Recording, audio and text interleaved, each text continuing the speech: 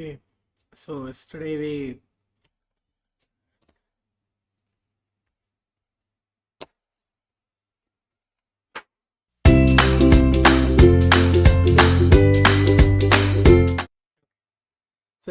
covered till corporate sorry till four topics is covered. So the last topic covered was working capital management. Today we'll start with corporate restructuring and international finance. Okay.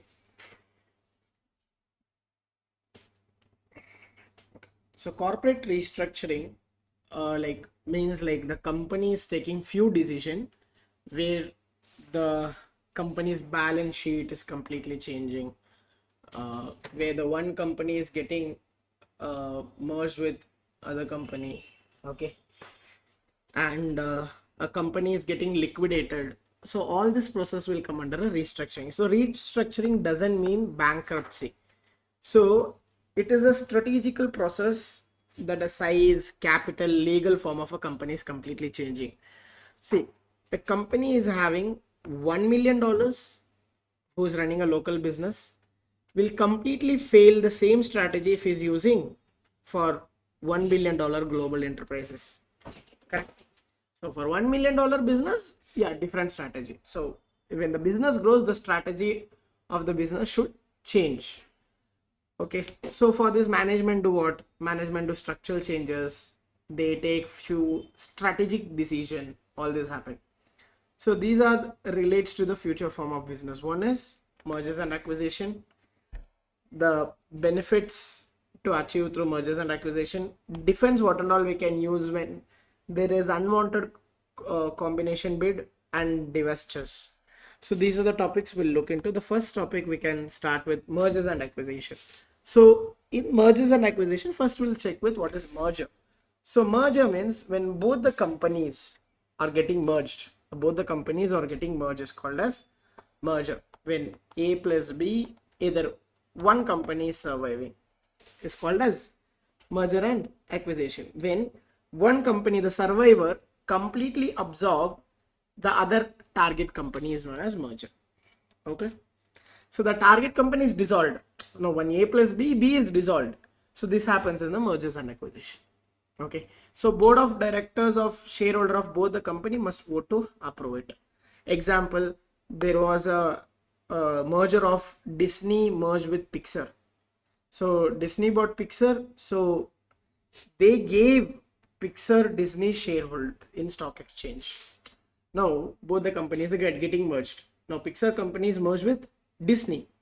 Now what we have to give? We have to give Disney's share to Pixar shareholder. Like that we are merging the Pixar. Okay. Next is consolidation. Here two companies decide to join forces, but neither of them want to swallowed by the other. Where A plus B is coming together, but they are forming a new company. Like both the companies are dying and they are like, no, they'll rebond with a new company. So that is start. The company is not acquiring. Not here, acquiring is not done. Both the companies owners will be there. They both will start a new company. In fourth case, either one company will be there. Here, both the company will also go and they'll come together as a new company. That is called as consolidation. Consolidation means what? Going together. Okay. The next one is acquisition. Here is what you're told, which is called as takeover. Here also both the companies will be there, but there will be a relationship of parent and subsidiary. Relationship of parent and subsidiary will be there, where company A by majority voting stake of company B, both the company will survive, but company A will become a parent and B will become a subsidiary.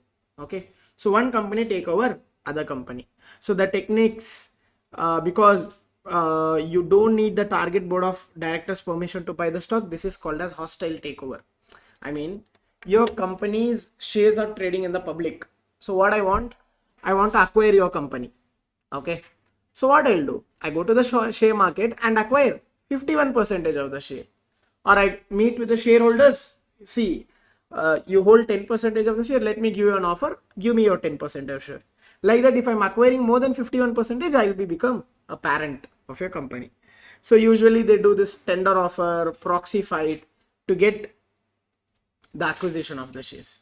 Example, you see Microsoft buying LinkedIn. LinkedIn also is there, Microsoft is also there. Both are running. But LinkedIn is a subsidiary of Microsoft. Example, Facebook and WhatsApp. Correct. Now, Walmart and Flipkart. Walmart acquired Flipkart here. See, Flipkart is here, Walmart is there, is in the US, both are rare. But what it creates a parent and subsidiary relationship. That is called as an acquisition. Okay. Now there we can classify the mergers and acquisitions. See, example, merger we can give Vodafone and Idea. Both are there. In the name itself, it's VI. Both the companies are there. Okay. Consolidation, we can give ExxonMobil. I think it's a petroleum company where Exxon was separate and Mobil was separate. They created a new company called ExxonMobil. So it about how they are getting merged, how they are forming a new company. Merging means, see, both the company comes. This company will tell, see, you can take over, you can give the main company share. I mean A plus B. So A is telling to B, I will give all the shares of the A. So we'll become totally as A. Not a new one. Will become totally as a. That happens. Acquisition means A is there, B is there, separate. But A is controlling B as a parent. That happens. Okay. For consolidation, like for recent acquisition, recent in the sense, I think it was on the COVID time where Elon Musk acquired Twitter, now known as X. Correct. So then how he acquired? He went to the shareholders, asked for the share. He offered a more price than the market. So everyone ready to pay it. See, you invested in a company and someone is offering you, say, I can give more than the market. What do you want to do? For you, it is a profit. Correct. Ultimately, for the investor, he wants profit. So he will sell it off. Done. Okay, now we classify the mergers and acquisition as one is horizontal merger, another one is vertical merger. See, horizontal merger, we can tell we are eliminating a competitor. Let me like hypothetical case. Jio is acquiring or getting merged with Airtel.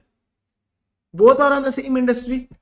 Both are selling the same product. That is called as horizontal merger. Okay. Clear with this? So both are selling the same product, same industry, everything is same. I'm getting acquired. Okay. That is horizontal. And vertical merger, both are on the same industry, but the supply chain is different. Either it is a backward or it is a forward. Example, I'm a manufacturer. I want raw material. So what I'll do, for example, I am manufacturing furnitures. Like I'm manufacturer for furnitures. What I want to do, I want timbers. Okay. So wood. So there was some timber sawmill company or something. I got merged with them. So I got my raw materials. And next one is a forward. Forward is where I'm getting merged with a retailer. Like going forward to the distributor as a retailer or a wholesaler. So there was some furniture retail store. What this manufacturing company did, see, we are manufacturing. Will acquire your company or will get merged with the company, sell me this company to me. No, I'm only getting the raw material. Huh? Praising? Not customer, like retailers or the distributors. See, a manufacturer will be not directly selling. Example, cars who were manufactured, Tata cars manufacturing, sold by some dealers. Correct. So now what happened? Tata is getting merged with dealers. Telling that we'll directly sell the car, you sell the company to us. Like that. Forward. Backward means going back in the, like, for example, some Starbucks want a coffee bean. So get merged with some South America company or like soda company to buy the sugar refinery. Like this. It happens. Like for the raw material. See, they are in the same industry, but what? In a different supply chain to get the control of raw materials or distribution network. This is vertical merger. See, supplier, manufacturer, distributor, retailer, and customers. Next is conglomerate merger. So here what happened is you're getting merged or you're doing acquisition with completely unrelated industry. Why do we do this? For the diversification purpose. Example, Tata is a conglomerate, Reliance is a conglomerate, and Birla's is a conglomerate. Many companies who is a conglomerate, like they invested or under their companies there are multiple companies which is one industry is not anything related with others, like example Geo and this petrol. Geo's Reliance is having both. Telecom industry they have petroleum products, correct? Now they are into the streaming, everything. Now they are into the finance, okay? Everything is unrelated, right? And they are into the manufacturing, they are into the farming, chemical, everything is there. So even if we take Tata, TCS, tech, they are into the consultancy service and they are into the motors, they sell the cars also. So this is a conglomerate. We see this example, Yamaha, they started making piano, then they started with motorcycle industry, okay? So Yamaha does both, but piano is nowhere related to motorcycle, so that is a conglomerate, okay? But the reason for these combination is, why do we get merge, why do we get acquisition, is because of synergy and economies of scale. And the other one is tax benefit, management improvement, sales enhancement, lowering finance cost, and diversification. Tax benefit will be there. So let me explain from first. Like synergy means some extra value they will get by getting merged with both. Example, I have a good software but a bad sales team. Company B is having a good sales team but bad software. Now when I'm getting merged with, my weakness he is solving, I'm like his weakness I am solving. No, there was some weakness, right? Now we have eliminated that weakness. When you eliminate that weakness, you have only left out with strength. Now the strength creates an extra power, extra value, that is called as synergy. This will be like this. Suppose, example, company A valued 1 lakh. Company B valuation is 50,000. Take, but it will be written as 200. Why? When this both got merged, right, their extra superpower came, that the valuation increased by 50. That 50 is synergy. Okay. Second one is economies of scale. Yeah, when the company is getting bigger, what happened? Per unit cost will go down. It can be eliminated to duplicate the expense. For example, they were having two CEOs. No, one is eliminated. Salary reduced. HR department was there. No, only HR one department is there. This happened. Diseconomies of scale might will also happen. So for that we should take care of. Diseconomies of scale means when the team was small, you can communicate easily.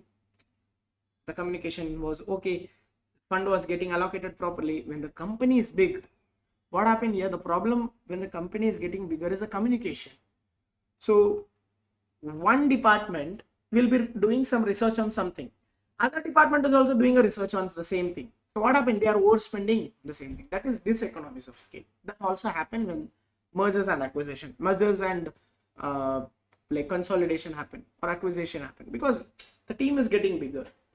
Okay. Next, tax benefit, how it is. See, there was a loss-making company. I acquired that loss-making company. Now we know that in the tax there is something called as carry forwarding of loss. In the tax, suppose you make a loss in a year, you can carry forward this loss into next 8 years or 5 years. Each country has different tax regulations. So you acquired what? You acquired a loss-making company, or you're getting merged with loss-making company. Now what happened? You will make a profit, right? You can claim the losses of your subsidiary or the partner who is getting merged. That's how you can get the tax benefit. If a highly profitable company buy that loser company, they can use accumulated loss legally wipe out own taxable income. They can. How they can is, no, initially some startup was there. They were making too much losses. Now they started to make some profit. But this is, I'm not telling this is the only reason they are getting merged. There is a tax benefit in this if you are getting merged. Only for the tax benefit you can't merge that. Okay. Next, management improvement. Management improvement means like one company was having a bad CEO or top level management. So what happened here? You're getting merged with a like good team, so you have a good management, everything. Next, sales enhancements and marketing power. Yes, when you buy a competitor, what your market share is increasing. Mergers and acquisition, yes, it gives. Next, lower financing cost. How does it lower finance cost? Because when it was a small company, the bank will be charging lower interest or higher interest. Higher interest because risk is high. But when the company is big, what they will do? Will charge the low interest. So that happened. Next is diversification. Yes, if one industry is doing, we can survive with another industry. Next, these are some few takeover defense. Suppose a company is coming to acquire you and you don't want to get acquired. But as I told you, that you can't stop that, because suppose you don't want to sell your shares, you founded this company, assume that, but what you will do, like without fund, you went to some investors you asked for the money, so you sold the shares. Assume that you are having 15% share, rest 85% is with some others, like 15, 10, there and all is there, or some with the public also is there. Now someone want to come and acquire you. Can you stop this? I mean, can you stop by keeping only your 15% shares? If he is getting 51%, this company belongs to him. I mean, technically, you see 51% voting right here, any policies he can bring, any strategic decision can be made. But you want to stop this. You don't want to get acquired, but this guy, you are a CEO, but still you can't stop, because CEO is a manager power, but it doesn't have a power of what? A shareholder. For this, we'll take some defense to protect us from this acquisition. So this one is a shark repellent, like the one which I'm discussing right now is going to be like a precaution. We take it as a precaution. One is what? A staggered board. This means like usually the board of directors voting will happen yearly, so the entire board will get changed.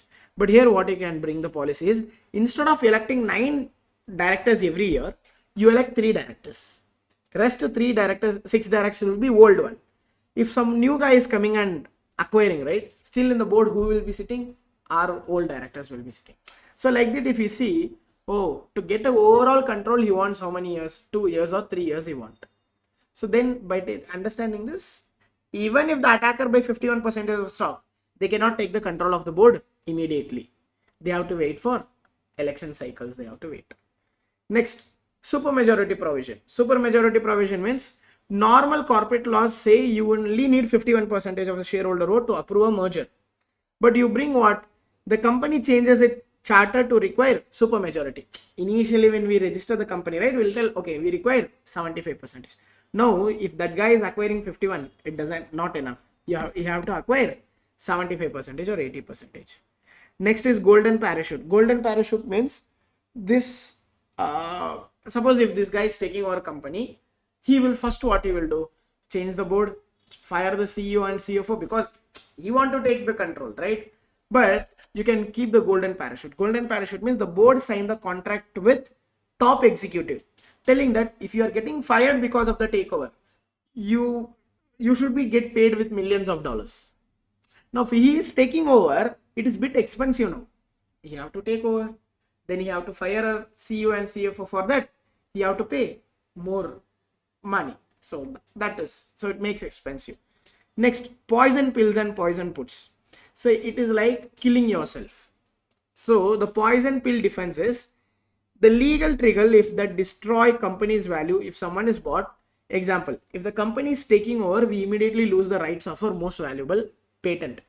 We have some patent, we have some IP, like intellectual property. Because of that only he is coming and acquiring us. But we are keeping a trigger that suppose if someone is acquired us, what I'll do?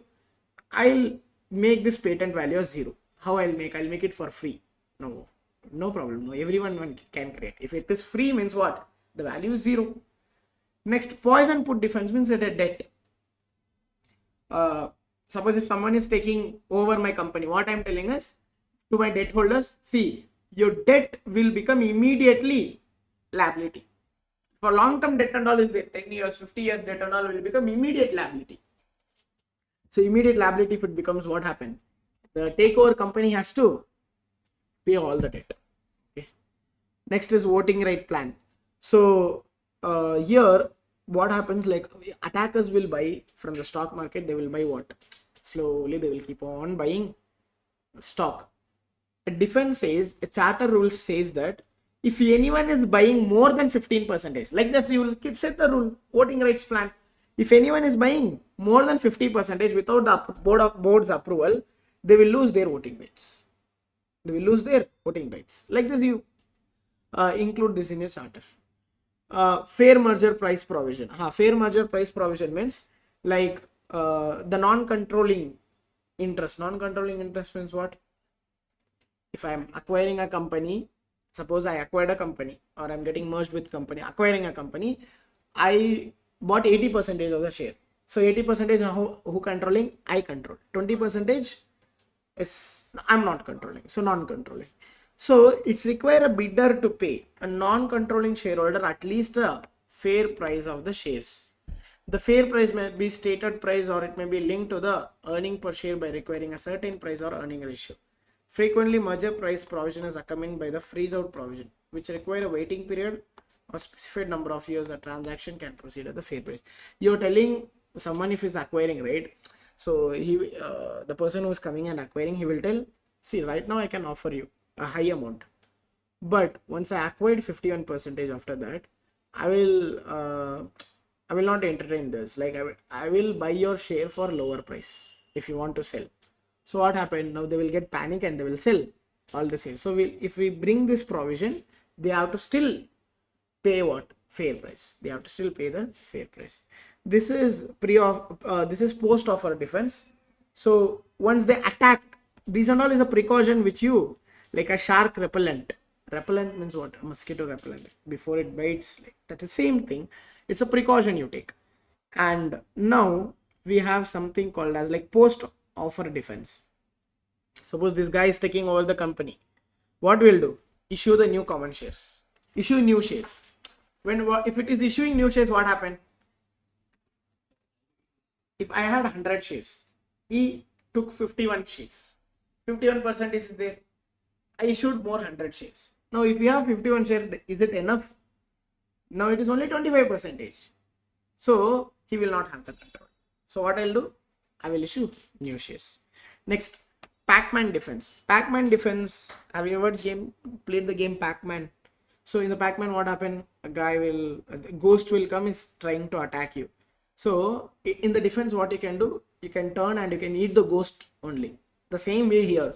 When this guy is trying to attack you, what you'll do? Like you go and re-attack him. Take a huge loan and try to buy his shares. So what he'll go?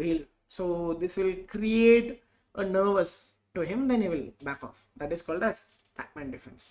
Next, white knight means, so the person who is coming to acquire you is called as a black knight. So white knight means a good friend. So rather than getting acquired with these black knights, you will go and tell, instead of letting the hostile take over, who wants to fire everyone and win the management's crumble to find a friendly alternative buyer, you go to some friendly alternative buyer. The result, white knight notches a competing bid, offering shareholders more money than the hostile takeover. The company still gets bought, but someone management likes and trust. Okay. Next, why they do this? To keep up their name, culture, and the top level management on all this. Next, lockup provision. Lockup provision, this is how you convince the white knight to step into the fight. Like you can give them valuable assets or something. See, if a hostile takeover beats you and win the company, we will legally sell our crown jewels. Crown jewels means a most valuable asset of the company will be there, right? Like a patent or something that we will sell to whom? To our white knight. So most valuable patent or best division or a biggest factory at a massive discount will sell it. It's absolutely destroy the hostile attack incentive. The attacker wins the bidding. The lockup provision triggers and the attacker is left holding an empty shell of a company because the best asset were transferred to white knight. So example, someone is trying to attack your like someone is trying to buy your home because of what? Because there is a good water fountain or something, or a good garden you have. Not because of the house. He want that garden or he want that swimming pool like that. That is a crown jewel. So what you do? Okay, you come, then you can tell lockup provision is what? He will get the house but not get the swimming pool. We'll sell that to white knight. That's it. Next is a leverage recapitalization. Leverage recapitalization means example, you are a good, like we will take an example of a house only. Your house didn't had any loan. An attacker coming and trying to buy the house. What you do? You take a massive big loan. Now your house is indebted. Now house is in the debt. Suppose if he's trying to buy the house, what happened? First you have to clear my debt. So you can't buy the house at any cost. That happens. Okay. So same way in the company's perspective, if you want to tell, like a target company go to the bank and borrow a massive amount of debt. So what happened here? So and they will take this money, the debt whatever they got, they will give it as a dividend. So what happened here? Say suppose if he is acquiring me, he has to pay this debt, and my shareholder got the money what they want. So the result is the hostile attack is usually financed by borrowing money. Suppose if someone is trying to attack by taking the loan, that attacker will go to the bank and tell, say, I want to acquire this company, give me the loan. If you didn't had any loan on that company, the bank will easily give. Now you took a loan, what they will happen? The bank will tell, see, it's already in debt. How I can give the more loan? So first of all, they will not get the money to attack us. This happens. So these are the post offer defense we have. So understand this and each feature of this, how does it work and everything. So based on that, like answer the question in the MCQs, because what is it they will ask, what is the difference between this and that. Understand that, read the textbook once and understand, go through the example, try to do questions, you will be in a clear view. Okay, next is divestitures. Divestitures means to create a value for the company. Company will, what they will do, they will divest a part of company or liquidate entirely. They will, what they will do, they will liquidate the company entirely. That is called as divestitures. So these are various methods by a company may accomplish a divestiture. 1. Voluntary corporate liquidation. Why the divestiture is happening? First of all, suppose closing the company today is better than running the company. That situations will come, right? Example, suppose if Nokia would have sold earlier only, they would have received a lot of money. So that type of that. So I'm telling, like, might be a part of the company or close the company entirely. So one is voluntary corporate liquidation. Voluntary means come, they will tell like we want to voluntarily sell all that because the firm assets are more valuable in liquidation, present value of the expected future cash flow of that asset. Present value of that cash flow, whatever I'm expecting in the future, more than that is my current, I'm getting some sales price current more than that. So I'll liquidate it or partially sell that. An asset sale is the sale of a part of a company to another company. Might be some part of the company I'm selling. Spin-off is similar to partial sell-off. Here, a business unit is not sold for cash or security. Instead, common stock is spun off segment is distributed to shareholders on a pro rata basis. Here, a new company is created. What happens? A new company is created and given the equity. See, shareholders own 1% of the outstanding stock of a company A. When a company A spins off, its division 1 as a separate company. Now what they did? The company A had some division. They spin off and created a separate company as a company B. That company B has 2 million common share to be issued in the spin off. And the spin off of the shareholders owns 1% of company A will receive 1% in the company B. That's it. Clear with this spin off? Suppose A is creating what? Called as company B. Now A shareholders will get what? Freely shares of company B. That's it. Okay. Next is equity cowards. Equity cowards involve of divestiture of a part of the company as do spin-off. In the equity cohorts also they will do what? Spin-off they will do. But the share in the new company are not given to existing shareholders of the parent, but rather they are sold to initial public offering. See, in the spin-off and equity cohort, what is the difference? In the spin-off, they had a whole company. What they did, they took this side. They are created as a new company. 2 million shares or whatever shares is there for this company. Now this company shares are given freely to whom? That existing parent companies. That is spin-off. But equity cohorts is not like that. In equity cohort, it is not like that. In equity cohort also they will make a part. They create some new shares. It is not given freely to them. It is offered initially to the public. Here you will not get. So the parent company usually sells only part of the stock and convert a new company while retaining the majority control. They are taking part and giving to the same company. Shareholders freely, like equity cohort is what? Instead of separating it, here another company is created. Another company is created. Okay, if suppose I have company A shares and B shares, I don't want to sell company A share. As a owner, I can sell the company B share. So I don't want to see when the company A was there. If I want to sell the share, what happened? I want to sell the A's fully. Now this division is separate. It was a loss making division or a profit making division, whatever. I want to sell only for this. Can you do that? Initially, no. So what we did, we created a two company. Now we can sell this easily. Okay. Or going private. Which spin-off and equity cohort? Control in the sense suppose you are a owner in a company A, you will get a control of company B without spending anything. But in equity cohort, first of all, you will not get the shares in the, which one?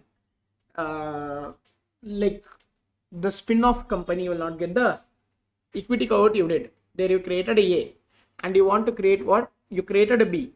In the B, you will not get share freely. That shares are issued to whom? To the initial public it will issue. Okay, clear? But in spin-off, you will get the shares. In equity cohort, you will not get the shares. That is there. Control is there. Oh, in spin-off, yes, there is control because both the shareholders are same. But in equity also it says, the last part says what? The parent company usually sells only part of the company, part of the stock in the cohort new company while retaining the majority control. The control will be there with A, or else what happened? This is like a sales only. We create a new company, take 51% will be with them, 49% will sell to the public, like that. Or else it is like a sales only. Or else what is the difference between partial sell off and equity cohort? Partial means what? You cut the company half or something, you sell some fully, you don't have any control. But equity cohort also you're doing the same, but you're still retaining the control and you're selling some part of with outsiders. That's it. Okay. Going private means completely you go privately. A public company, what they will do, they will go and collect all, they will spend the cash and repurchase all the shares. Now they will become a private company. Next is the leverage buyout. So what is leverage buyout? It's a method of financing the purchase of a company. What happened? A purchase of a company or a segment of a company uses very little equity.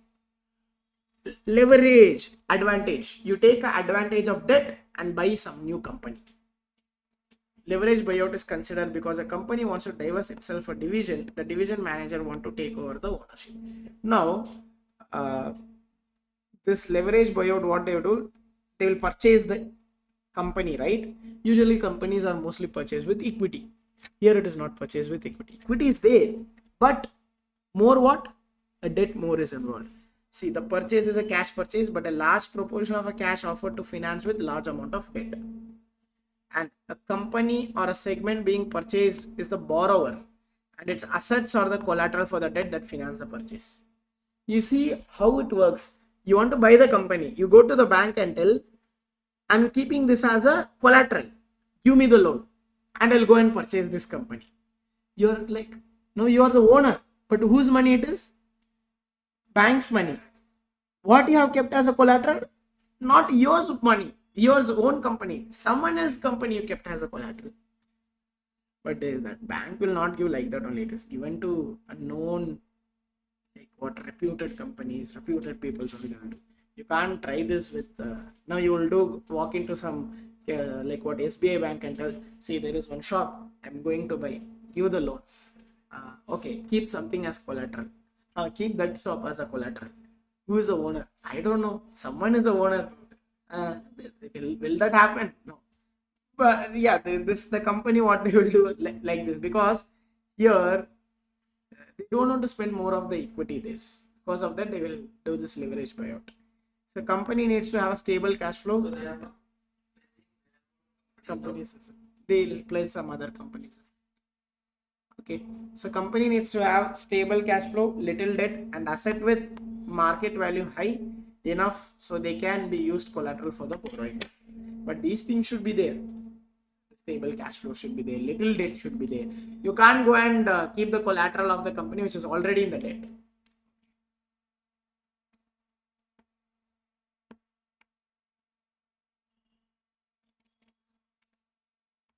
See, this is what method we are using to value the company here. Discounted cash flow method of valuing a business. You know what is discounted. Now I am valuing the business. Why I am valuing the business today is I am calculating whether selling today is better or holding the company is better. If I am getting an offer, some person to sell the company, so what I'll do, I'll calculate the present value of future cash flow. Then I calculated, I saw, okay, it is 1 lakh. Someone is offering 1,50,000. What is better? Sell it. Because which percentage? It's like an average. So for that only there is an analyst, right? So analyst will tell this is an average percentage. You can convert into present value. Example, what you can do, like you have another investment opportunity which is giving 8%. Now convert everything into 8. Now you take that 1,50,000 and go and invest somewhere where they are giving 8%. That is required rate of return. That is your requirement. How much you are expecting, based on that you will convert into present value. It is not that one common rate is there, everyone will take. Usually it is taken as a market rate. Why? Because we can invest in the market, right? But you have some other investment opportunity who is giving 10%. Then what you will do? Rather than I'm investing here, I collect money and invest somewhere in 10%. First what I'll do, I'll convert this present value of future cash flow into 10%, this one, and see how much it values. That one, however, I'm getting 10%. So if it is more than that, yeah, fine, I'll run this company. If it is lesser than that, I will sell this and I'll buy the new company, sell this to someone. Okay. So, but the point is here, we should take what? Free cash flow. There's a new concept called as free cash flow. What is this free cash flow? Is we expected to use a cash flow after the business combination take place. Free cash flow is a cash flow before interest. Before interest means earning before interest and taxes there, like same way. But here we will not use what? Here we will not use income statement. To understand the cash flow, which statement we have to use? Statement of cash flow. So free cash flow is a cash flow before interest, but after the tax and after capital expenditure. What you should consider? You should consider the capex also. Okay, capex means you should consider after spending on capital expenditure how much cash I have. Profit is not equal to cash, we all know that. So we can use this formula to calculate the free cash flow. What it is? EBIT into 1 minus tax rate. Because here we should not consider interest. Interest is the cost of capital, right? So why again you are minusing the interest here? Minus what? Capital expenditure. But you have to minus the depreciation also. Why? Depreciation is what? A non-cash expense. So plus this one, you see, non-cash working capital decrease, you have to add. Non-cash working capital increase, you have to minus. That one, if asset is increasing, what happened? If your current asset rather than cash is increasing, what happened? Your cash is going down. And if working capital means net working capital, you can take. If asset is decreasing, what happened? You're getting more cash. Example, you had account receivable. Account receivable increase means what? Cash is going down. Account receivable decrease means what? Cash is going up. That is what it mentions. Okay. Then what? Analysts often split and forecast into two stages. What is the first stage? First stage includes detailed annual forecast of financial statement up to horizon date or some future date. Till some future date, we know that company will grow at some certain percentage. Based on that, we'll calculate what? Free cash flow. Second stage, forecast beyond the horizon date at infinity using a single growth rate. As we learned something called as what? Zero growth model, constant growth model, and next we have two-stage growth model. Same way, we are forecasting how till certain stage a company will grow at certain rate. After that infinity, we will select one rate. Based on that, we will start forecasting. Now then we can understand what is the cash flow we can get. So this is how it is put out in the formula. The same formula. What is this? Cost of capital R minus G. Here usually we'll write D1, right? Here what you can write? Expected free cash flow for the next year. Based on that, we'll calculate for the infinity. And if here we'll do that. So then what we'll get? We'll present value of free cash flow you will get. This is when for the infinity. Stage 2. For stage 1, what you'll do? You know what is the cash flow for 1 year, 2 year, 3 year. Convert into present value. That one and this one you add. You got the company's value. Okay. Clear. And use a higher discount rate for more. Infinity. Like example, growth model, dividend growth model is infinity. Because why we are using infinity concept is because equity doesn't have a maturity date. Business doesn't have a maturity date. Okay. When you start a business, do you know when will end with business? But when you invest in bond, you know when the bond is maturing. And whatever the rate you use, it should adjust with what? Risk. Riskier business, more rate. R. Less riskier business, lesser R. Okay. Done with corporate restructuring. Next, we'll start with international finance. So, in international finance, we can consider a few things like starting a business or investing something or protecting our investment. So first we'll discuss about this FDI. What is this FDI means? Foreign direct investment. You're directly investing in foreign company or foreign company is investing directly in our country. Okay.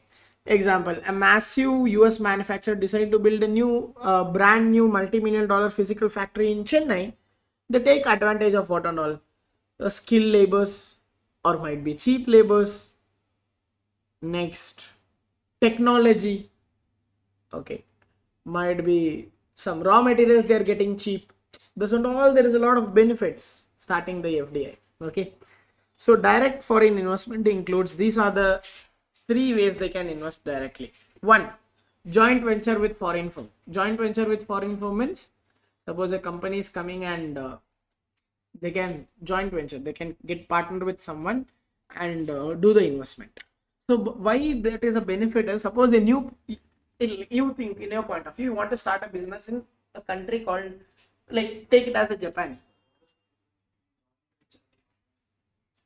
No, same, not same. Joint venture is only for the particular year. They will come together. I'll bring my asset, you bring your asset. We work on a project. When the project is done, I'll go my way, you'll go your way. We'll split the profit accordingly.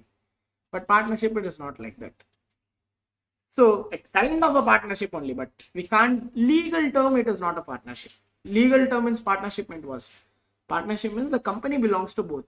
Here we are not telling company belongs to both. I'll bring my asset, you bring your asset. We'll start for the specific project. They will come. They will do, and once the time is done, they will go back. Example, in India we had Maruti Suzuki, Hero Honda. They came for some purpose. Now they are part.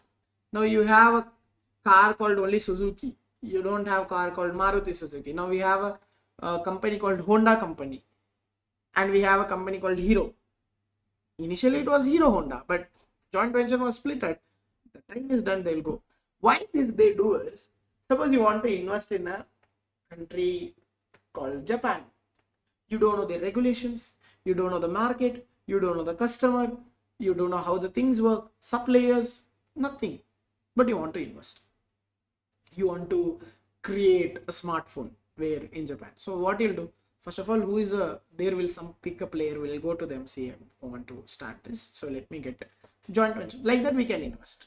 So we can understand the culture, we can learn things, then we can separately. How the Honda did, I think, right? So how Suzuki did. So they came, they understood the market, they manufactured the car initially with Maruti, then they separated, they were. And acquisition of a foreign firm. Rather than starting a new from the scratch, what they'll do? They'll get acquired. Example, Walmart acquired Flipkart. Flipkart is an Indian company. Walmart acquired it. So like that they can do the foreign investment. Or establishing new foreign subsidiary. Or start a new business from the scratch. Okay. What are the benefits of FDI? Cost reduction, growth, strategic asset you can get. Like example, you can get the raw materials for low cost, cheap labors, tax lower, or strategic asset if you want to tell some specific technology is there in that foreign country. So you can get access to that specific technology. Okay. Risk is what? The major risk in FDI is political risk. Okay. Expropriation, blocked fund, corruption and bureaucracy. All this and all is what? A risk in the FDI. What is expropriation means? This is a very worst case scenario. Started a business, a foreign government literally seizing your factory and telling go, I can't give. Happens, right? Because it's not your country. And blocked funds means they will tell you can't take your money back to your home country. If you want, you can use it, you spend it here. Okay. Next, we have few risks in the financial risk, foreign currency exchange risk. You started a business. Consider like this. Like you are a US resident, you are starting a business in India. Okay. Now what is happening here? Indian rupee is falling. So is it benefitable for US company when rupee is falling? Or it is a reduction in the value of their investment. Why reduction? Because US dollar is appreciating. What is depreciating? What is depreciating? Indian rupees is depreciating, but US dollars is appreciating. Now US company is investing in India. Who is appreciating? US. They invested in India. They making a profit. Now they want to take back the money from India to US.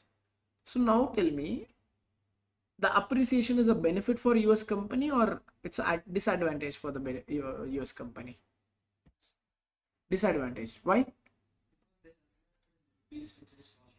They are invested in rupees falling, which means their investments are falling. No, when it comes to an Indian guy's perspective, the rupee falling, if he have invested in the US dollars, for him, it is a profit. Correct. Now everyone are looking into the global markets, Indian investors. Why? Because first of all, rupee is falling, Indian market is not doing well, and when the rupee is falling, when you invest in US dollars, what is happening? The currency depreciation is happening in India, right? But US dollar is getting appreciated. So if you are keeping money in rupees, the rupee value is decreasing against dollars, and the dollar value is increasing. It is a powerful company. It's like currency. We have to agree with it because international trades and all is happening in dollars. Why do international trades happens in dollars? Why common currency? Why what? Okay, everyone use that currency. Why everyone use that currency?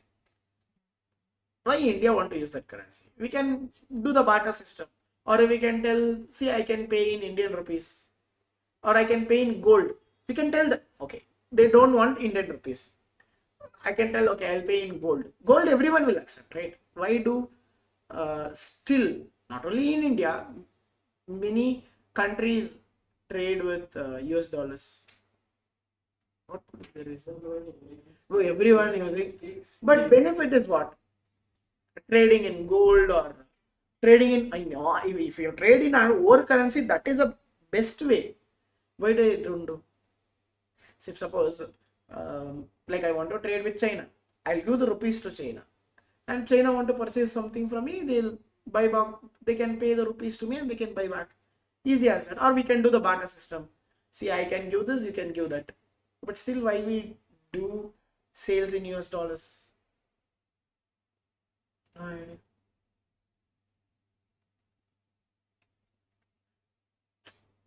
Because yeah, as I told, it's a universal currency. Why that is a universal currency? Because they told it's a treaty, they signed already. If you want to do an international transaction like import and export, you have to spend in dollars only.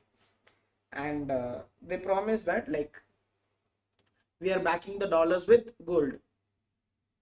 Suppose India is having what? Dollars. The US promised what, if you bring back the dollars, I consider Indian government is having what? Dollars, lot of dollars having. So they don't want these dollars. The US government, what they have promised is, US promised what? If you take this dollars and go and give to the US, they will give you the gold back. That means they are telling the dollar is equal to gold. So whenever you are getting dollars means when you give back, they will give the gold. But the reality, that the US doesn't have that much gold. Not only India has a dollars, right? Many countries are using dollars. When many countries are using dollars, suppose assume that tomorrow everyone is going back and telling to the USC, take your dollars back and give us the gold. Because these dollars are backed with gold. Give us the gold back. Do you think the US can give all this gold back? Because they have printed a lot of dollars. Advantage for them, it was an advantage. So what they did, they printed lot of dollars, they printed and gave it to everyone, telling that you bring back the dollar tomorrow, I will give gold. So but what happens now? If you go back and try to give the dollars back, they will not give the gold. I mean, technically they have to, but they don't have a reserve that much. But as they have signed, and this was happened very long back, like the US, they were so powerful. Why the US is so powerful, do you think? They are like stronger, but the common currency, as you told, which one? US dollars. Why? It is because everyone promised that we will trade in dollars. Now everyone already have a dollar now. Advantage. Huh? Everyone are using this dollar as currency, but what is the advantage for the dollars? What is the advantage for dollars? We'll learn now. What is the advantage for dollars? So to get dollars, what do you have to give? No tax. To get the dollars, what you want to give? Our currency. Now which currency is having a demand? Dollar. Which currency is having a supply? Indian rupee. When supply is more and demand is high for dollars. So what happened to the dollar? Dollar will appreciate, correct? And which is in more supply? Rupees. And rupees will depreciate. Law of demand and law of supply only. The demand is more. What happened? The dollar value will appreciate. So this is benefit for whom? US dollars.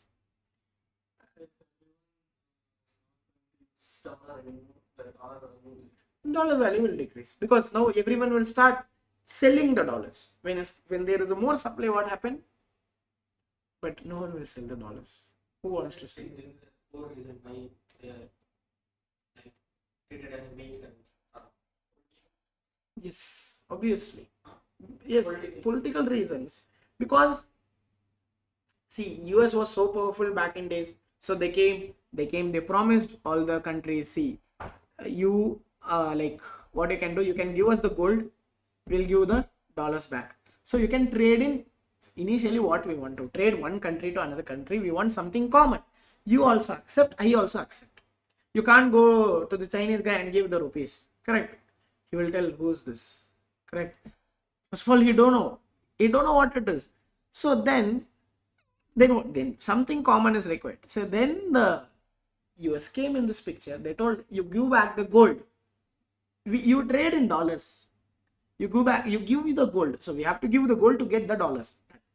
You don't think the dollars is given freely. So then he promised what? Whenever you want to come back, I will give your gold back. I will give your gold back when you return the dollars. Like this, what he did.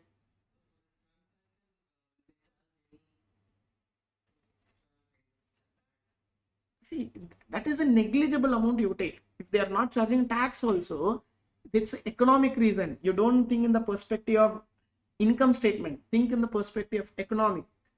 If something has a demand more, what happened? That product value will appreciate. Same here, consider currency as a product. Now you want more currency means that currency. No, you also want dollars. I also want dollars. You also want dollars. I think we are all petroleum companies. So to get the petrol, what we have to pay? We have to pay dollars and get the petrol. So now when we want dollars, what you will do? You will give the gold, or now it's given as rupees. Initially they gave the gold. Now you have to sell the rupees whatever you made from India, then get the dollars back. Now what happened? Like we all know that 85 it was, now 95 or 96. So now the same, to get the same $1 you have to pay more rupees. So economic value check. They will create. Demand is there, not about the tax or nothing. The demand is created. When the demand is created, that value will increase. Okay. Now what the US did, they printed more dollars. So if they are printing more dollars, but more demand is also there.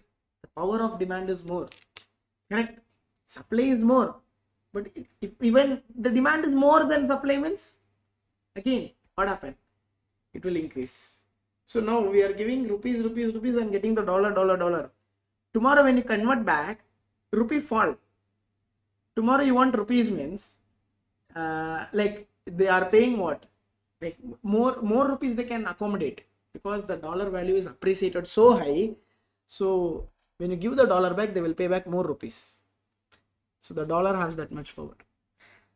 Okay, so yeah, many countries tried bringing some common currencies, trading with the gold. Might not happen.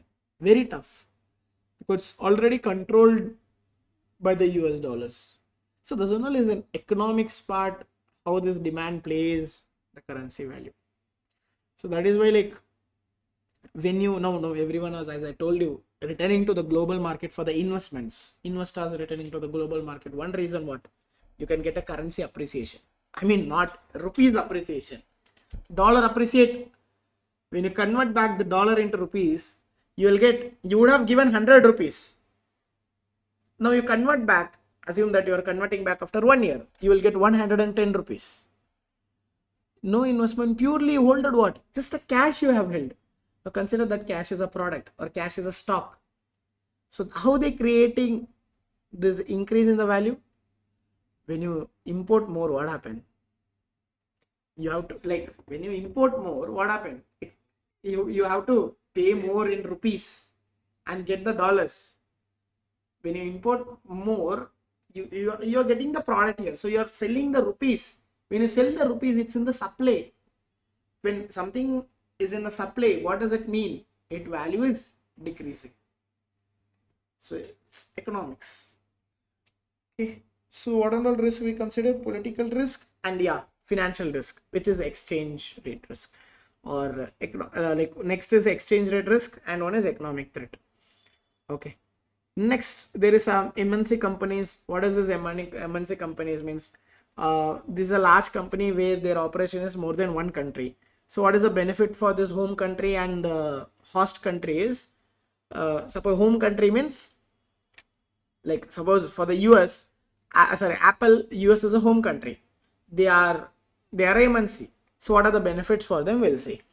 Higher profits, therefore tax collected in the home country. So they earn here, they pay tax there.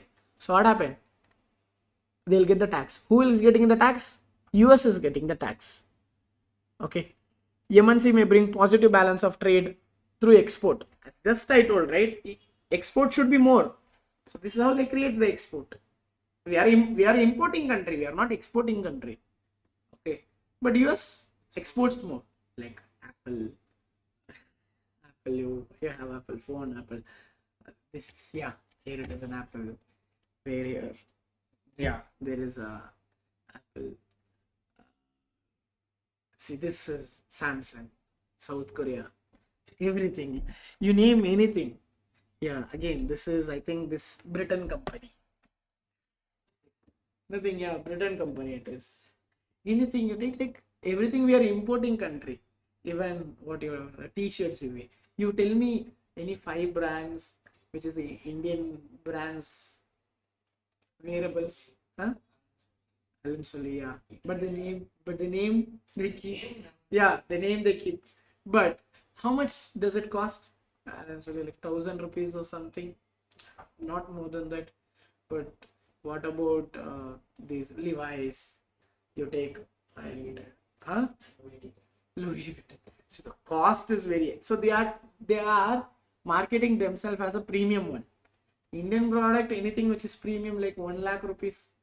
Any shirt, if some Indian companies are telling this T-shirt is 40,000, but they did it. That is what they are creating. That is what we can tell. Like they are more investing in the marketing, so they are earning more. I take it as an Apple only. What is there? But still, they are the number one in smartphone. So how they do? They'll export. When they export, for whom it is benefit? For the US it is benefit. So it creates a balance of trade. In economics you learn balance of trade. So your export should be more than the input, so only you can balance. Or else what happen? Your currency is going out, currency value will drop. And again, MNC also bring other business into the country, supporting to the MNC. Suppose one company came. Now to support Apple, some other US company will come. What is the risk for the home country? The risk is they may find it cheaper to produce products in other country. So one is, if it is going, MNC is going, right, for the home country, these things will happen. Example, employment issue. Apple manufacturing is doing in India, here in Bangalore, and one is in Chennai, I think so. But what happened here? They are cutting the labors are not US labors, so they are hiring from here, so employment will go down. This is a risk also. And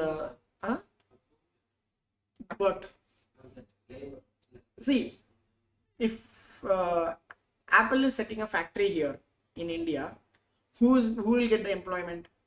Indians. Who will not get the employment? Whose company was it? Is US company. So for that is the risk for the home country they have. Okay.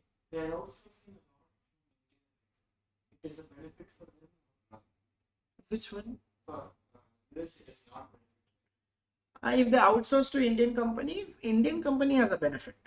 In India, as a country, as India, we have a benefit. Why? Because dollars is coming in. Now, suppose if we work for some US companies, you will get credited in rupees, but they are paying in dollars, right? So dollar is coming in. So India, we are outsourcing what? If still we are going and employed in an US company, it is benefit for India or US. If you are sending a remittance here, yes. But if you are spending there, no benefit or no loss or no benefit. But if you are sending back home, means that yeah, it is benefit. Why? There you are selling dollars and getting rupees. There are some many companies in India, US firms. US firm, they will buy cheap labor. In India, see in US the minimum wage is $60,000. $60,000 into 100 you put. My nearly 60 lakhs. A minimum wage, I'm telling, minimum wage, $60,000. Approximately, I think not 60, $60,000 in Australia, I think so. US is having like 40 to 50,000, nearly like that. In India, what is a minimum wage? 18,000 rupees per month. And annum you take 2 lakh rupees. 2 lakh, and it is how much? 50 lakh. That is a difference. So they can come here. If they want to pay the same software engineer in the US, they have to pay 50 lakhs. Here, the same software engineer is getting paid 5 to 6 lakh. So for them, it's a cheap labor. India's majorly outsourcing is what? India's major export is what? Labor. That's it. So that is how we are trading. Balance of trade. Our balance of trade is because of labors. Now, what product we have to export? Some agriculture products we have. That too, not agriculture products are not that valuable things. See, one iPhone will come in a small box, 50,000 rupees they are charging. If you want to send tons of vegetable, means like you have to send that much to earn that 50,000 rupees. Transportation cost. They'll charge import duty. You know that about the import duty, right? What does import duty means? Suppose you are buying something from the outside. Example, you buy something for 100 rupees. You buy something for 100. Suppose import duty is 25%. You have to pay 125 rupees. Simply to buy, you have to pay 25 extra to the government here in India. Same way when you export, right? Someone will be importing there. So when the import duty is increasing, what they will do? They will try not to import things. Initially, the US did what? They increased the tariff, that is import duty. Why they, when they increase import duty, what is the threat for Indians? Whatever we are exporting, it become costlier for that guy who is importing. So they will try not to import from India. They will try to import from some other country where the import duty is less. This is how the economic war is done.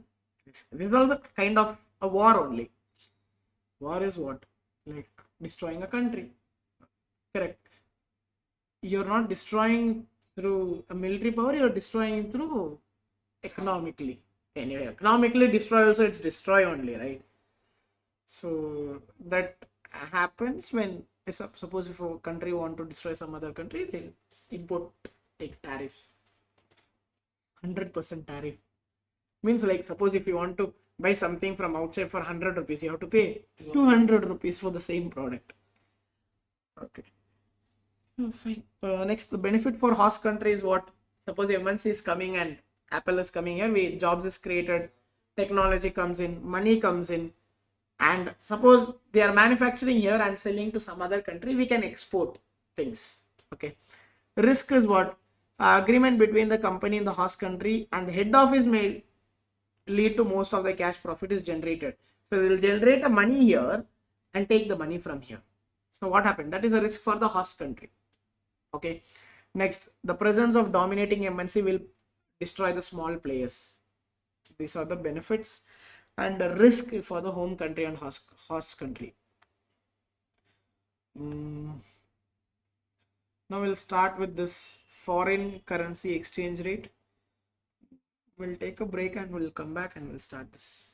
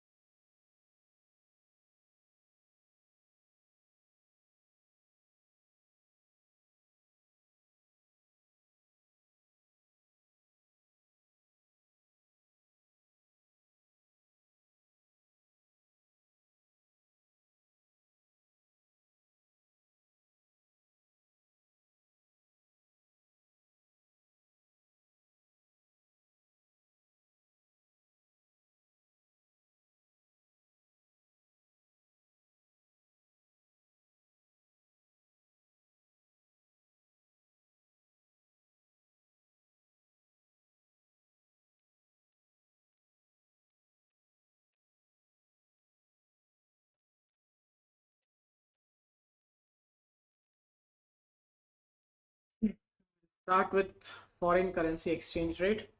We'll understand foreign currency exchange rates. Okay. Now,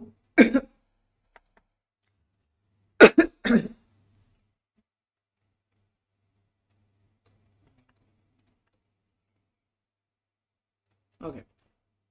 So we'll learn something how the exchange rate is written and how it is presented and everything.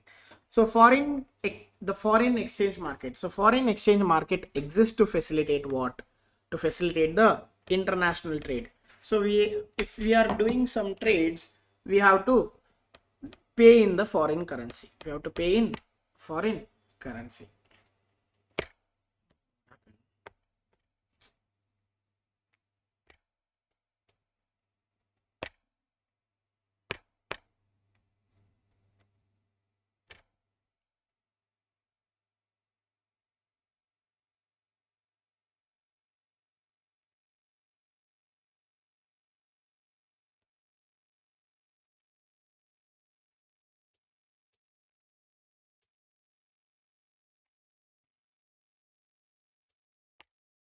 It's working. So what I was telling? So telling the foreign exchange market exists to facilitate international transaction. Okay, international trade or international transaction. So a quoting exchange rate we'll learn now. Okay, so as a direct quote is one unit of foreign currency is equal to X units of their national currency. So let me put like this. We have something called as direct quote and indirect quote. What it is? Direct and indirect. So what is indirect quote and direct? So indirect quote means how much foreign currency, what does it say? How much foreign currency it takes to buy exactly 1 unit of your home currency. What is it? How much foreign currency it takes to buy exactly 1 unit of home currency. Example, we want what? How much foreign currency you'd want to buy 1 unit of home currency. We have to describe it. So how we can write this? Home currency will be 1 is equal to X of foreign currency. So it is written, our home currency is how much? How much foreign currency it takes to buy 1 unit of your home currency. So 1 rupee is equal to how much dollars? You can write like this. 1 rupee is equal to how much dollars? Okay, clear. Now consider like that is indirect quote. We can tell 1 rupee is equal to $0.012. It is what quote? Indirect quote. So in indirect quote, what do you say? How much foreign currency it takes to buy exactly 1 unit of your home currency. Okay, clear with this, guys? Now we'll come to the direct quote. In direct quote, what you will write? How much home currency is required to buy 1 foreign currency? How much home currency is required? I mean, to buy 1 foreign currency, how much rupees is required is known as direct quote. Clear? I'll do it exactly how much it will be. If you want 95. No, it is 95. Okay, fine. We can take the current rate. Consider this is 95. Then this will be $0.0105. See if where is the difference. 0.01. Got it, guys? What is direct quote means? How much home currency required to buy 1 foreign currency? Direct quote. Indirect quote means how much foreign currency is required to buy 1 home currency is indirect quote. Clear with this? Okay. Now, as example, the exchange rate between euros and US dollar is listed. It is listed like this: euro to dollar 1.338. If it is written like this, what is 1? Euro is 1 and $1.3668 is required.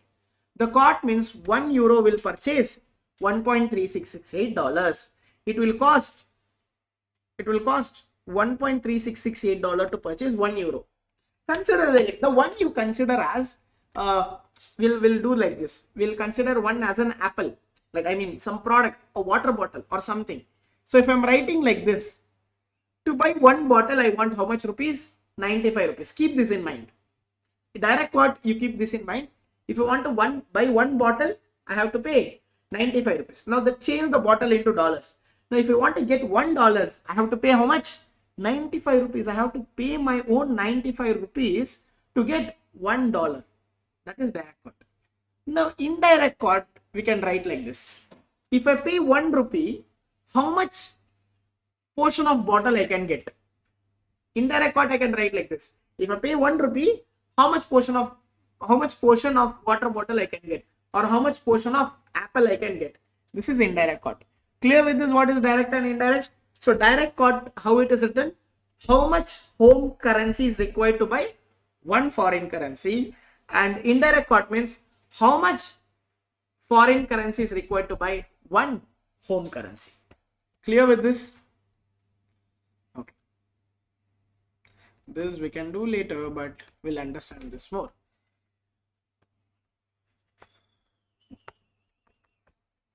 Clear with this direct quote and indirect quote? Now I want to convert direct into indirect or indirect into direct. What I can do is, suppose I want indirect. I want what? Indirect quote. So I'll 1 divided by direct, I will get indirect. And if I want direct, what I can do? 1 divided by indirect quote, I can get direct. Example, we'll consider here US is the home country. US is home country. Okay. Now we are comparing the US with Euro. Okay.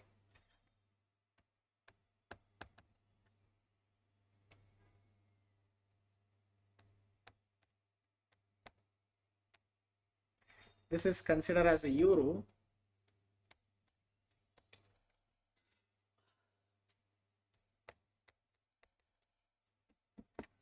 Sorry.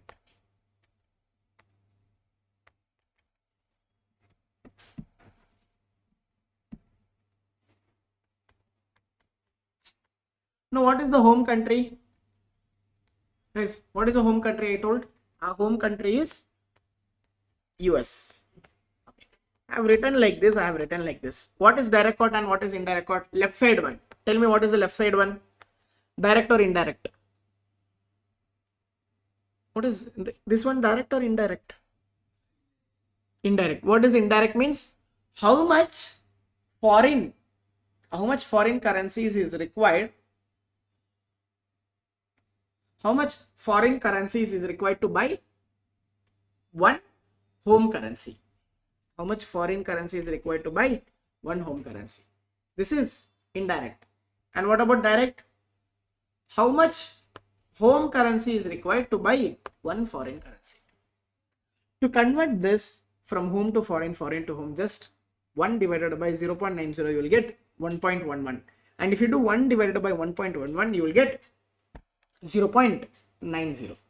So this is how you can convert direct to indirect, direct to direct. So if you have given the direct quote, you can find indirect quote by simply dividing by 1.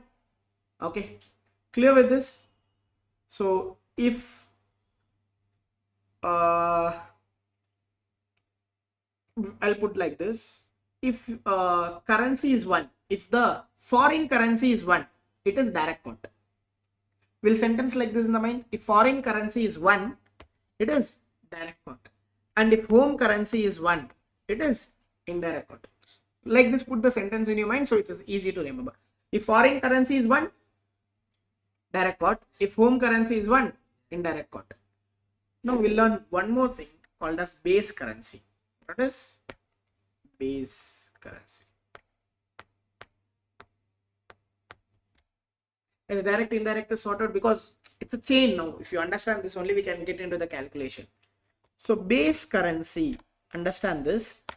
Base currency will be always 1. Whatever is 1, right? That is base currency. If I'm writing in dollars or euro, doesn't matter. If I'm writing in direct quote or indirect quote, doesn't matter. Which is 1, that is base currency. Example, I'm writing like this, USD to INR. Tell me what is base currency here? USD to INR means what is base? USD is base. Because I'm writing like this. $1 is equal to 0.011 or 0.011 rupees. So what is 1 here? Like the one is dollar, so it is like base.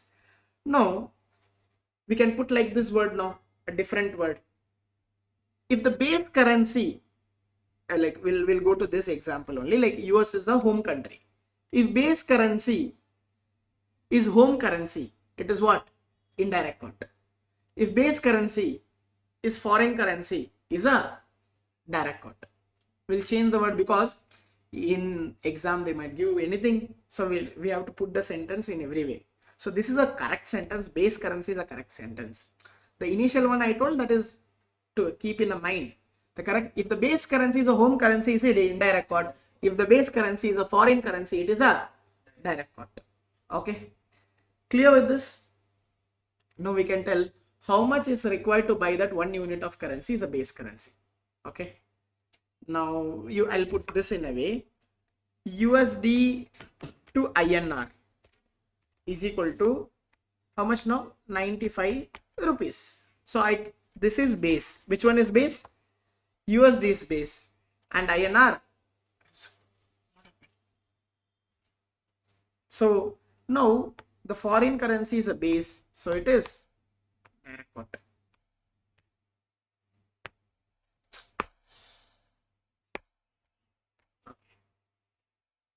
Now when we have like exchange rate is there, India to US, US to India, there is exchange rate, but there will be sometime there will be no exchange rates to compare.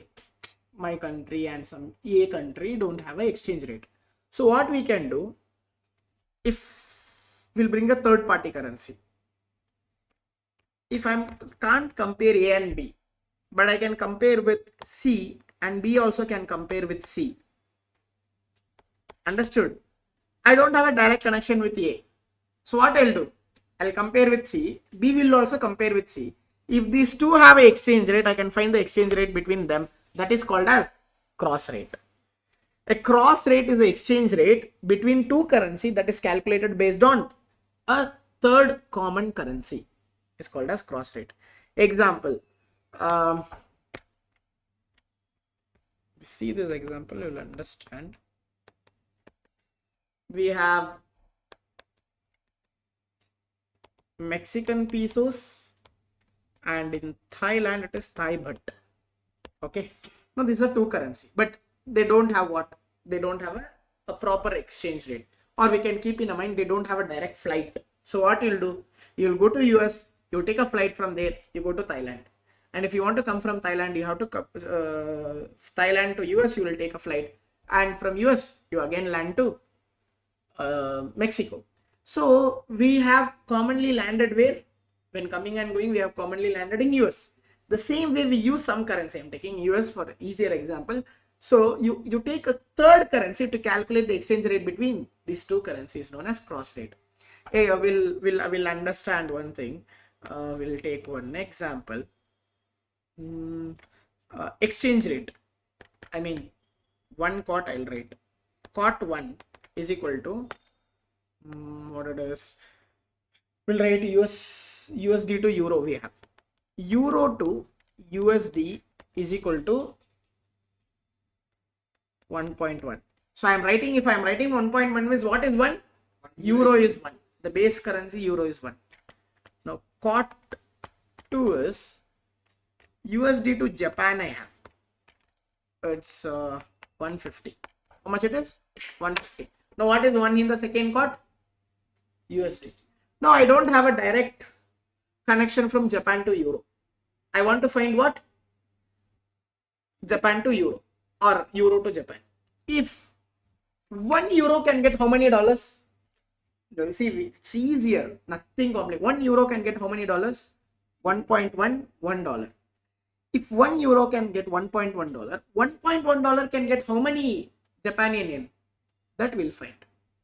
If 1 euro can get 1.1 dollar, every single euro can get 1.1 dollar. So 1.1 dollar, how many Japanese yen we can get?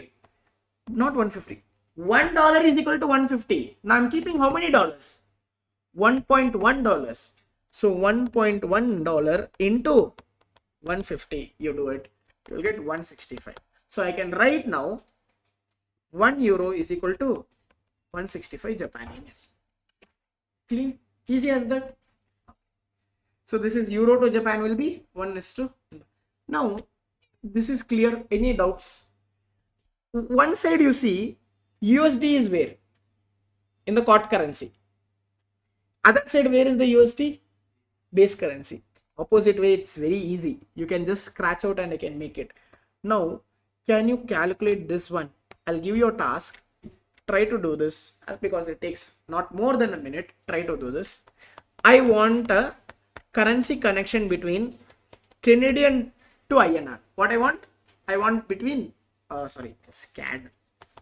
Canada to INR. I don't have the direct connection. So what I'll do, USD to INR is 83 or we'll take 90 to make your calculation easier, and USD to Canadian dollar, it is 1.35.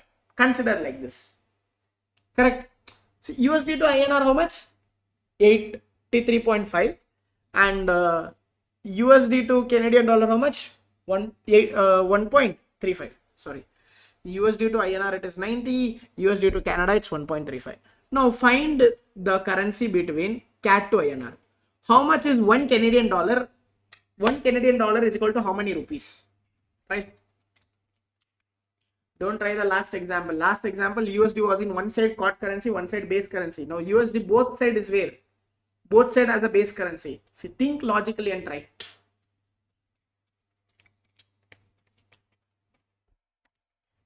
Before calculating, understand what happens where.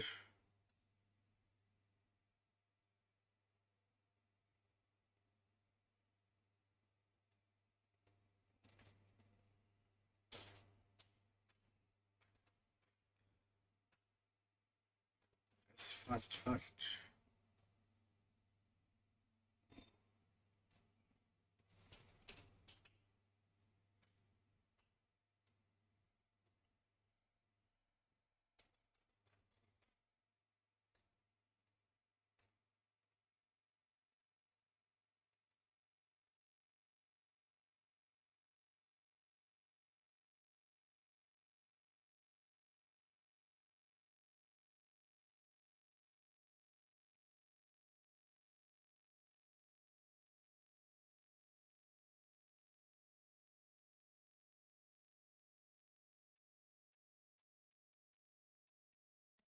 And how much it is? 1 Canadian dollar is equal to how many rupees? How much? Why one? Okay, you're telling 1 Canadian dollar is equal to 5 rupees. That means you're telling Canadian dollar is more powerful than Indian rupees. Because $1 is equal to 90 rupees. And 1 Canadian dollar you're telling it's equal to 135 rupees, which means you're telling Canadian is more powerful than US dollar. But it is wrong. You see here, USD to Canada is how much? USD to Canada how much? $1 is equal to 1.35. By this statement, what you can understand, who is powerful? $1 is equal to 1.35 Canadian dollar. Who is powerful? Canada. Why Canada? Then $1 is equal to INR. INR is 90. Is INR is powerful? Same way, it is more than one. I told you, you consider this as an apple or something. Keep your mind as a product. Now, to buy $1 from you, I have to pay how much Canadian dollars? 1.35. Which means to get one from you, I have to pay more than one.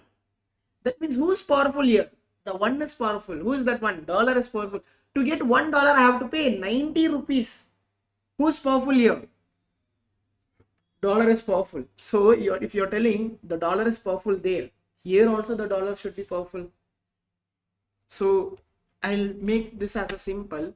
So if USD to INR is 90 and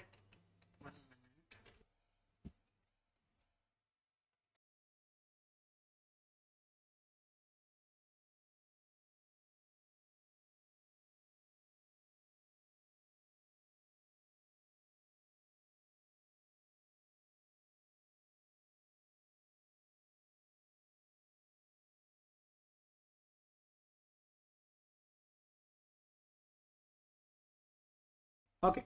So what I was telling, like USD to INR is 90 and USD to Canadian is 1.35. So can I write like this? See here, 1.35 is equal to 90. So one dollar is equal to 0.94 rupees. I want Canada as a one. Approximately, might be. Yes. Yes, it might be like, we'll put it in the calculation and see. See now, I can write like this in a way. See the steps here. Here also 1, here also 1. 1 is equal to 90, 1 is equal to 1.35. Means I can write like this. 1.35 is equal to 90. This is equal to this, right? Because here it is 1. One apple if I want to buy, I have to pay how much? 90 rupees. If one apple I have to buy, I have to pay $1.35. If I'm paying 90 rupees, I'm getting a one apple. If I'm paying 1.35 also, I'm getting the same one apple. So this 90 and 1.35 is equal. I can assume like that, keep like that in the mind. So now I want which currency to find. Who want one? I want Canada as a one. So I'll keep in a denominator Canadian currency, because base I want base currency as Canada. So I'll keep Canadian exchange rate is 1.35 and COT currency was how? So 90 divided by 1.35 is how much? 66, around something like that. 90 divided by 1.35, yes, 66.67. This is how I can write. If I want rupees as a one, I can write like this. So 1.35 divided by 90. 0.015, which means 1 rupee is equal to 0.015. But my question, you have to answer to that question, right? You do division and multiplication, you will get something. But for you're telling like there will be like another, like we'll tell in Tamil, right? Kelvikku thaan badalku thaan kevillu, something like that. Tell he's calculating something until this is the no. $1 is equal to how many rupees? So $1 is equal to 66.67 rupees. Guys, one understanding is we can see this Canada is more powerful than rupees. By this understanding only you see. To buy one apple I pay 90. To buy the one apple I'm paying only how much Canadian dollar? 1.35. Consider that dollars as some product. Keep that in mind. It will be easier for you. Okay. When it comes to these type of question, right? COT currency and base currency, everything.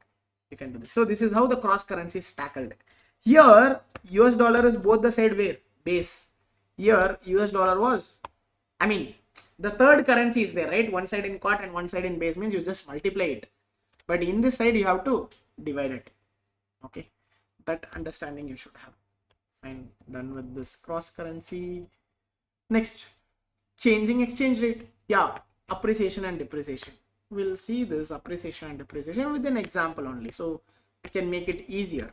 Okay, now $1 is equal to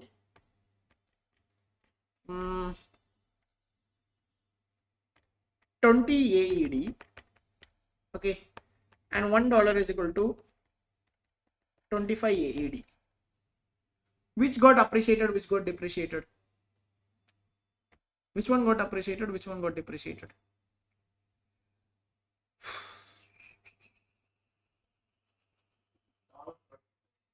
Dollar got appreciated, and which got depreciated?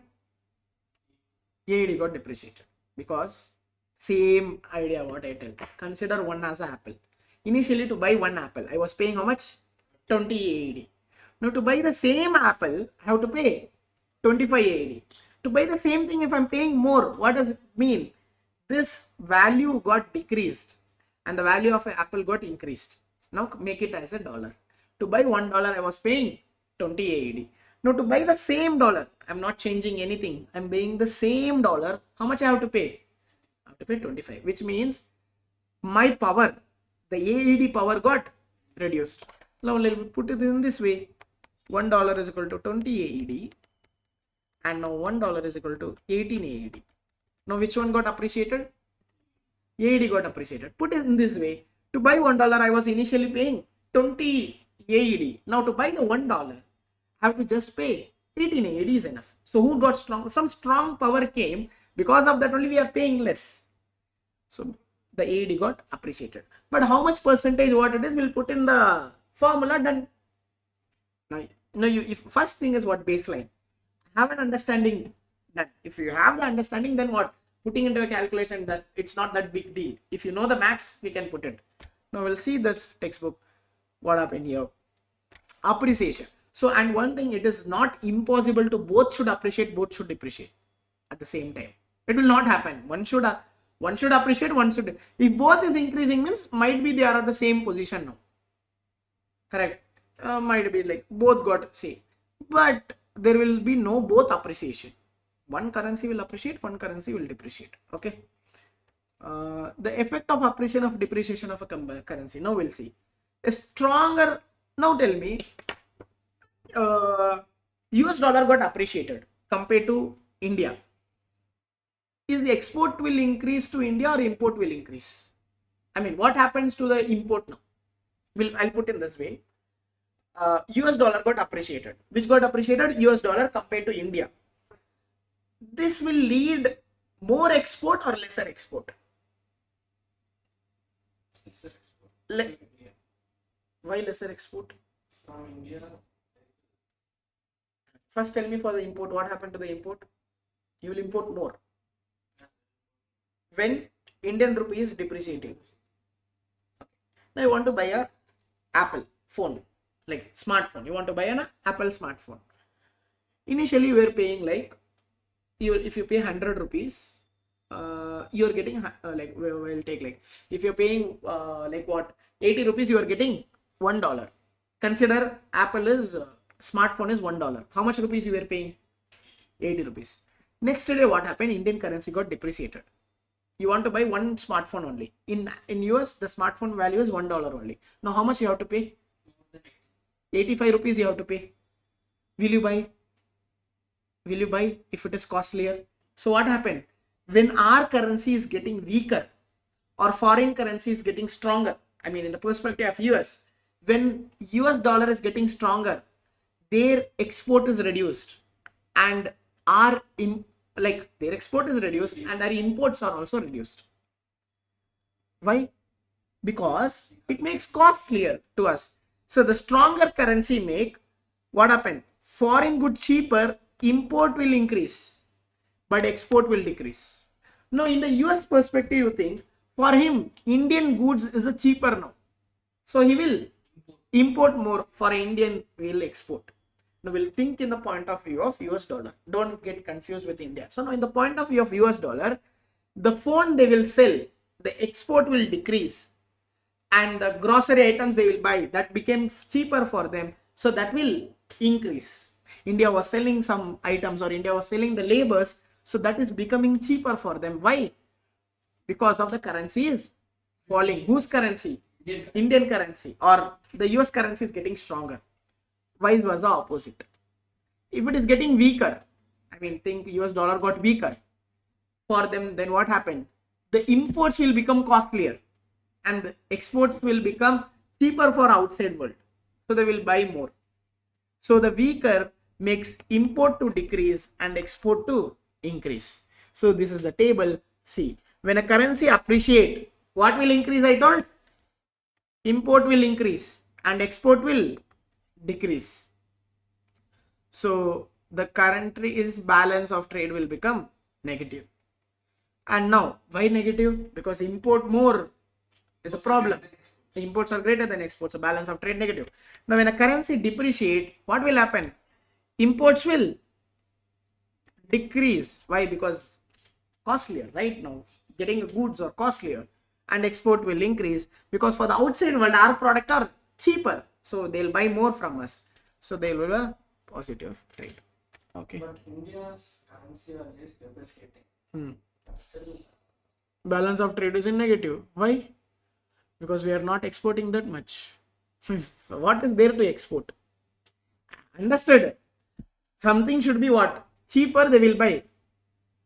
There should be some product to sell, right? What we have, rather than grocery items, what we have as a product. Any technology we are selling, that is main part, to sell. Okay, happening, but what is there to sell?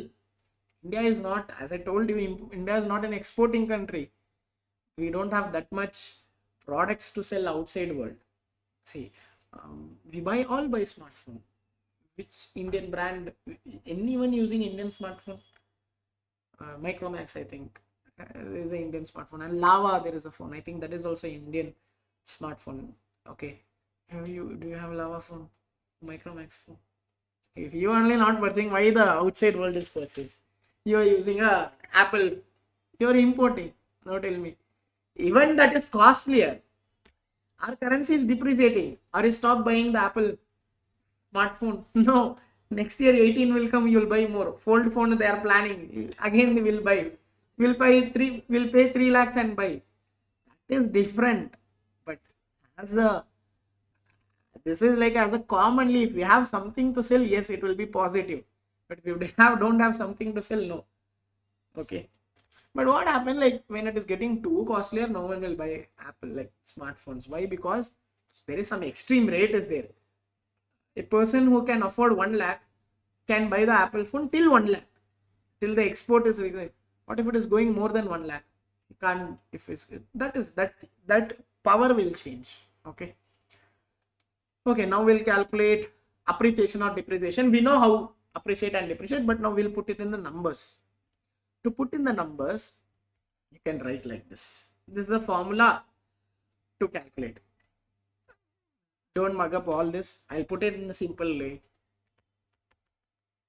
Exchange rate on second date, I mean the second time, and exchange rate on first date divided by exchange rate on first rate. It should be in indirect quote. That you keep in mind, guys. That should be in indirect quote. Here you have written units of currency B, that one unit of currency A. Little bit confusing. Don't, it's in CMA we know, no need to mug up the formula. Understanding is required. How you will write indirect quote? Now we'll do one thing. We are a AED. We are AED. So indirect quote means which currency is one? Our currency is one or foreign currency is one? Our currency is one. Foreign currency? Indirect. Like indirect quote or direct quote? I'm asking. Like it should be in indirect quote. In indirect quote, what currency will be one? Home currency. Home currency is one. So which means 1 AED is equal to, like we'll put it as, we'll do one thing. We'll compare AED to INR. Okay. So AED to INR. Now I'm comparing. So 1 AED is equal to 20 INR and 1 AED is equal to 17 INR. What currency, what quote it should be? Indirect quote. Indirect quote, which currency will be one? Home currency or foreign currency? So okay. Are you sure the home currency is one?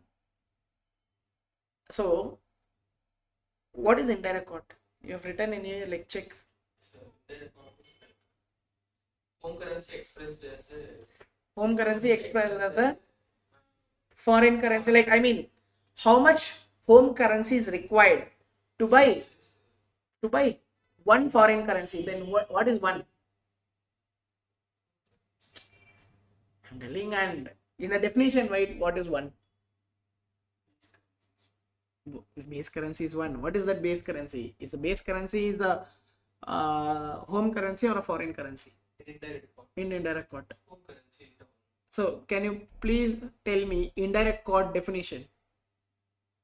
I mean, like how it is expressed.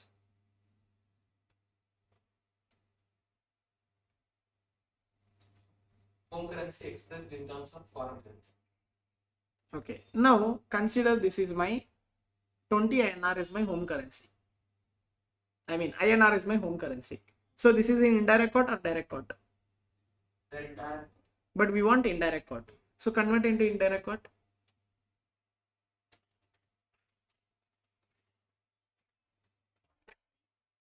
Here how much? Here second 1 divided by 70. Next.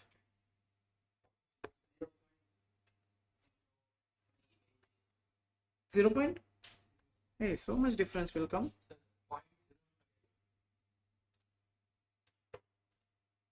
Point 0.05, It means 0.05, right? Yes. This is 0.05. 8. 88. I'll do one thing. 1 divided by 20. 0.05. 0.05. You're telling 1 INR. Okay. You're telling this is indirect cost. Now, as per this, we have to put. Now, what happened according to this? Which currency got stronger? Which currency got stronger? INR got stronger. So it should be appreciate, right? Appreciate. Now I'll put in the indirect cost. Second date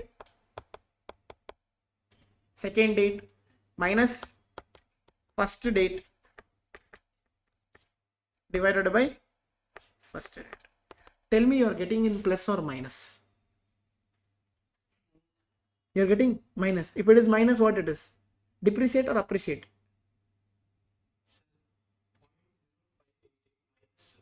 Huh. So how much you're getting now?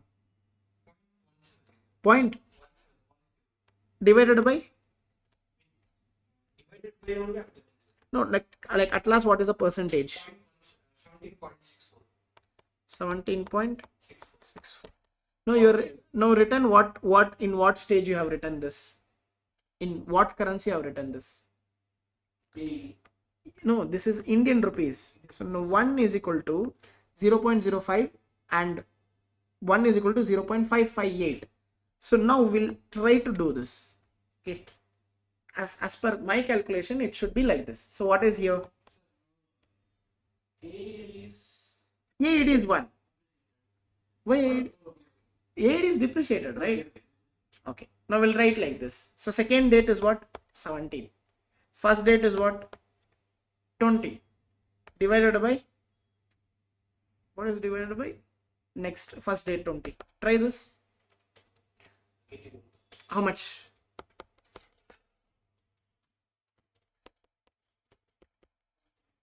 No, as I want to find what? 15% is what got depreciated? Like which got depreciated? Sorry? AE got depreciated by 15%, but Indian currency got appreciated by 17%. So now when you want to write in terms of AED, I'll use this 17 minus 20 divided by 20.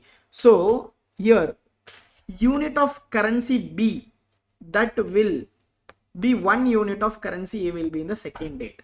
What is B? Unit of currency B, that 1 unit of currency A will be in the second date, and unit of currency B, that 1 unit of currency A will be in the first date.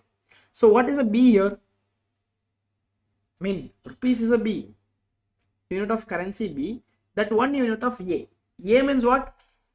AED. So AED is to INR I have to write to find whether it is appreciated or depreciated. Now what got depreciated? AED got depreciated. What got appreciated? INR got appreciated. So this is how you will write in terms of indirect cost. Clear with this? Now we can do this with the US dollars. So I can write USD to euro. Now $1 is equal to 0.9 euros, and now $1 is equal to 0.85 euros. Okay. But we'll write now I want, like I'm not telling home country but I want whether euro got appreciated or depreciated. I want what? Euro got, see, it will never ask home country and what current country, it will tell euro appreciated or depreciated. By seeing this, what you can understand, like that is the reason we learned the concept. Euro got appreciated. Why? Because to buy $1, how much euro you are paying initially? 0.9. Now you have to pay only 0.85. Now we'll check that. What is second currency? What is like second first, which means second minus 1 divided by 1. So if I'm writing like this, 0.85 minus 0.9 divided by 0.9, it will come in the minus. So I have to convert into like which quart? No, which one? Like direct quart means Indirect talk you have to convert, which means how much euro, like how much dollars is required to buy 1 euro. Okay, try this. How much dollar is required to buy 1 euro? Euro has to convert it as in 1. See, 1 divided by 0.9 will be how much? 1.1. 1 divided by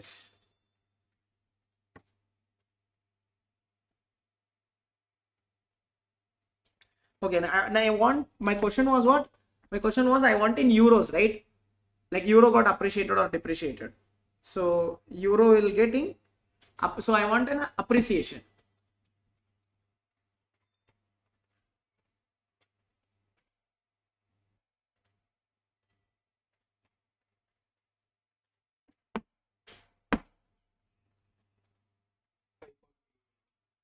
$5.89 is what?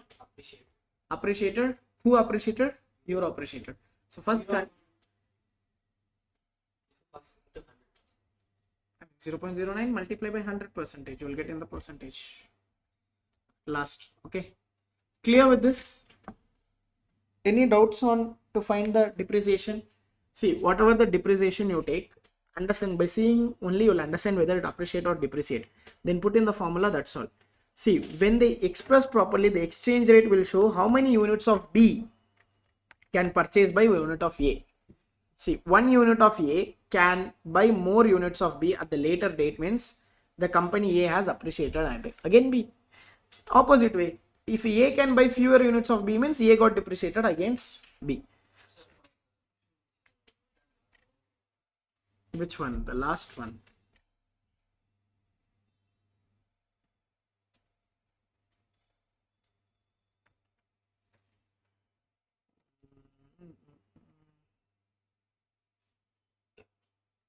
$5.8 8%. 5.8 appreciated by whom? Euro. And if I want dollar, means I can do directly. No need to do it, because whatever I want, that should be in 1. Clear with this? Whatever I want, that should be in 1. So that is called as indirect quote. So $1 is equal to, so when I'm telling in home currency and quote currency, that will be too complicated. We can make like this. Whatever the questioner is asking, whose currency they want, that you keep it in 1. See, so we will need to know whether appreciated. That it, yeah, you can do it, but time, we have to save the time, right? That, like if you want to do it like then all CMA you can learn 2 possibilities. If it doesn't work, try this one. But the baseline will make things easier for you. You can reconfirm it. Whatever you're doing is right or wrong, you can reconfirm if you know the baseline. So that understanding if you have, yeah, fine. Okay, done with exchange rate and done with what? Appreciation or depreciation. Now we'll start with forward market and forward discount or a premium. Guys, same the depreciation we used here, also we'll use the same. What is this? Spot exchange rate means the foreign currency traded immediate delivery. Today's date is called as spot exchange rate. Today, if I'm going and buying from the bank, what is the exchange rate? Is known as spot exchange rate. Forward exchange rate is a rate used for forward contract. What contract? Forward contract. Yesterday we learned in the options, right? Sorry, in derivatives. Forward contract. Transaction that will be complete at a future date is known as forward contract. If I want to buy something in future date, I'll get into contract, right? That is called as forward exchange rate. Now, interest rate parity theorem means the difference on any gain between the spot rate and the forward rate in the currency term of one currency is determined in the interest rate between two currency. Simply, if I want to tell one thing, in one country, interest rate is less. In one country, the interest rate is more. So what you can do, you can buy a loan from the lower interest rate currency and give the loan to the higher rate interest currency. So you can earn extra money, correct? But can you do that? If everyone is start doing it, no one will go to the work. You buy a loan from the low interest rate currency. Like suppose US is giving at 4%. India, you can give the loan at 8%. You go to US and get a loan. For how much? 4%. Here you give a loan. For how much? 8%. So how much extra you earned? 4%. But you took a loan from where? US, right? Now you have to give your money back to You have to convert this money back to US dollar. Interest rate parity theorem says when you convert back this rupees into US dollars, it would have already get adjusted with the interest rate. That means you will get lesser US dollars only, which means you can't earn this extra gimmick profit and all you can't earn. Then if this happen, everyone will do, no one will work, you will not learn CMA, you will never plan, oh, I'll take a loan from here. This, that doesn't work, right? So it's already, if you're planning, you will, once you convert, right, it will be already getting adjusted with what? Adjust with the exchange rate.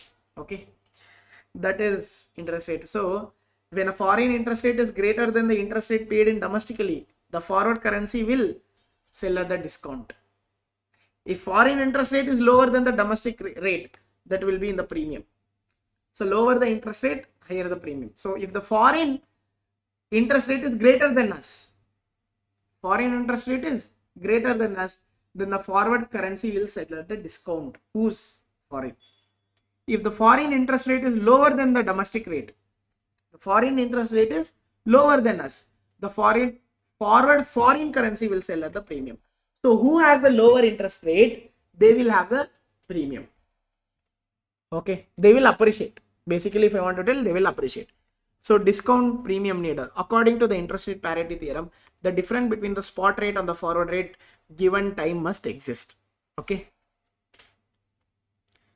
If you want to look at this example, if you could borrow 10,000 currency of unit A at the interest rate of 5% and lend money 7%. Okay, the currency B on the maturity date using the forward exchange rate and the settlement made in the 1 year. After 1 year, we'll settle this. We'll get the interest and we'll get the principal amount. Now here we have to pay interest and principal amount. So on the investment maturity date, the investor would principal return to the interest received currency B from settled to forward contract. So converting currency B 10,700. You borrowed how much? 10,700. Sorry, you borrowed 10,000, you gave and you got how much? 10,700. But you have to pay back how much in your country? 10,400. So the pay incurred interest of 500. Oh, we got for 5%, right? So you have to pay how much? 500. The point is, and have 200 currency unit gain on the transaction. So that gain will adjust with what? Exchange rate. Once you convert back into the old currency, what happened? The exchange rate would have increased there. So you will get lesser money. You will get lesser currency A. So that lesser amount will be only 10. This theorem says what? That interest rate is adjusted in the exchange rate. Okay. The gain. So when the interest rate is adjusted in the exchange rate, that exchange rate will automatically adjust. Now, when the spot rate is, if the spot rate is higher than the forward rate, it is discount. Today's rate is higher than the future rate, means future rate is lower. So future is, the forward is selling at discount. If spot rate is lower than the forward rate, it is selling at the premium. That means future date is higher than the today's rate, means it's at the premium. How to calculate this? This is how you will calculate. Okay, clear? Same formula we use for depreciation, right? The same one you use, but multiply by number of periods in the year. That's it. So we'll see with this example. A spot forward exchange rate between US dollars and Indian rupees. US to INR is 60, US to Indian rupees 60.99. Now, by seeing this, who got depreciated? By seeing this example, who got depreciated? Rupees got depreciated. Okay. The 1 US dollar is equal to how many rupees it was? 60.99. And now 1 US dollar is equal to 6.99. So the spot rate is how much? Now USD to INR and USD to INR is there. Now convert it. So convert into the second currency. They are asking a question for what happened. So 1 rupees is lower in the forward market, because if you pay 1 rupee, you will get $1.67 today, and if you pay 1 rupee, you will getting only 1.66. So you got lesser rupees. You got lesser dollars for paying the same rupee. So you put in the formula second date minus first date divided by first date. You will get how much? 0.06 percentage in the discount. But you have to adjust with the annualized factor. This annualized factor yesterday we learned, right? What is this? Number of forward period in a year. If it is 60 days means what you'll do? Sorry, it was for how much? 60-day period. 60 days means how much? Into 6. 2 months. 2 into 60. 360 divided by, oh sorry. 60 days means 2 months. 2 months into 6. Or you can do one thing. 360 divided by 60. Annualize how you will do. Numerator will be the total number of days. Denominator will be the pro rata factor. So 360 divided by 60 you do, you will get 6. So annualized discount rate is 3.6 percentage discount. Who is discount? Rupees. In terms of rupees they want. So what was 1? Rupee was 1. You make rupee as 1. Okay. Clear with this? US rates was increased, so they are paying more in this case. Who is paying more? Rupee has to pay more. So you are telling that forward rate is in discount. Who is in discount in forward? Rupees is in discount. Okay. Now it's about the premium and discount. Discount, premium in the sense depreciated, appreciated, the same concept only. But that is we are calculating as a general. Here we are converting into number of days. Spot rate means what? What is today's exchange rate? Forward rate means what? What is the future rate in the forward market? Example, you are going and you want to buy some machine where in future you want to buy some machine in the future. So what you will do? You will go to the bank and tell that we want to buy some machine in the future, but we'll get into the forward contract. Okay, so the bank will know this, whether the forward is in premium or discount. If the forward is in premium, that premium the bank will charge. Okay, based on that premium, we will get into the contract. Or if it is discount, they will charge in the discount. That's it. So we can place the formula like this: forward minus spot divided by spot into number of periods in a year. Okay. Same new minus, so new minus old divided by old. Same rate only you're doing, but here you are not calculating appreciated, depreciated. You're telling whether the forward is premium or discount. Example like this I told, right? If forward rate is higher, then it is, sorry, if the spot rate is higher than the forward means it is discount. You put like this in a way. We are going to pay less in this case. Why we have to pay less in the case? Forward rate is low. Who? Forward rate is low. Then you will get forward rate is low. Yes, your forward rate is low. We have to pay less. You have to pay more. When your currency is valued less, you have to pay more. Forward rate discount means your currency is selling at discount. When your currency is selling at discount means your currency went down. Premium means what? Your currency is trading more than what today. I mean, if $1 is equal to 80 rupees. Premium means Yeah, that is what I told. Keep that appreciation and depreciation in mind and do that forward discount. Now, $1 is equal to 80 rupees. Forward rate is discount or premium. What is the forward rate is what? Forward rate is that like you in terms of US dollars. In terms of US dollars, what happened to the currency? Appreciated or depreciated? Currency appreciated. Correct. US currency. Correct. I'm telling you US dollars. In terms of US dollars, US dollar appreciated. So now we'll put this statement here. When the spot rate is higher than the forward rate. No, the spot rate is higher than the forward rate. It is discount. When the spot rate means today's rate is lower than the forward rate. Correct. Today's rate is lower than the forward rate. So it is premium. Now got it? Spot rate is lower. then the forward rate. See, now if I'm writing like this, $1 is equal to 80 and $1 is equal to 75. It is at discount. The spot rate is higher than the forward rate. It is at discount. Clear with this? Oh, now determining the exchange rate. So some current currency will having a floating exchange rate, fixed exchange rate, managed exchange rate, pegged exchange rate. Floating exchange rate means the exchange rate will be based on demand and supply. The exchange rate is based on demand and supply is called as free floating exchange rate. So what is the demand and supply? How and all it can affect? Based on the inflation, based on the interest rate, based on the income, based on the expectation, based on the government control. Floating exchange rate is like a share market only. Based on the supply and demand, what will change? The exchange rate will change. Next is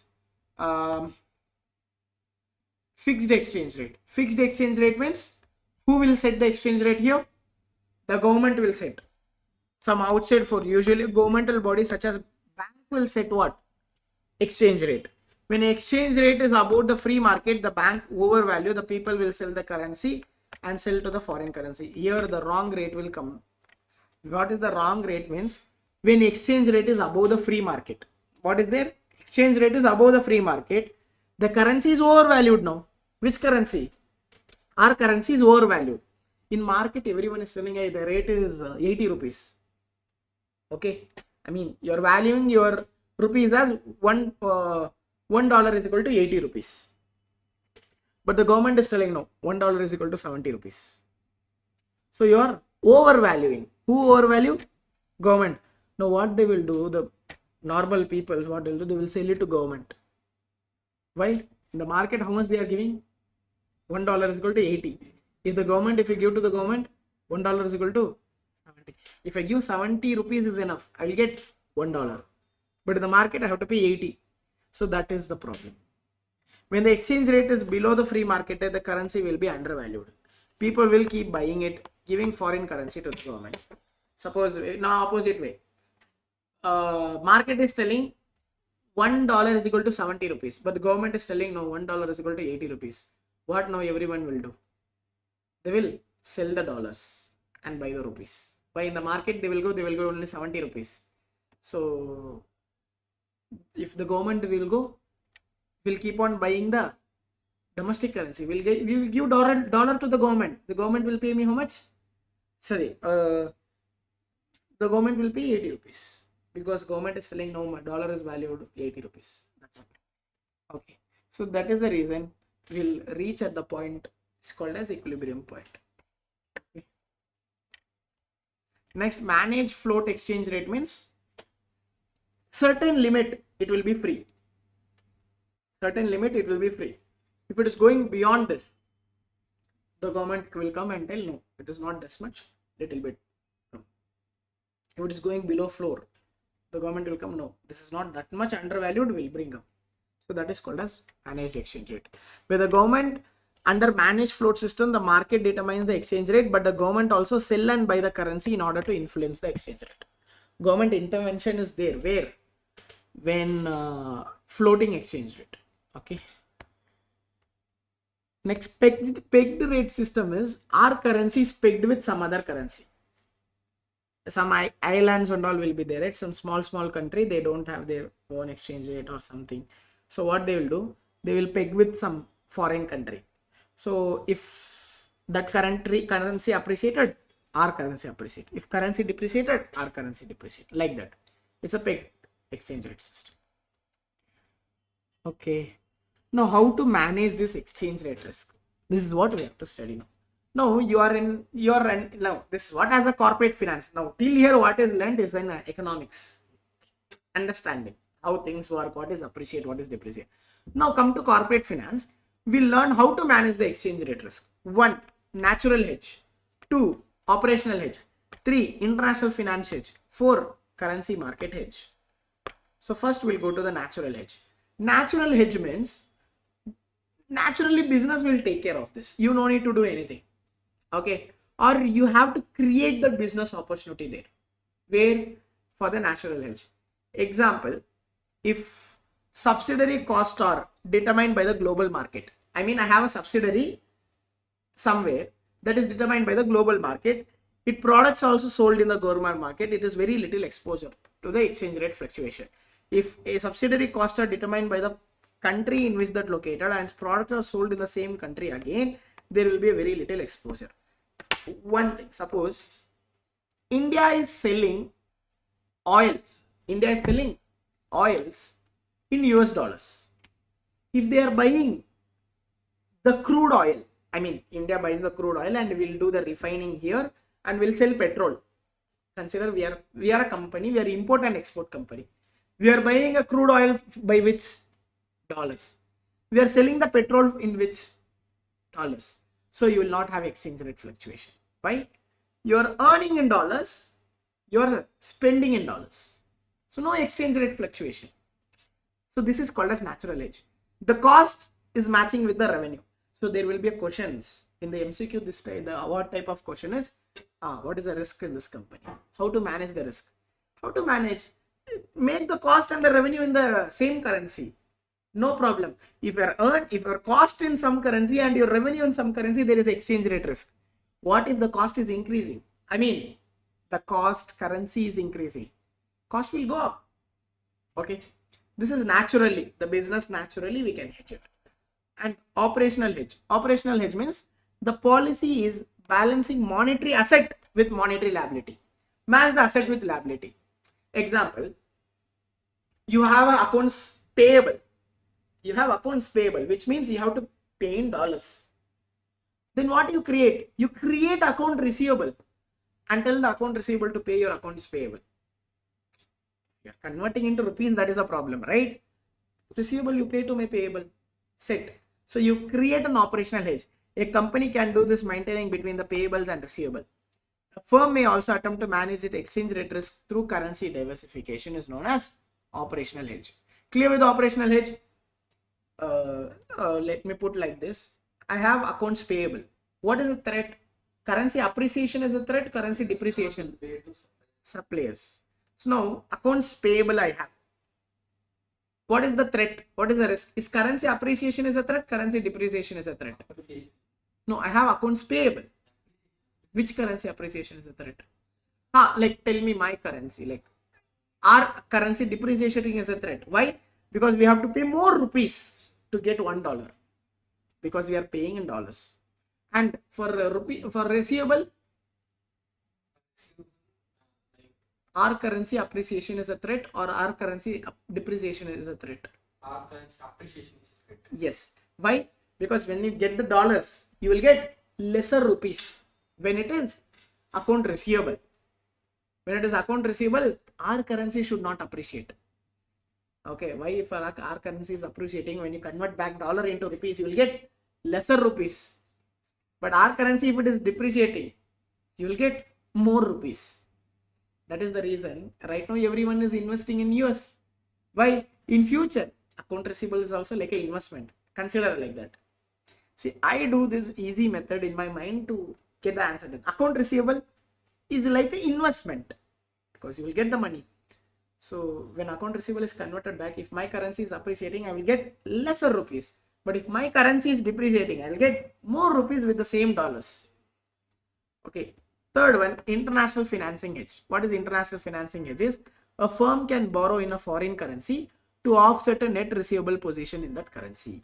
I have receivable there. Where? In foreign currency. But that guy told that guy will give a money after 6 months. But I have a problem. Exchange rate risk is there. Appreciation is exchange rate risk. What if my currency is getting appreciated? Or what if the foreign currency is getting depreciated? I will get lesser currency. So what I'll do, I'll go to the bank and take a loan. Then what happened? I'll get today only my currency. Then I'll tell to him to pay to the bank. They can pay their currency, right? It is easy. But here, what is the cost? Interest you have to bear. This is not encouraging they are to do. If you are predicting that will be a huge depreciation. If you are predicting what? There will be a huge depreciation, means take a loan. What if they are giving the loan for 2 and 3%? Take a loan. Better you will get your rupees today, right? That's it. This is called as international financing hedge. A company with a foreign subsidiary can borrow money in the country where the subsidiary located to offset its exposure. Suppose I want to start a business in US. If I'm taking a loan from India and earning in the US is an exchange rate risk, because I have to pay the interest and principal in Indian rupees. You want to start a business in US, take a loan in US dollars only. That is a good thing, right? Now you earn in US, you pay in US. Okay, international finance. 3 hedge: natural hedge, operational hedge, international finances. Last one is currency hedge. Currency hedge means the one which we did in the derivatives, right? Same. Go with the forward contract. Go with the future contract. One is agreeing to buy, one is agreeing to sell. Now let me put a question. You have a accounts payable. You will be a long party or you will be a short party here? Payable. Long party. Why? Because you want currency. So you want to buy the currency. If you have account receivable, you will be a short party. You want to sell the currency. Clear with this? Okay. Next. Future is also again the same. Currency swap. This will learn in detail. Currency swap here also is there. In derivatives also is there. Yesterday I told, right, one European company and US company, they are exchanging same one. So imagine a US company want to expand in Germany. They want to build a factory and the 10-year bond in Europe, meaning they borrowing millions in euros. Who will borrow? US company. What is the risk? After the 10 year, the US company has to pay interest rate. Every year they have to pay, and principal they have to pay back. But somewhere in Germany, there is a European company who is expanding into Texas, which is in US, who wants millions of dollars. So they have exact opposite problem. For Euro company, what is the problem? He wants dollars. He has a threat of exchange rate because his currency is euros. What if dollar is getting stronger? He has to pay more euros. For US guy, what if euro is getting? See, there is a headache for both, right? We'll swap that headache. I have a problem of this, you have a problem of that. Let me swap. You pay my loan in Europe. I'll pay your loan in dollars. That's it. So initially we'll pay the interest. We'll also swap the initial principal. I'll get the dollars, right? I will give the dollars. You give me the euros. I'll take a loan here. We'll exchange. Next, we'll pay the interest, and at last we'll pay the principal amount also. Okay. Next we have what? Currency option. There is a call option and put option. I told yesterday option can be used for any financial instrument. Now you want what? You want US dollar. So what you will buy? You will buy call option. You have a receivable in US dollar. So what you will buy? You will buy put option because you want to sell. You want to sell what? You want to sell US dollars. Okay. Clear? See, currency call option. Buy a specific amount of foreign currency. Price before the set in the future. An increase in the exchange rate when you have the payable. When you have the payable, what you will do? Buy the call option. You buy the put option when you have the receivable. Foreign financing and international payment. Yes. We'll do one thing. We'll go and buy a loan from foreign currency. We'll see whether it is benefitable or not. Okay. Now, when you buy a loan, what you have to pay? Interest. One thing. And what you at last you have to pay? You have to pay the principal amount. But the problem here it is, now a US company want to take a loan from India. What he will pay here in India? He will pay the interest, and he also need to pay what? Principal back. But he pay principal in rupees or he pay principal in dollars? He has to pay principal in rupees. So he will convert on the 10th year, he will convert and he have to pay. What if US dollar got depreciated? Unfortunately, if depreciated, he has to pay more principal back or more interest back. So we here going to calculate what? Effective interest rate. Because effective interest is simple word if I want to put. What you get, what you pay. What you get, what you pay. Simple as that. What you get is a denominator. What you pay is in the numerator. Extra you paid. That's it.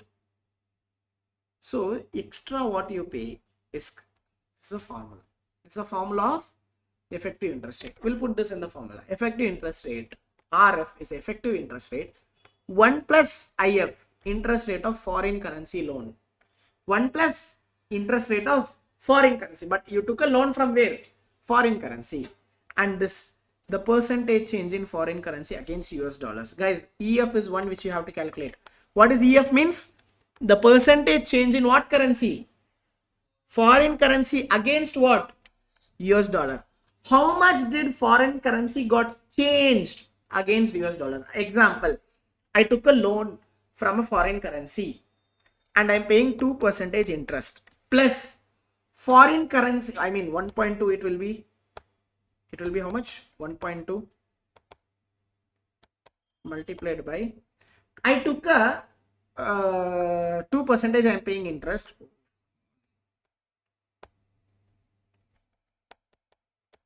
Okay, but what currency? Foreign currency against foreign currency changed 1%. Foreign currency changed 1%. This is a effective interest rate. Now calculate 1.02 into 1.01 minus 1.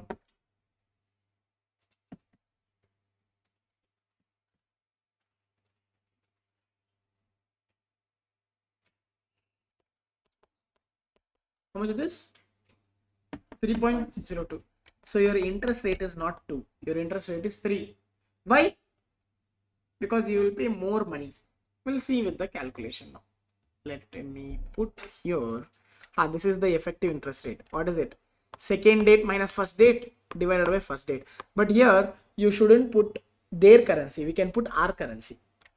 Till the date we in depreciation, what we were using? Foreign. In forward and premium we were using foreign, but here you used your own currency. In the calculation you use your own currency. We'll see spot rate of the foreign currency in terms of US dollars, spot rate of the foreign currency in terms of US dollar in the second date. Okay, the foreign currency you borrowed must be the base currency. What will be the base currency? Foreign currency will be the base currency. So this will be the R currency. Got it, guys?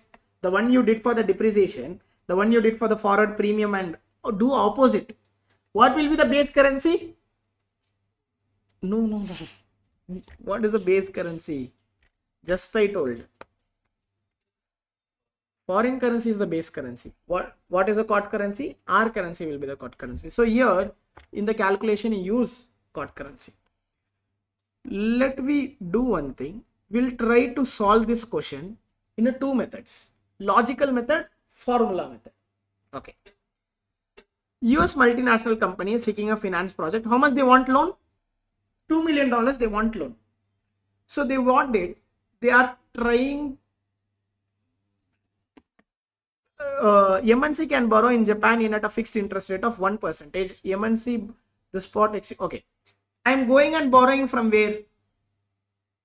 From the Japan at what rate? 1%. But if I want to borrow here in US, how much is the interest rate? 6%. Now the question is, what is the effective interest rate? I want to borrow what? $2 million. So what is the exchange rate today? $1 is equal to 1.21.35 yen. 121.35, right? How much it is? 121.35. Now I want how many dollars? How many dollars I want? $2 million. Then how many yen I will purchase? Into. That's it, simple as that. So how much it is? Calculate. It will be 242,700, right? I will borrow this much. How much I will borrow? I will borrow this much. Okay. What is the interest rate I told? 1%. No, 1 year is finished. 1 year is finished. So I will pay what and all? To pay the principal back and interest back.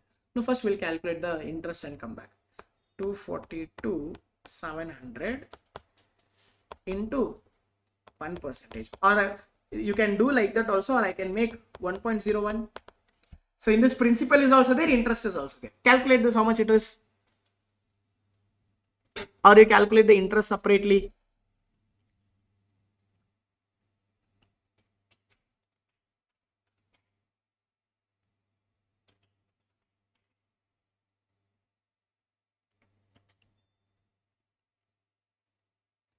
What is the interest? Interest and principal, what it is? 245, 127. So I have to pay this much. I will pay this much. No. I will pay in what? I will pay in yen. But I have dollars. Now the question is, how many dollars is required to pay this? Now we'll see exchange rate today. What is the exchange rate today when I'm going and paying back? This is the exchange rate. $1 is equal to 117.71. $1 is equal to 117.71. So how much dollars is required? 245, 127 divided by 117.71 yen. How much dollars is required? 2 million? 082.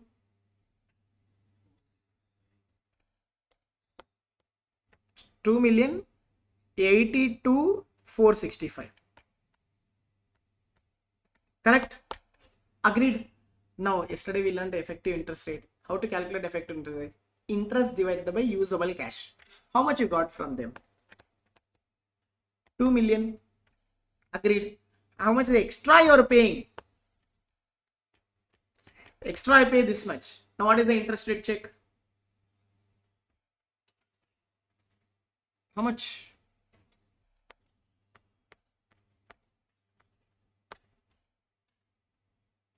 $82 divided by 2 million. 4 point. But this is the interest rate this is the effective interest rate you will spend. But still you can go and borrow. Why? Because locally it is 6%. Still go and borrow, no problem.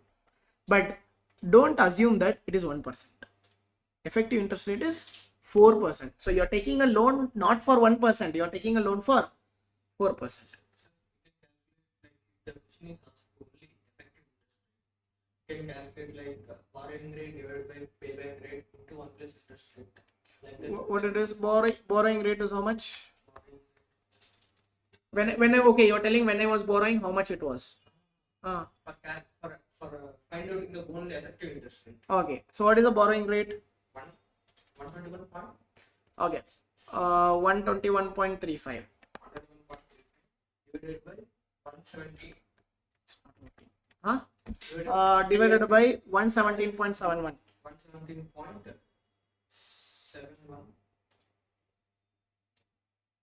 Hmm, 1.03. Into 1 plus.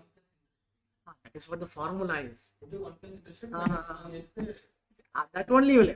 That only I told. This is a way logical way. It's a way it is this.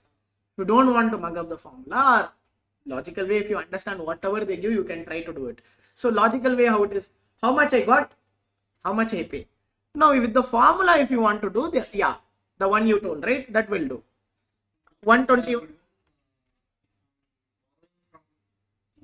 1% is interest. I know US is borrowing from Japan. 1% is 4% it will come. But that is a logical way we solve. Now you told as a formula way will die. First, what you have to understand, the formula what was initially 1% was there. RF plus interest rate 1 plus 0.1. This is not working now.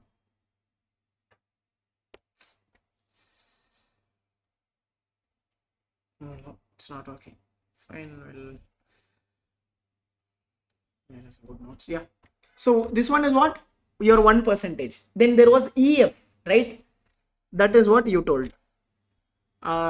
So here you convert this 3.92% is what? Effective interest rate. Okay, that one you are taking. The one you took, right? That 1.03 minus 1, you will get 3.92. This is how you will write. Okay. So put that it, and you will get that 4.112%. You put in the formula, you will get the same. Okay. So 3.9. That is the effective rate, EF. That is what Pawan told, right? The one to do with Sir, like this conversion also no required, sir. What I do. which one?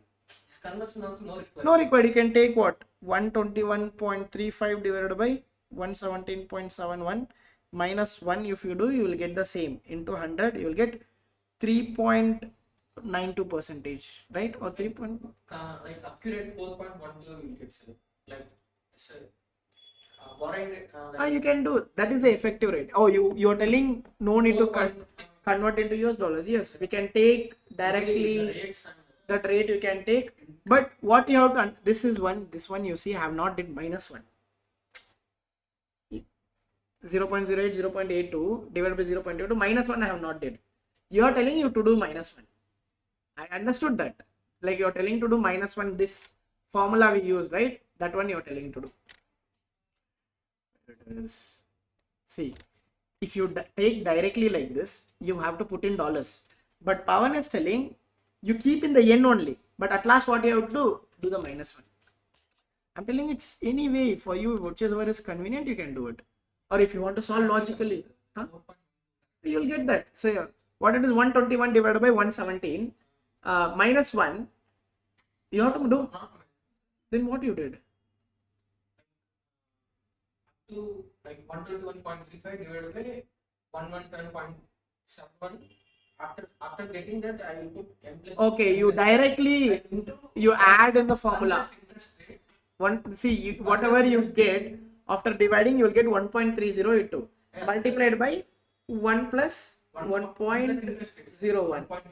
So you will get 1.1. Then you minus 1 means into 100. Fine. You don't want to do minus. Okay. This exchange rate and this and all we can't do. No need to do. Fine. You can ignore that. If you want to ignore that, if you want directly, you can do directly. Or if you want to. If they ask the interest rate means we have to do that. You do this. Oh, you are telling that EF. They will ask only that. We can do. Get this. Yes. If they are asking the amount, how much amount the interest they are paying means. Do 2 million into 4.12 percentage. That you can do. Yeah. 2 million into 4.12 percentage, you will get $82,000. That is a interest. That is the dollars you are paying. Oh, you are telling in terms of dollars, multiply with. See, this calculation says 3.92. Then what I did, I took that and added with 1. But you directly told 121 divided by 117. You can get that. See, either that way or that way, you will get it. So I'm not telling this is wrong, that is correct. Whichever is convenient for you, you can use this. Or what I'll do, I can solve it logically, right? 2 million I want divided by 117. Add interest with that. And because interest is not paying on the dollars, interest is paid on. You can't take 2 million and add 1%. You should take the 200 million, add 1% on the 200 million, convert back again to the US dollar, you will get 82,000 something. 82 divided by 2 million, you will get again. So logically you do, with the formula you do, at last you will reach there on. Clear? So last we have financing for international trade. So these are few financing steps we can take to the international trade. One is prepayment. Prepayment means you are doing a trade. So what you can do? You can pay in advance. But who has the risk here? Buyer has the risk. Because what if the buyer is not getting the product? Or open account. Buy now, pay later. Here the seller is having a risk. Like he will sell the goods, he will get back then. Then sign draft. Sign draft means the seller ship the goods but keep the title with them. I mean, I sell to the foreign country, but the owner is still I am. Until and unless he's not paying the invoice, I will ask the shipping company to deliver the product. Okay. Next we have counter trade or barter system. Will trade what? Trade physically goods for goods without using the money. So you can avoid what? Exchange rate risk. Next, bank intervention. Commercial letter of credit. So I think we discussed this or not. So letter of credit means what? If seller ship the goods and provide the correct shipping document, the bank will guarantee the payment. Like a banker acceptance only. But it is kind of, this is essentially letter of credit that has been turned into a tradable investment. Letter of credit is where bank will issue that if you go to the secondary market, right, that will become tradable instrument. Yesterday we learned in the money market. Okay. Again, next, cross bordering factoring and forfeiting. Factoring means what? Yesterday we did for account receivable. This will be done for international trade. And forfeiting is like factoring only, but you take a 5 million sales is happening. Rather than getting a money at one time, you will keep on getting. So it's used for multi-million dollar, over 500,000, like selling an aeroplane or a factory equipment where the payments stretch out over years. Because the risk is too high, the forfeiter usually demand foreign buyer to get a letter of credit from the local bank. So these are the few foreign financing for international trade. When international buying and selling happening, these are all methods you can use to buy and sell the goods. Okay, I think we're done with section B. Any doubts on the section B, any of the topic? Clear with this calculation? Either you solve logically or with the formula, no matter, you'll get your answers. Okay, so what we'll do, we'll take a break and come back and we'll start with section E. Okay.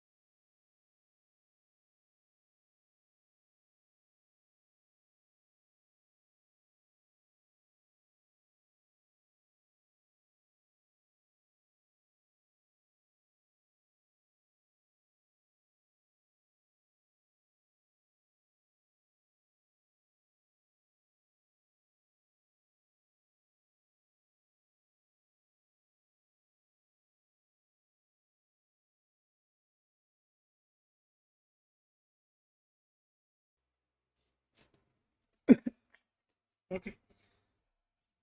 So we'll start with section E. Again, a very small section considered with like a compared to section B and A, the section is a very small section. We can finish it. And you know how to deal with the cash flow, how to convert into present value, all these things you already know. So we'll put it and we'll do this. Okay. So these are the topics covered in section E. Not on the topics. So these are the topics we are going to cover in section E. You can again break this into two and learn it. See, initially we learn till capital budgeting methods. Then we have inflation in capital budgeting, risk in capital budgeting, real option. From here it is covered as a theory till here it is a practical one. Okay. So the first one is also practical. So first we'll understand what is capital budgeting and all this. So capital budgeting refers to a method by which a company to analyze which project to invest in. What is the best option? I have a money where I have to invest. That is what a capital budgeting is. Okay. So completely in section E, it is logical, math is involved, and process oriented formula like cash flow, timelines, time value of money is important. Time value of money, NPV, IRR, all these things come.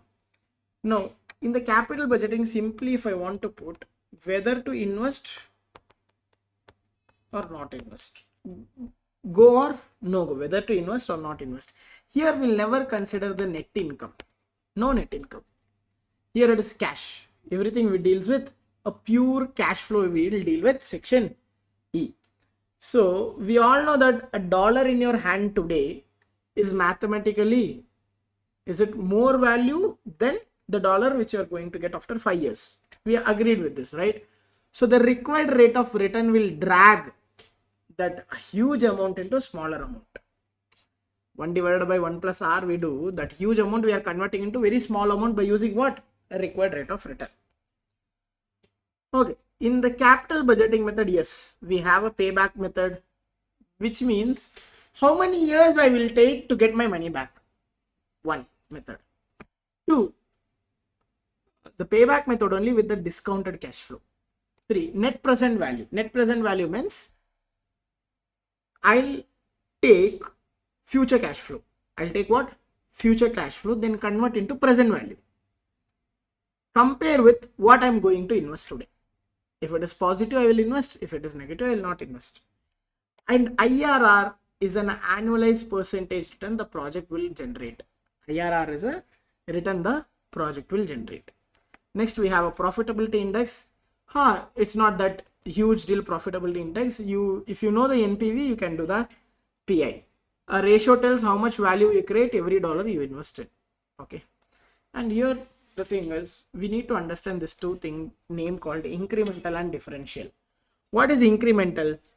If you build this new factory, incremental means what? Extra, right? If I build this new factory, what new cash coming in, what new cash going out is called as incremental approach. Guys, again, if you take the help of section C, marginal analysis, it will be easy. Relevant cash flow, irrelevant cash flow, avoidable, unavoidable. Again, this comes here.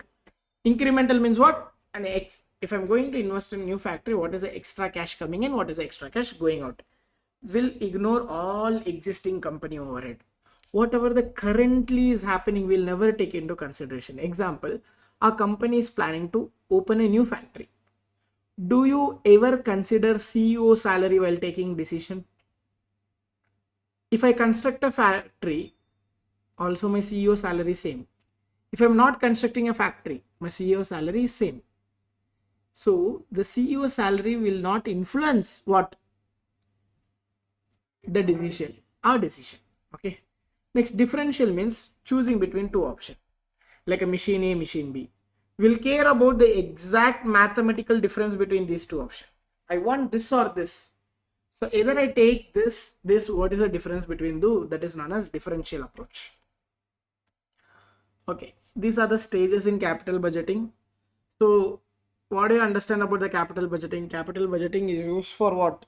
which project to take or which project should not take, where I want to invest money, where I should not invest money. Correct. So there are few stages in this. First, identification stage. Management identify the business objective. What is our objective? We'll find. We want to expand in the European market. We need to automate our factory and reduce the labor cost. This is what the company objective. Then what the company will do? The company will start searching for this. Or the company explore all possible physical investment to achieve the objective we identified in stage 1. So example, do we build a brand new factory in Germany or do we want an existing warehouse? We plan to open some business in Europe, right? How to do this? We'll search all the options. Then third one is the information acquisition stage. This is very important. Here we start doing cost benefit analysis. What we'll do here? Cost benefit analysis, which means we can break this into 4 distinct steps. First, how much money I require today to invest in this business. 1. Net working capital. How much working capital is required? Only if you buy asset is it enough? You want a working capital, right? You want inventory, you want a little bit of cash, all these things is required. So that is working capital. How much working capital is required? It is important. Next, you know what is working capital now, because yesterday only we did it. Next, operating cash flow. What is the cash you're getting in? That you need to consider from year 1 till the investment is there. Okay. Next, at last, how much you will get after closing this project. So what and all we need to consider? 4 things. How much money I want to put today? What is the working capital I require? This and all is outflow.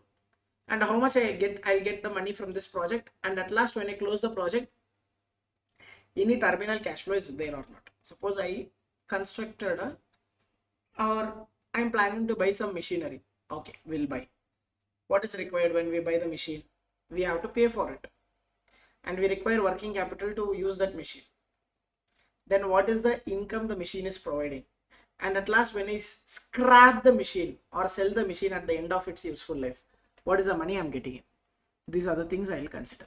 This is what? Information acquisition stage. Next, done. All the information we have. Next, we'll select. Here we'll take whether to invest or whether not to invest. So management also see non-financial factors also. Only positive factors will not, only the numbers will not see. We have to see the quality also. How it is affecting our public relation.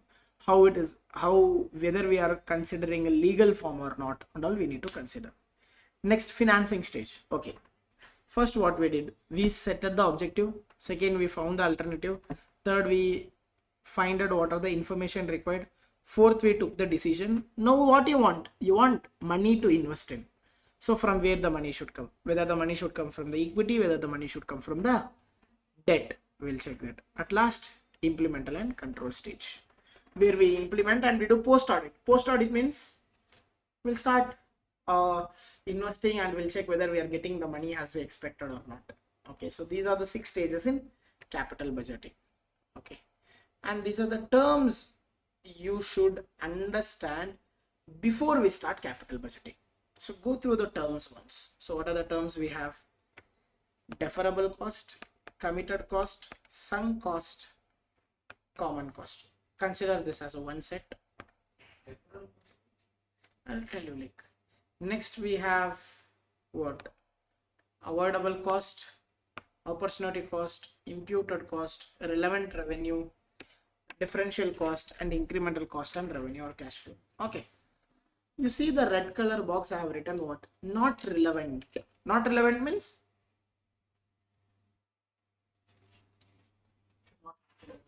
you should not consider while taking the decision. Example, I want to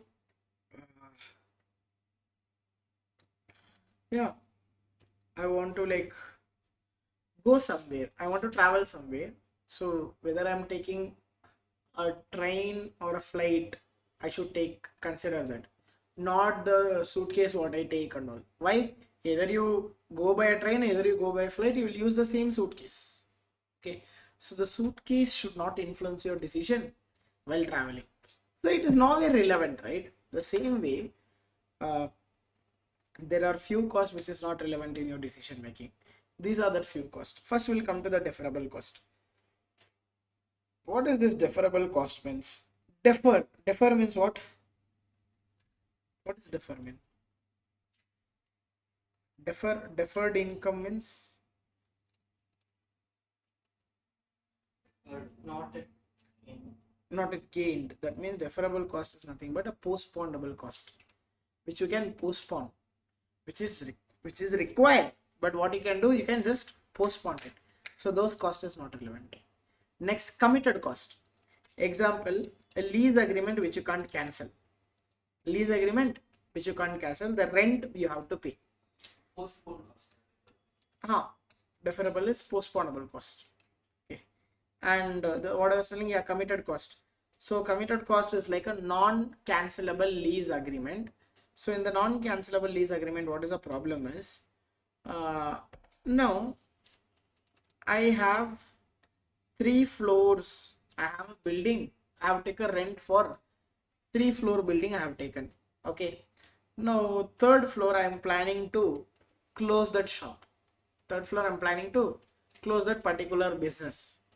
But the rent is what? Non-cancelable. Either I close the shop, either I close that business, either I am not closing the business. Will my rent change? No. So that will not influence your decision. Sunk cost means what? A cost which you have already incurred, which should not influence your decision. Example, you already spent money on research and development. Whether to produce the product, whether you are not producing the product, will you ever consider the sunk cost? Example, I researched on something, I got, okay, we understood we can produce this product.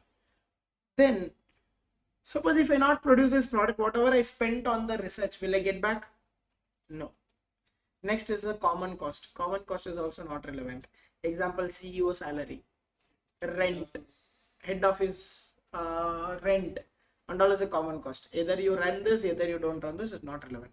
Next, these are the relevant cost. Avoidable cost. Avoidable cost means, as we learnt in section C, the same thing. If I'm taking a decision whether my cash flow is changing, avoidable cost. Opportunity cost, imputed cost, again it is same. Next, we need to consider what? A relevant revenue, a differential cost, and incremental cost. Suppose if I choose this option, my revenue is changing, that is differential revenue. If I upgrade something, my income is changing, that is incremental cost and revenue or cash flow we are getting it. Okay, these and all is a relevant cost. Now we'll come to this point called relevant cash flow. Now I'll tell you one thing, that entire section E, the initial part I told, right? Which one? The practical one. All depends upon this relevant cash flow calculation. If you know how to calculate this, NPV, IRR, payback period, discounted payback period is sorted. Which one? If you understand, the relevant cash flow. So in the relevant cash flow, what we have to consider is, so first we'll understand what is differential cash flow and incremental cash flow. We know differential cash flow means what? Within this two option, what is the cash flow as a difference? Example, my company machinery is scrapped. We don't have a machine right now. Or we had a tractor, the tractor is not there now. Okay. Now company is having two options, either to buy a diesel tractor or either to go with EV, that electric one. Now, if you buy the EV one, you will not spend on the petrol, just electricity here and there. But if you spend on petrol, you will be not spending on the electricity. So what is the cost here? What is the cost here? You differentiate, right? That is called as differential cash flow. Incremental means you already have one. You just want to upgrade it with different one. So why will upgrade you? Why will you upgrade? The upgrade is done to earn something, right? So that one you will consider whether this upgrading is beneficial or not, to consider this. Okay. Next is expected cash flow. Expected cash flow is the amount that will be used in the capital budgeting analysis. In each year, the weighted average of possible cash flow. Guys, weighted average, you know how to do it. 30% possibilities we can earn this much, 20% this much, 10% this much. Then we'll do the weighted average. Section C, we did it the same way. We'll take that cash flow. Now we'll come to, but one thing you remember, whenever you put the cash flow, it should be after tax. Very important point. It should be what? After tax. Suppose you're earning 1 lakh, paying the tax of 30%. What is the relevant cash flow you will take? 70,000. And we'll do one thing, like we'll sit in the point of view of expense. Now, why? Yeah, interest not, because that is a financing factor that I'll explain you. Like what and all is not relevant, we'll explain it. Next, what I was about to tell you, expense. I was incurring an expense of $50,000 before tax, and after tax, what it is? Expense will get you what? Expense will not 30,000. Expense will get you what? In terms of tax. Tax benefit. So if I am spending 50,000, what exactly I am spending?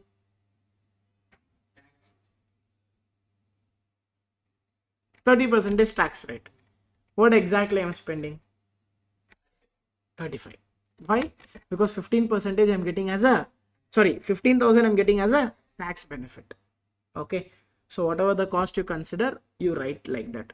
Or else what you can do, you can write the income minus expense.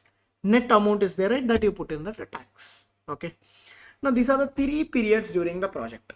We'll do this. See, this is very important. We'll draw the table and we'll understand this. But before we'll draw the ultimate table, we'll understand what is the parts in this. So first one, beginning of the project. What will you do beginning of the project? When you start the project, what you will do? You buy, you invest. Here majorly what happened? Cash is going out. Next, each year through the project. Here what you will do? You keep on earning something. And end of the life of the project. Here also you will get some money. And here also you will get some money. The some money will go out. Why the some money will go out? Means sometimes you want to clean this plant. Then what it is there? You have to spend the money out. Okay. That also you consider. These are the 3 periods in a project. Beginning of the cash flow. What and all is there? We'll see. Okay. So in the beginning of the cash flow, we have what? Initial investment. Initial investment means we are planning to purchase what? A fixed asset. So the purchase price of the fixed asset and the tax effect is through depreciation. Hey, I'll tell you one thing. When I'm going and planning $100,000 of asset, will I get any tax benefit or tax expenses there? I'm getting any tax benefit when I purchase the asset? Not directly. Correct. But am I paying any tax? No, because we have not earned anything and we have not spent anything. Asset is not an expense. Okay. But depreciation is, no, depreciation is the expense. But through depreciation, what you can get? Tax benefit. That we have to consider. So in the initial investment, when buy a asset, right, there is no any tax effect. Next is what? Not revenue expenditure. We'll see, like, yeah, it's depreciation is a revenue expenditure only. But depreciation is not then on the day one. The day, now we are at the initial stage. Now you came on the Jan 1st, you are planning to start a project. What you will do? You will buy the asset. Did you purchase the asset? You kept the asset. Now how much you spent something? We'll consider you spent 1 lakh. Keep this in mind. You spent 1 lakh. Cash. Now my questions will be outflow and inflow, not earning. But here earning doesn't matter. Here cash matters. So now how much you spent? What is the cash outflow? 1 lakh. 1 lakh you are going out. Next, what happened? Initial working capital investment is treated as cash outflow, but no tax effect. Again, no tax effect. Why I'm putting as a no tax effect means here I have written something called after tax. After tax. So we should have a little bit of logic that where should apply the tax, where you should not apply the tax. So don't consider this is going out. We have to consider the tax. No tax effect. So initial working capital is the outflow or inflow? Outflow.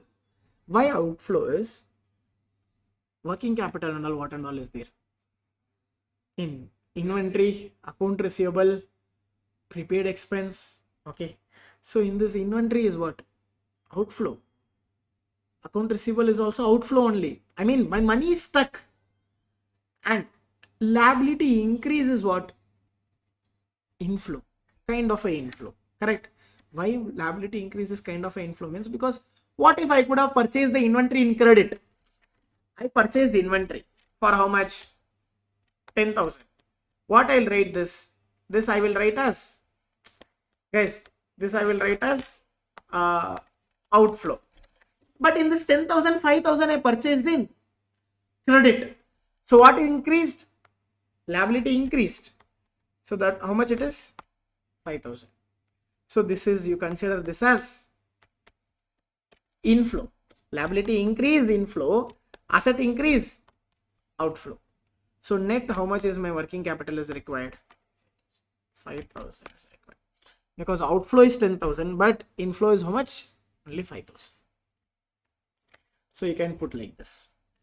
Expected increase in receivable, outflow. Expected increase in inventory, outflow.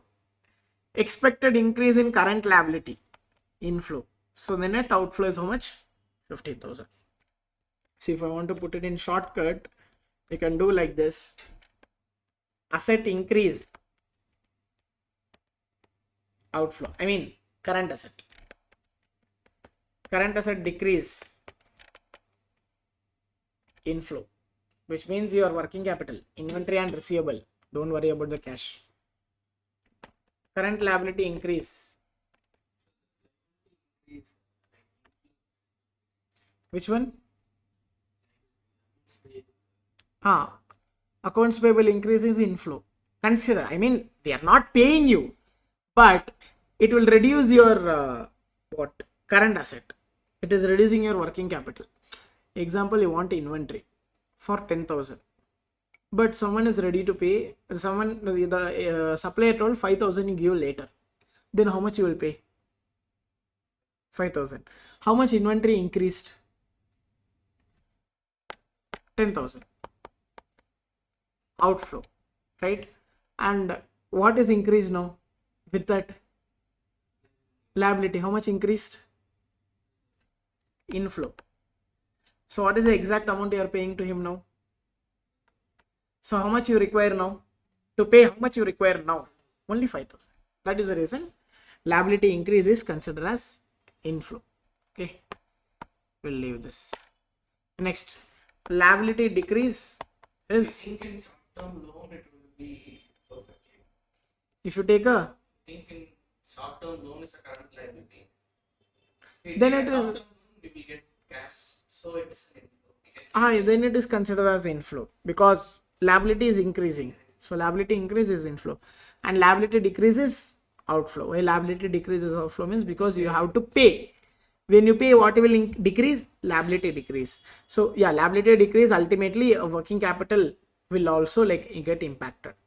Okay, now consider that.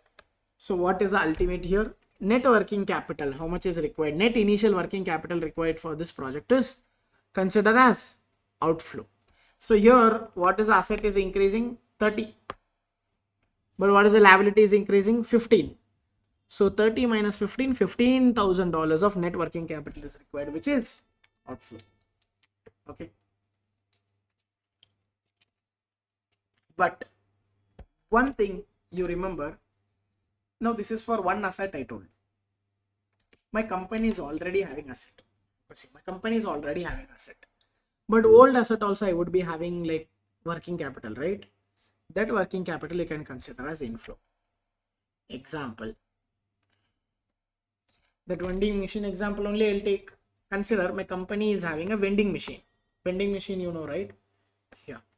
So vending machine where you put money, you will get, like, you can tap and pay or you can pay in the UPI. You will get what? You will get some products. Okay. Old vending machine was there. Now my company is considering a new vending machine. Okay. To buy the new one. When you buy the new one, what you will pay? You pay the initial amount. Correct. That one I had cleared. Initial amount is clear. Now the discussion is about the working capital. Old vending machine I am replacing with new. Now we are telling new vending machine required an inventory of $40,000. How much inventory is required? $40,000 is required. This is considered as what? Outflow. But my old vending machine will be already having some inventory, right? That is working capital. So that inventory I can use now and consider that as inflow. Now, how much is required? Not that, not old machine. I'm speaking about only working capital. We'll come to that old machine sales also. But right now, what we have to worry about? We have to worry about working capital. So you take the inventory, put it here, sorted. At same time, account receivable also, that account receivable, they will give the cash. We'll put it here, sort out. So working capital. Only the incremental working capital you have to worry. So what is the working capital you required? 40. Extra working capital, how much you required? Only 30. It's about the incremental. So the extra we require is, we required 40. But then some here we are getting, so extra we require is 30. So 30,000 will be the outflow. Okay. Now, this is the beginning of the project. What and all will happen in the beginning of the project? New vending machine I purchased, initial investment. Purchase in the sense anything that asset is bringing, keeping, installing, everything is outflow. Next, initial working capital is considered as which one? Purchase of the new vending machine. Yeah, that is outflow, right? That is not working capital. Where I told that is a working capital. I'm telling about the A. I'm telling in the beginning project. Suppose I want to come into the project. In the new project, what and all is involved? 1. Okay. Initial investment. 2. Working capital. Clear?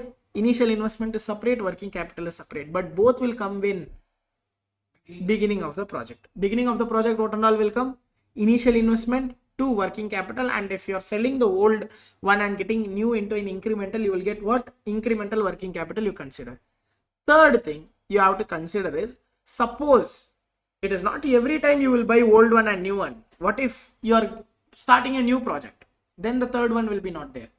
Suppose if the vending machine case, what I'm doing, I'm disposing the old vending machine and buying the new one. So the cash received from the disposal of the old machine is considered as what? It's considered as inflow. So then ultimately reduce the net initial cash outflow. Okay, but it should be net of taxes. Example, I purchased the old vending machine for 50,000. Now on the tax book, the machine value is 10,000. But I sold this for 20,000. Will I get this 20,000 entirely into my bank account? Can I consider the 20,000 fully into me? 30% tax rate. So how much I have to pay the tax now? Why 6,000? Okay. 10,000 vending machine. I sold for how much? 20,000. You are paying the tax on the revenue or you pay the tax on the profit? You pay the tax on when? Profit. So what is the profit I made? 10,000. How much tax I will pay? So how much it will be the outflow? So what is the net inflow? 70%. Clear? I sold for 20,000, but 3,000 is what? Tax I paid. So I'll get 3,000. Suppose what if I am selling for loss? Example, I sold this machine for 5,000. What is the book value? 10,000. What is the loss I made? Okay. What is the cash you will get from that guy you sold that? They will give the cash, right? How much he will give? He will give 5,000. Plus, you will get what? Tax benefit. So how much it is? 30% of the loss, which will be 1,500. So we'll get 6,500 here. Clear with this? Okay. So net of tax you have to write. So initial year is done. So initial year, what you'll do? This is a cheat sheet for initial year. Cash spent to buy and install the new asset, you have to minus, because that is outflow. Cash tied up in net working capital. This is also outflow. Cash received from the selling the old asset. It is inflow. And if you are selling on the profit, you have to pay the tax. When it is pay the tax, it is outflow. But if you are getting the tax benefit, add. It is a inflow. Clear with this? Yes. Here you will have inflow. Here either inflow, either outflow. Clear with this? Initial investment done. This is the year 0 amount. Sometimes the question will ask only for year 0, calculate for year 0, done. No need to do the entire capital budgeting. MCQ you might get this. Okay. Now example, you see, we plan to purchase the robot for 50,000, shipping on installation in 500,000 plus 50,000. So how much is the initial purchase? 550,000, because purchase means everything will come. A new robot require 80,000 in raw materials. So what is the working capital we require? 80,000. But we had some old robot which is already holding 30,000 raw material. So how much we require now? Only 50 is the outflow. Okay. The company sell old robot scrapyard for today for 1 lakh. So we sold the robot for how much? 1 lakh. The old robot financial book value is 1,20,000, tax book value is 1,20,000. Which one you should consider? Which one you will take to consider as a profit? 1,40,000, because what is the tax basis? On the tax book, what is the book value? What is the book value of the asset? 140. 140 worth of asset you are selling for how much? 100. So profit or loss? Loss, right? Because the value is 140, you are selling for loss. So 30% is corporate rate. So what is a year 0 cash flow you have to consider? So what and all is a cash outflow?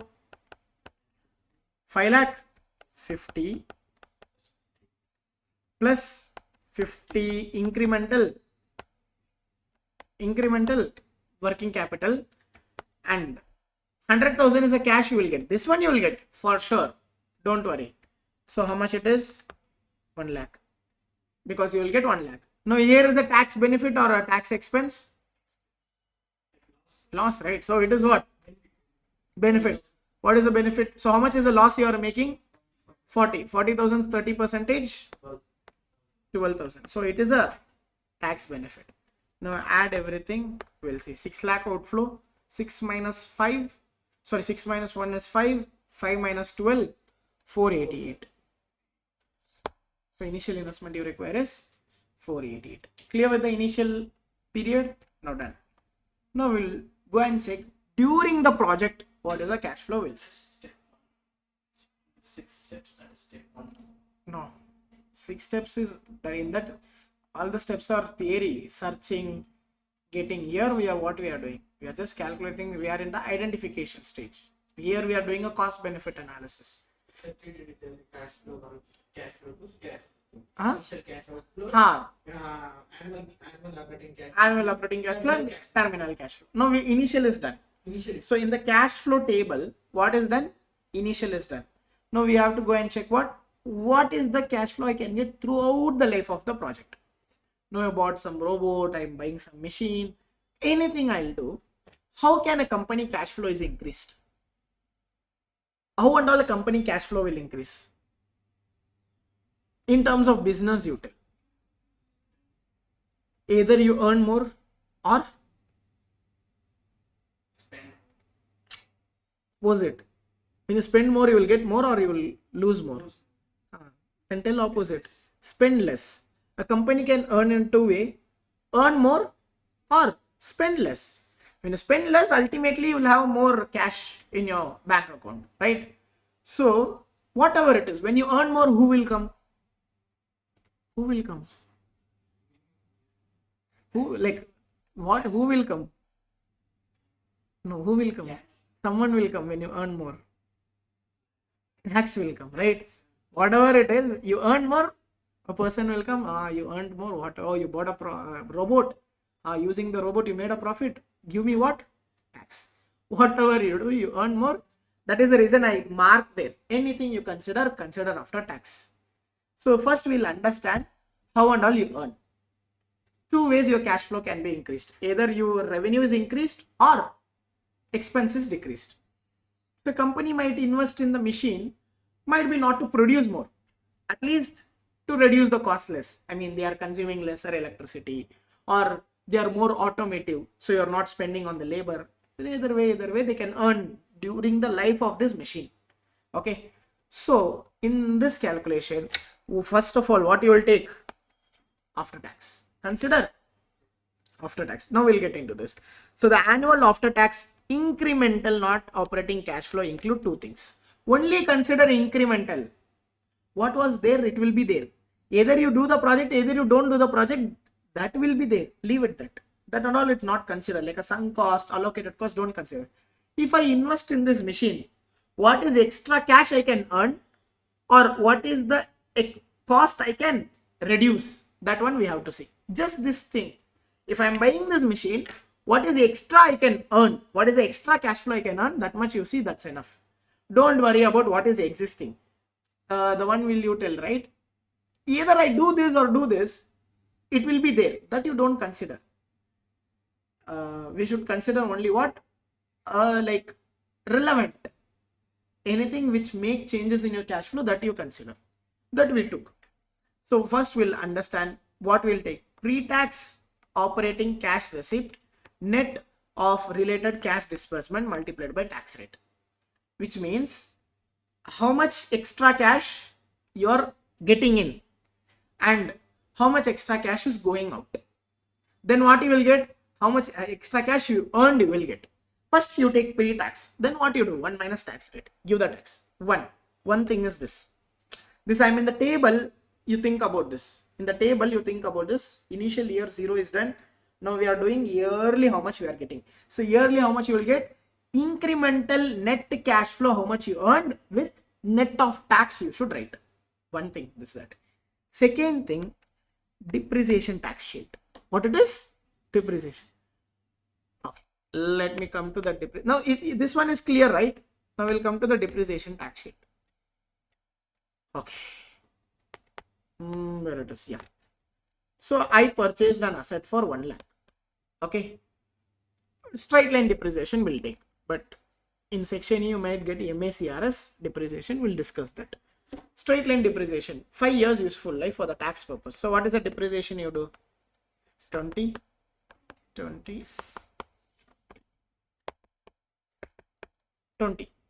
tax rate is 40% you consider.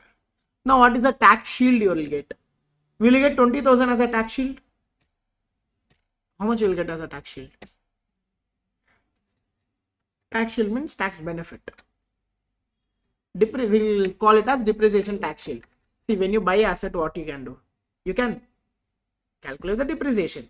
Is depreciation a cash expense or non-cash expense? So we wouldn't have never considered in the number one. Number one, what will be there? How much I get cash in, how much I get cash out. Will you consider? Would you have considered depreciation? No.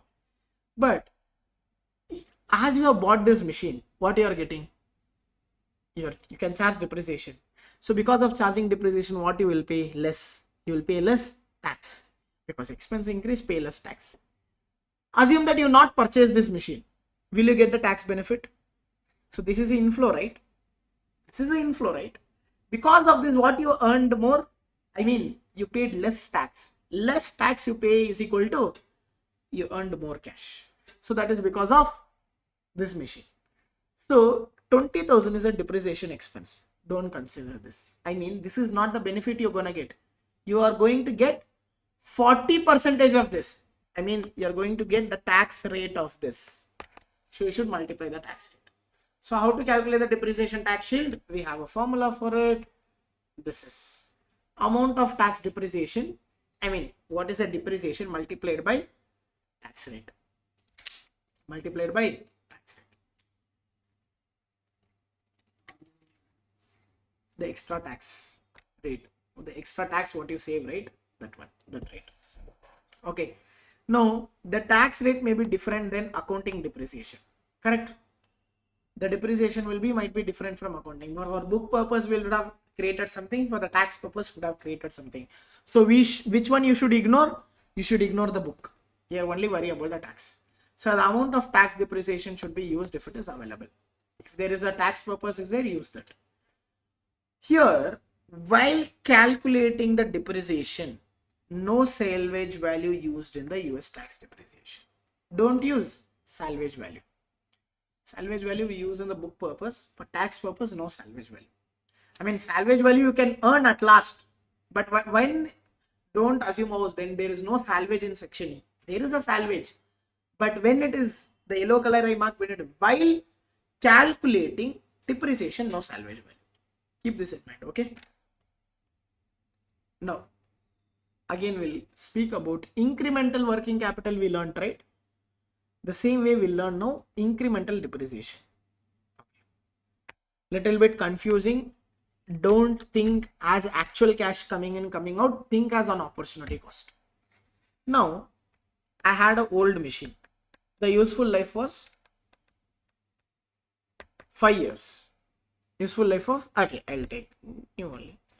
Useful life was 10 years. Okay.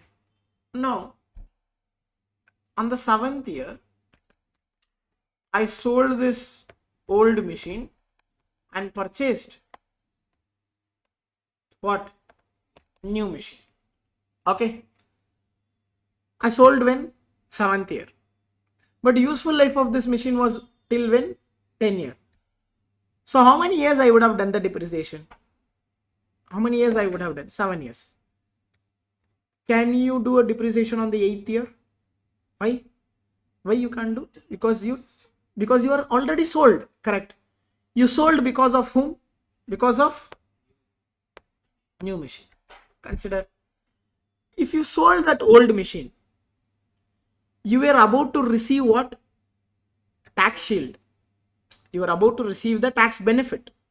On the 8th year, 9th year, 10th year, if you haven't sold that old machine, what you would have received?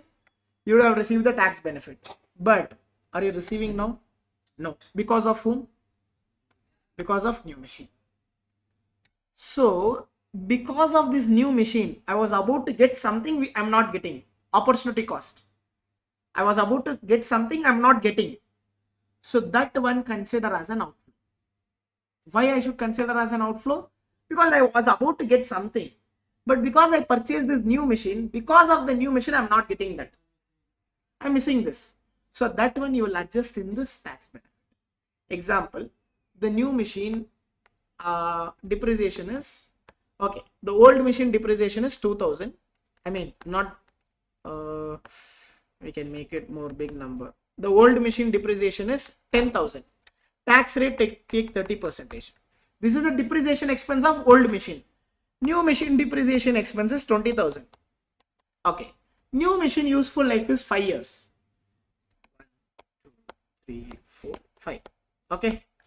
Now, how many years I will do a depreciation for this new machine? 5 years. 20.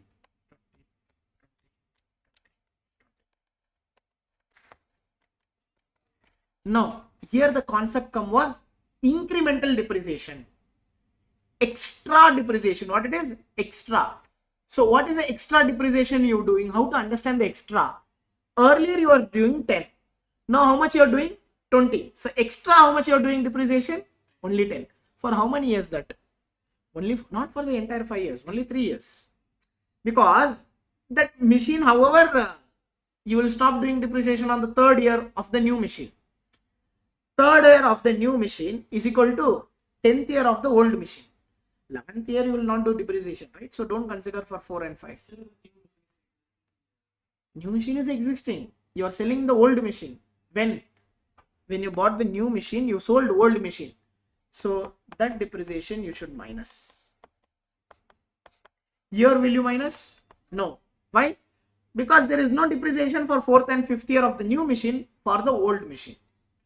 So extra how much you are doing? 10, 10, 10. Here 20, here 20. Now you calculate the tax rate on this amount. Calculate the tax rate on this amount. This is X on the incremental depreciation. You calculate tax sheet. So how much you will get? 3, 3, 3, 6, 6. Clear with this? When there is a problem of differential analysis, we will do in the next topic differential analysis. This will come up. First we'll do for one asset, then we'll do for 2 assets. I mean, one asset means new project. One will do for existing versus new. Okay. Clear with this new machine, old machine concept? We'll see yes. So new machine 10,000 depreciation per year. New machine, how much was the depreciation in this example? 10,000. Old machine depreciation was how much? 2,000. 2 years the remaining useful life was there. So what you do, how to calculate incremental depreciation? New depreciation minus old depreciation is equal to incremental depreciation. And upon this, you calculate 30% tax shield. So your 2 years, it will be different. Third, fourth, and fifth year is normal. Okay, why? Because there is no depreciation for old machine. Clear with this? This is for when ongoing years. So ongoing years, we discussed two things. What and all you will be receiving in the ongoing years? One, are a cash flow, extra cash you are earning net of tax. Two, depreciation tax shield. And one more thing, suppose in the ongoing year, sometimes the company might do additional investment. What the company will do? Additional investment. Then what you should consider as that? Consider as outflow. And sometimes the company might additionally invest on working capital. At that time, what you should consider on that particular year? Outflow. That logic should be there. The first word I written off in the section is what? Logic. All things is not formula. Use the logic. Your spending means what it is? Outflow. You had some machine, you spend something on that machine to install something, then it is an outflow. It is not an expense. That's an outflow. But when you additionally invest, you can claim more depreciation from next year onwards. But working capital, no. Just write the working capital and leave it. Outflow. Now what happened? The end of the life of the project came. End of the life of the project, first thing what you can do is, whenever you get the question, recoup the working capital. Whatever the working capital you invested, right, that you will get back. Agreed. We had that vending machine. Now vending machine we are scrapping. Use of vending machine is done. So what you will do? You will clear entire inventory. So whatever the inventory was there, you will get that. Whatever the account receivable was there, you will get that. So now it is inflow or outflow? No inflow. So first thing what you will go at the end of the life of the project, recoup the working capital. Whatever the working capital you spent on the year one or on the subsequent year, you will get back. First thing, no tax effect. Whatever you spend, you are getting back. That's account receivable. Any tax effect is there? No. Second thing, sale of a disposal of a old machine. What will I do? Disposal of the old machine. Again, guys, disposal of the old machine, what you consider? For how much you are selling, you take.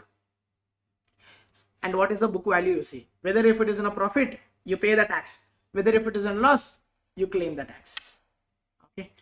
And one more thing, sometimes there will be some expenses to clear off these assets that you consider as an expense. Example, I had a machine. So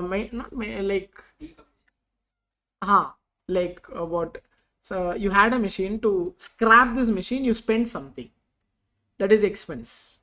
Example, the book value of the machine, the tax book value of the machine is 10,000. You sold this for 15,000. You sold this for 15,000. But for the selling, you spent 2,000. That straight away you can subtract from the sales. Ultimately, you should consider what is a profit. Now, you sold for 15,000. For the expense, how much you incurred? 2,000. So, what is the net money you will be receiving? 13,000. So, the extra profit you made is how much? 3,000. So, on the 3,000, you have to pay the tax, not on the 5,000. Okay, that understanding should be there. Okay, then that's it with the working capital, like relevant cash flow. What it is? Based on this relevant cash flow, we'll calculate NPV, IRR, payback period, discounted payback period. Everything is done. Okay, done. So 3 periods: initial, subsequent, end of the life.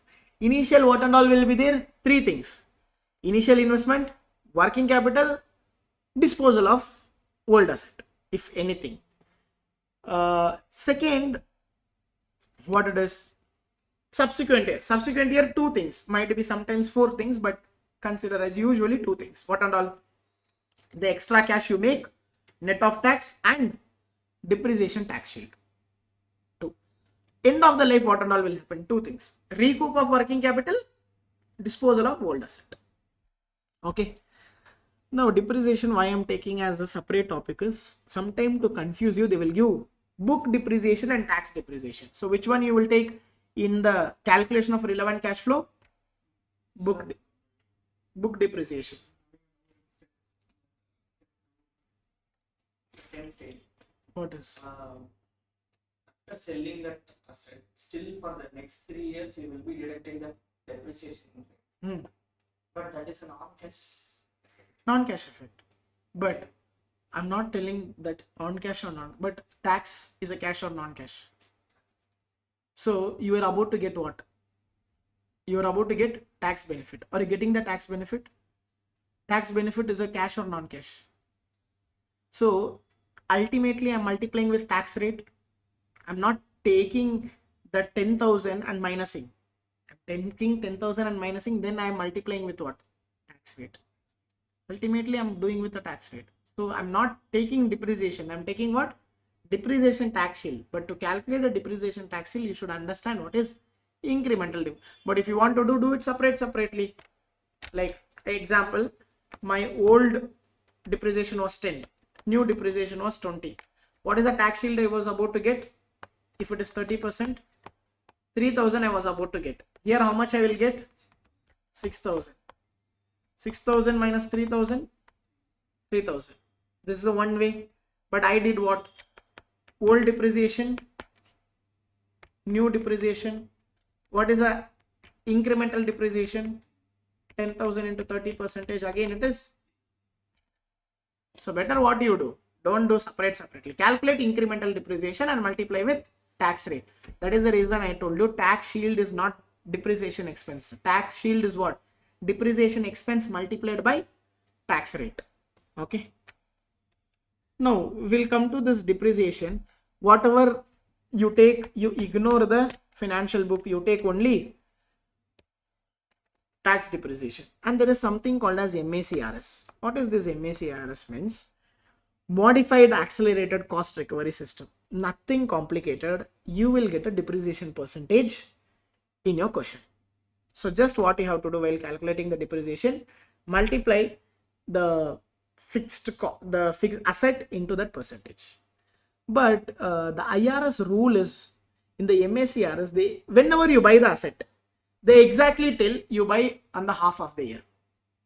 Example, you purchase some asset, it tells you owe 6 months, you owned 6 months in the first year, you owned 6 months in the last 4th year.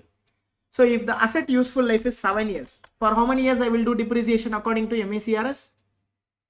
8 years I will do. Why? First year half, 8th year half. Half is 1 year. See example, 1, 2, 3, 4, 5, 6, 7, 8. MACRS what is telling? Here you do half depreciation. Here you do half. Rest 1, 2, 3, 4, 5, 6, 7, 6 and 6, 7. Your 7 and half, 8. Clear? So this is how MACRS is done. Half of the 1 year depreciation, half of the 1 year's depreciation is done in last. Example you see here, the useful life of the asset will be only 3 years. The useful life of the asset is how many years? 3 years. But they have done depreciation for 4 years. Just what you have to do, multiply with this sorted. Okay. Example, the amount of depreciation to be taken for each year of an asset with the original cost of 90,000. What is the original cost of the asset? 90,000. And being depreciated at the MACRS. This percentage, don't worry, in the question it will be there. What you have to do? 90,000 multiplied with this depreciation expense. How to calculate the tax shield now?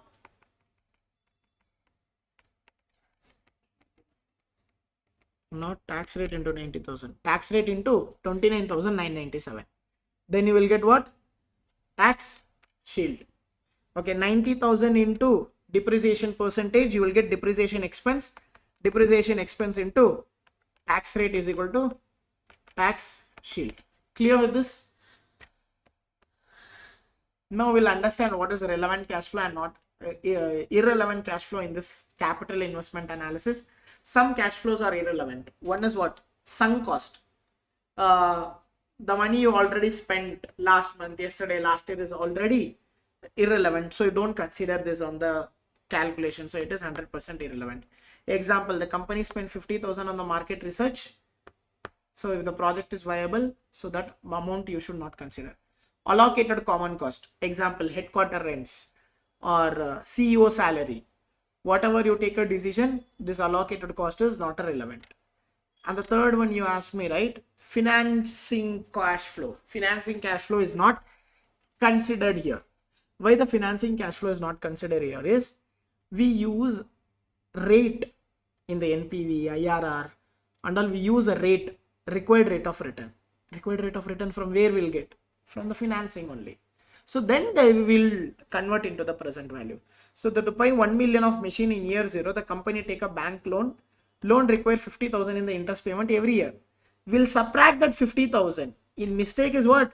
We'll subtract 50,000 interest payment from the operating cash flow, which should not do. You should not do this.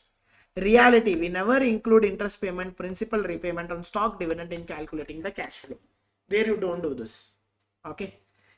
We'll learn that using the discount rate, how it is tackled. So financing cash flow is not considered, like an interest payment, dividend payment, principal repayment.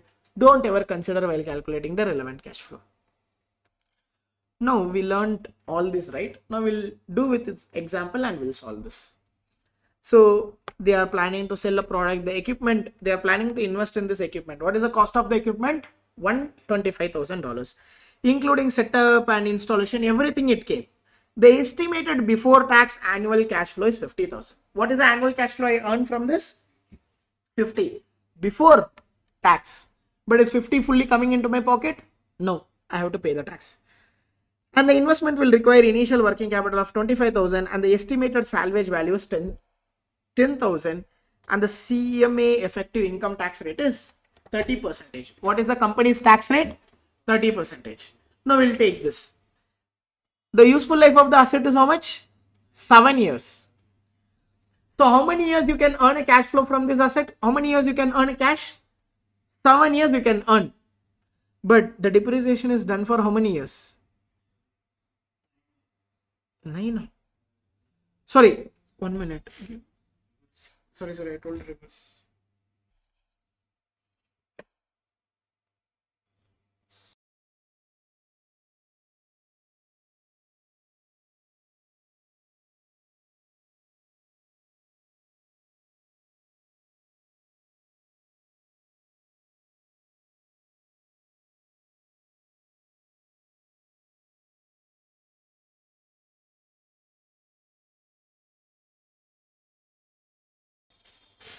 Okay. What was? Okay. The equipment has an economic life of how many years? 9 years, but they will be depreciating is for 7 years. So for the tax purpose, how many years they will do depreciation? 7 years. But according to, but according to MACRS, what they told, half year you do on year 1, half year you do at last year. So tax purpose, what is the useful life? 7 years. Economic life is how many years? 9 years. So you are earning a cash for 9 years or 7 years? You will earn cash for 9 years, but in the tax purpose, you will show how many years the economic life? 7 years. But depreciation is done 8 years. Why? Because according to MACRS, year 1 is done half, year 8 is done half. So half, 1. So remaining 7 years will do 7. So totally the depreciation will do for 8 years.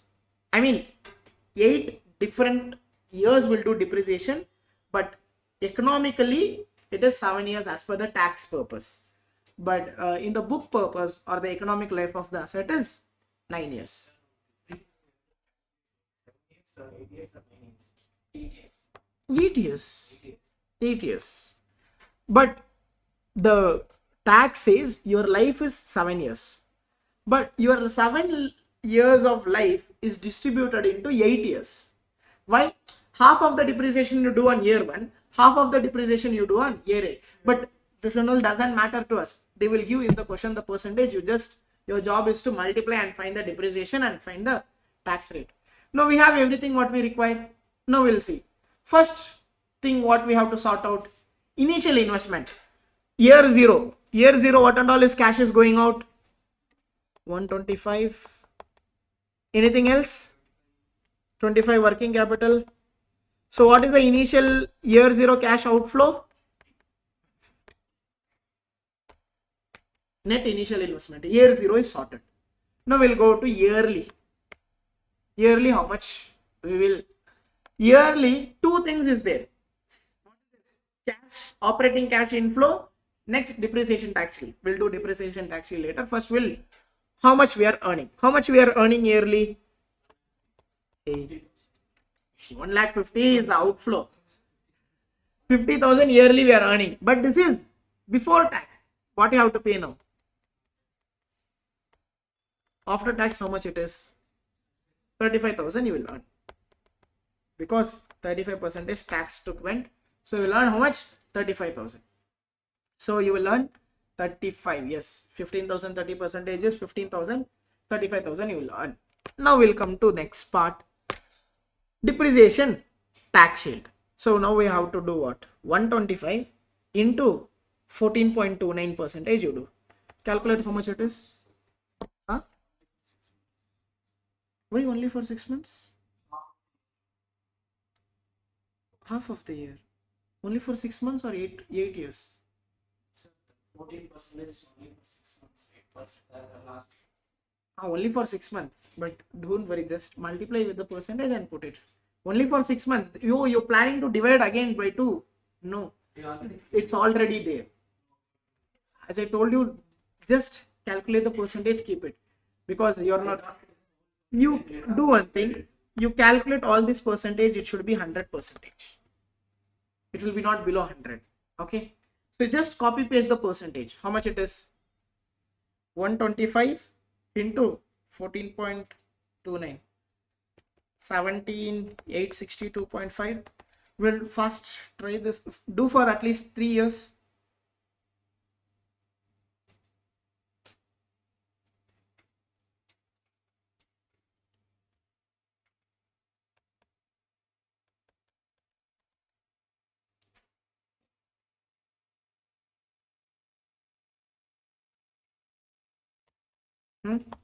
Like this you calculated what?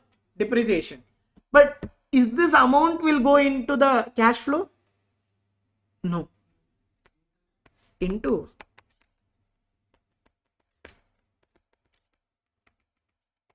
what is it? 17,865 into 35%. Oh, 30. Okay, 30.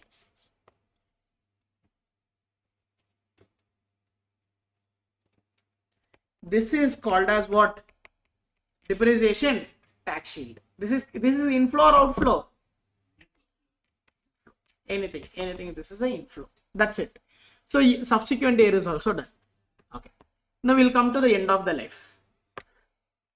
Now end of the life, what you will get on the 9th year? The normal cash flow you will get. What is that? 50,000, 35% you will get. But what you will not get? Depreciation you will not get. 8th year only depreciation story end. 9th year no depreciation and all. But this says the estimated salvage value is 10. If now the life is ended. Now I'm going to scrap this asset. When I scrap this asset, how much I will get? 10,000 inflow. But what is the value of the asset today? 0. Because the useful life is done. You did depreciation for entire life. The entire 100% is you did the depreciation. Now the value is 0. So what is the profit you earned? 10,000. Now if you earn profit of 10,000, what you have to pay?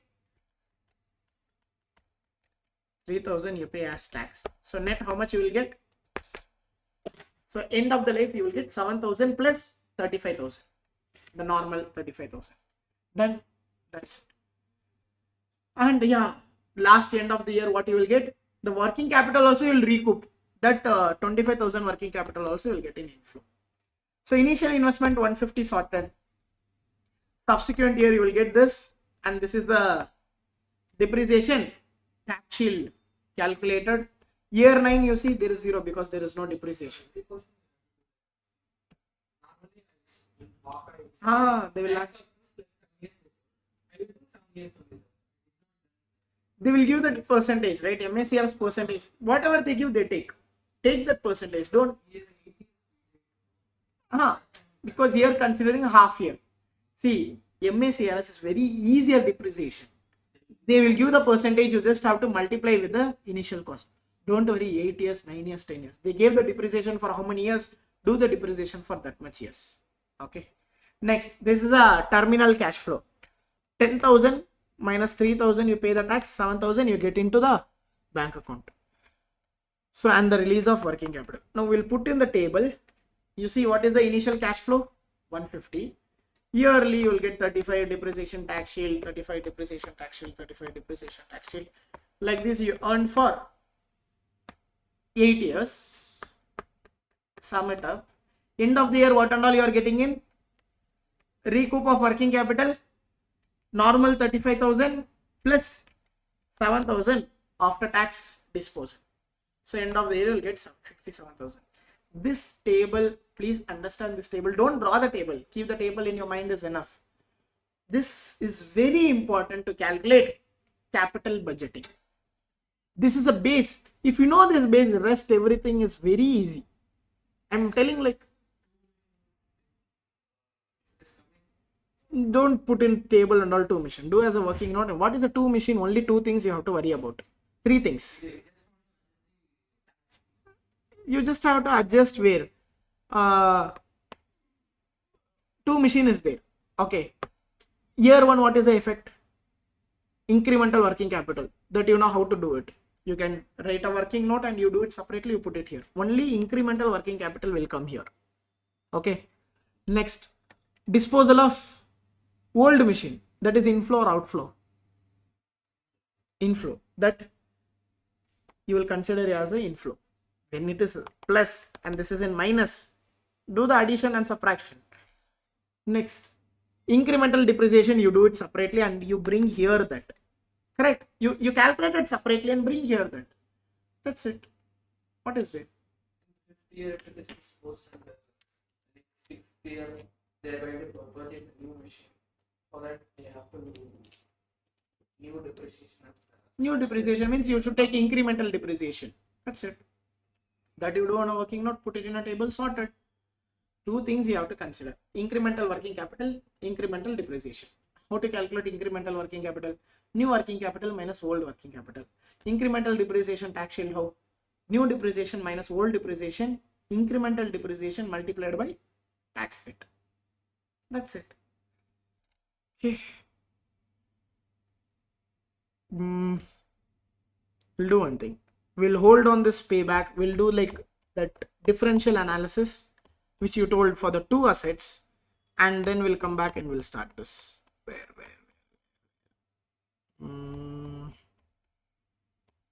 We are still in NPV, IRR.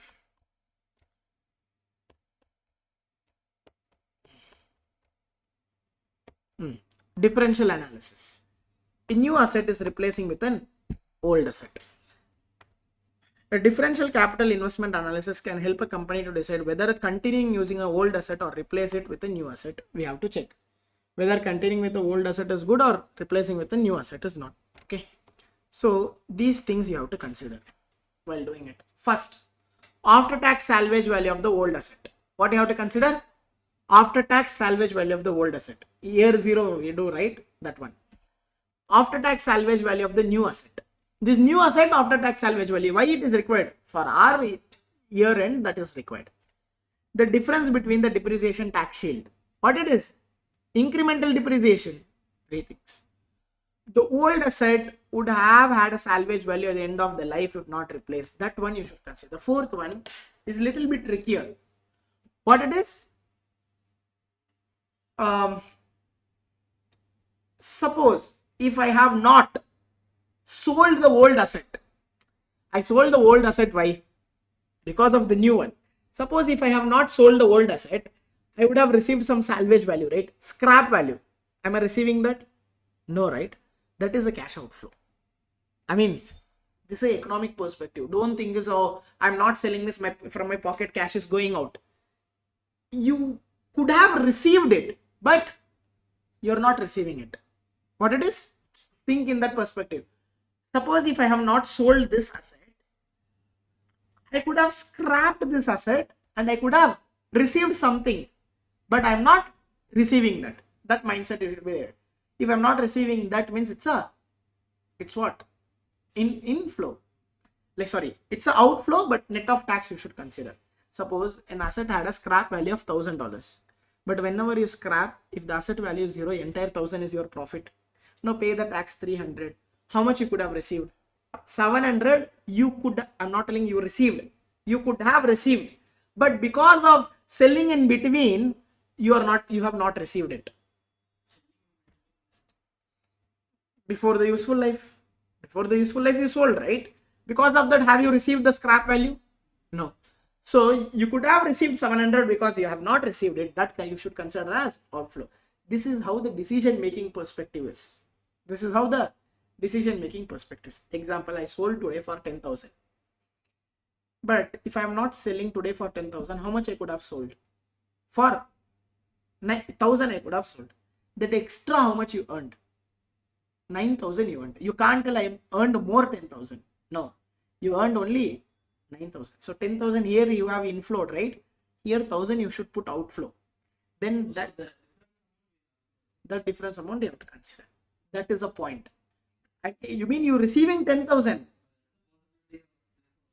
So yeah, that is how the decision is taken. See, suppose if you are selling this today, you will get 10,000. But if you sell after the useful life, you will get 1,000. Now you want to consider, do I want to sell today or not? Then you will think how much extra you earned on this if by selling today. Yes, that is a point. So what you did here, you consider 10,000 inflow. Here you consider 1,000 outflow. Extra, how much you earned? 9,000. That perspective is what the fourth point is telling. Next, what? Any difference in the operating cash flow? The normal cash flow you will earn because of this new machine, that one. Okay, the extra cash flow. All these things will be considered. You take this example. Existing machine was how much? 80,000. New machine is how much? 1,50,000. How many years is a useful life? 10 years, and this is a 5 years. Make it simple. And how many years is more is left? 3 years more is left. Okay. Now, and also I could have sold this old machine for how much? 500. And I'm selling right now for how much? 5,000. Right now I sold for how much? 5,000. But if I could have sold for how much? 500. Okay. Now we'll take this after tax salvage value of the old asset when the new asset is purchased. For now I have sold for how much? 5,000.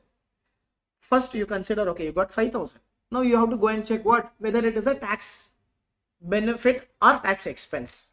How to check that? Go and check what is the book value today. 80,000 installation cost, freight, everything is how much? 85,000. What is the depreciation you could have done till 7 years? 8,500 into 7. 59,000 you have done depreciation. So what is the original life of the asset? 85 minus 59. The book value is how much? 25,000. But you sold for how much? 5,000. So 20,000 is a loss. So on this 20,000, what you will get? 30% tax benefit you will get. So that is how much? 1,000 something. Yeah, 6,150.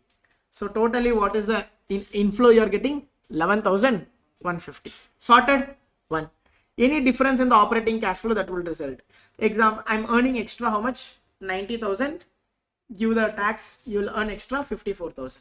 Next. The difference between the depreciation tax shield, that is what is called as incremental cash flow. Old machine depreciation was how much? 85. New machine depreciation is how much? 165 divided by 5. How much it is?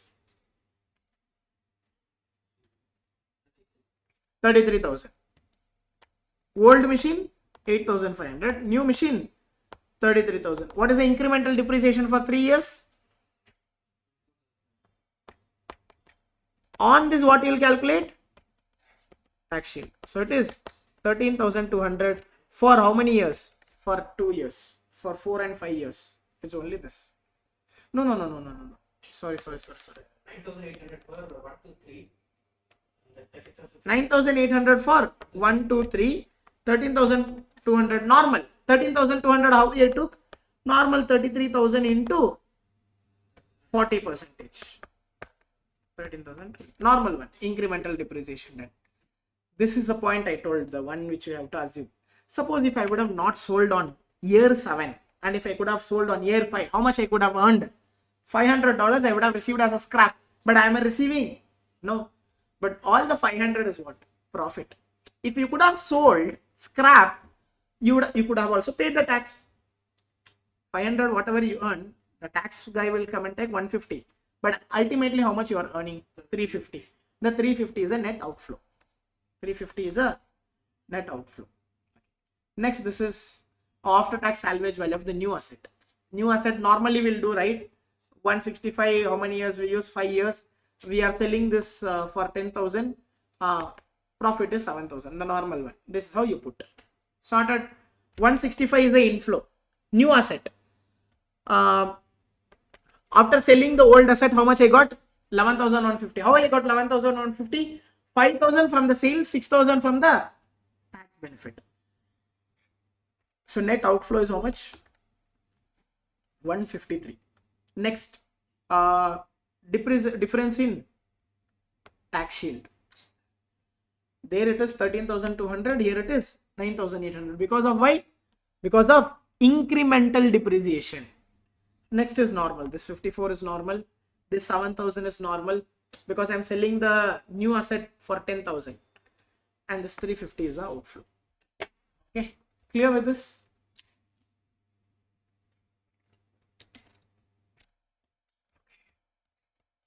Now we'll start with payback. Okay, we'll do payback and we'll take few breaks and we'll start with NPV. Huh?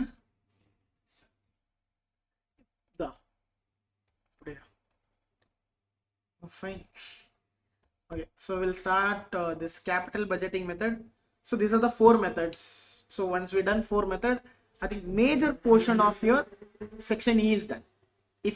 But for all this 4 method, what is the base? The one we learned, right? That is the base. That what? Payback period, discounted. If you know the time value of money, all 4 is sorted. So 2 things you should know: time value of money, how to calculate relevant cash flow. If you know these 2 things, these 4 things are sorted. But if you are lacking behind the basic, you can't hit on this. We will take a break and start. Huh? 11.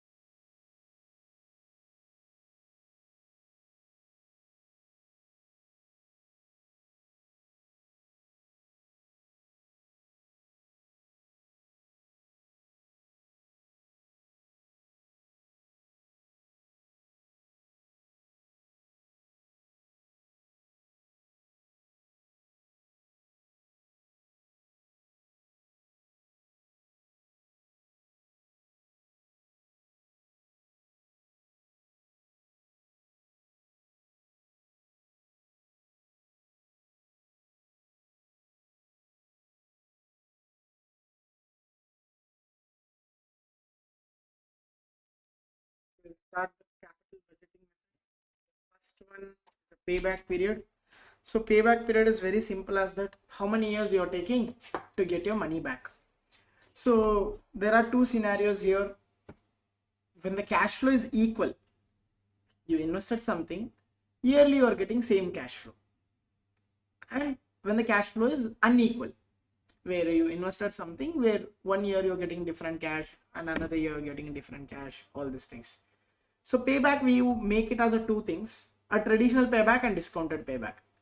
The problem with the payback method is it doesn't consider time value of money. It doesn't consider time value of money, cash, normal. That's it. So that is a problem. So to overcome this problem, we have discounted payback period.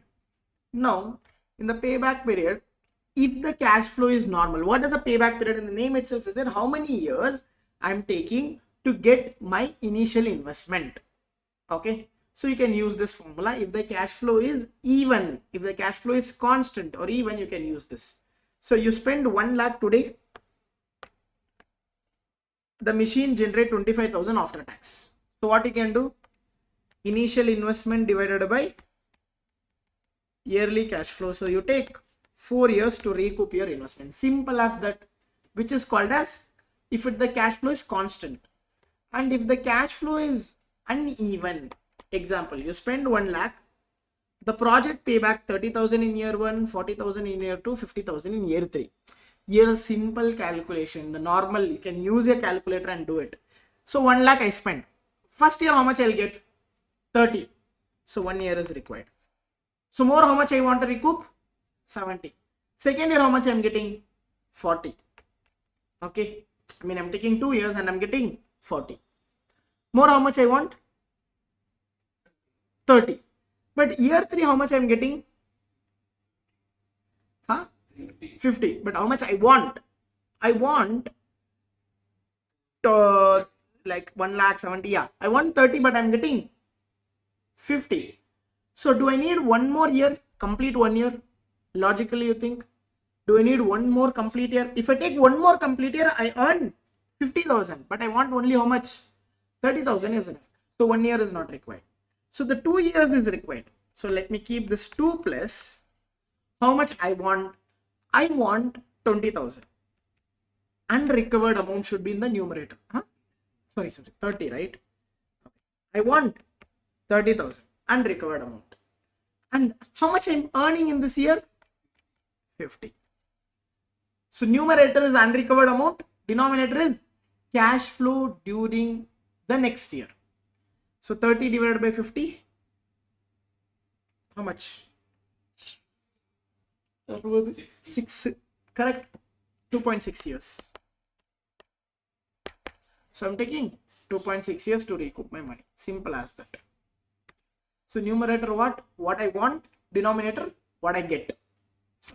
So payback period is done. Example of payback method with unequal cash flow. Yes. Again, we use that example, right? You get this table. We calculate this table earlier. Now, if you want to apply the payback period, it is not even. You are getting uneven, right? So you invested how much? 150. So 43 I will get in year 1. So more how much I want? 1 lakh 6. Year 2 I must get this. More I want 60. Year 3 I will get this. More I want 16,000. I want how much? 16,000. But how much I am getting? 42. 770. So how much it is?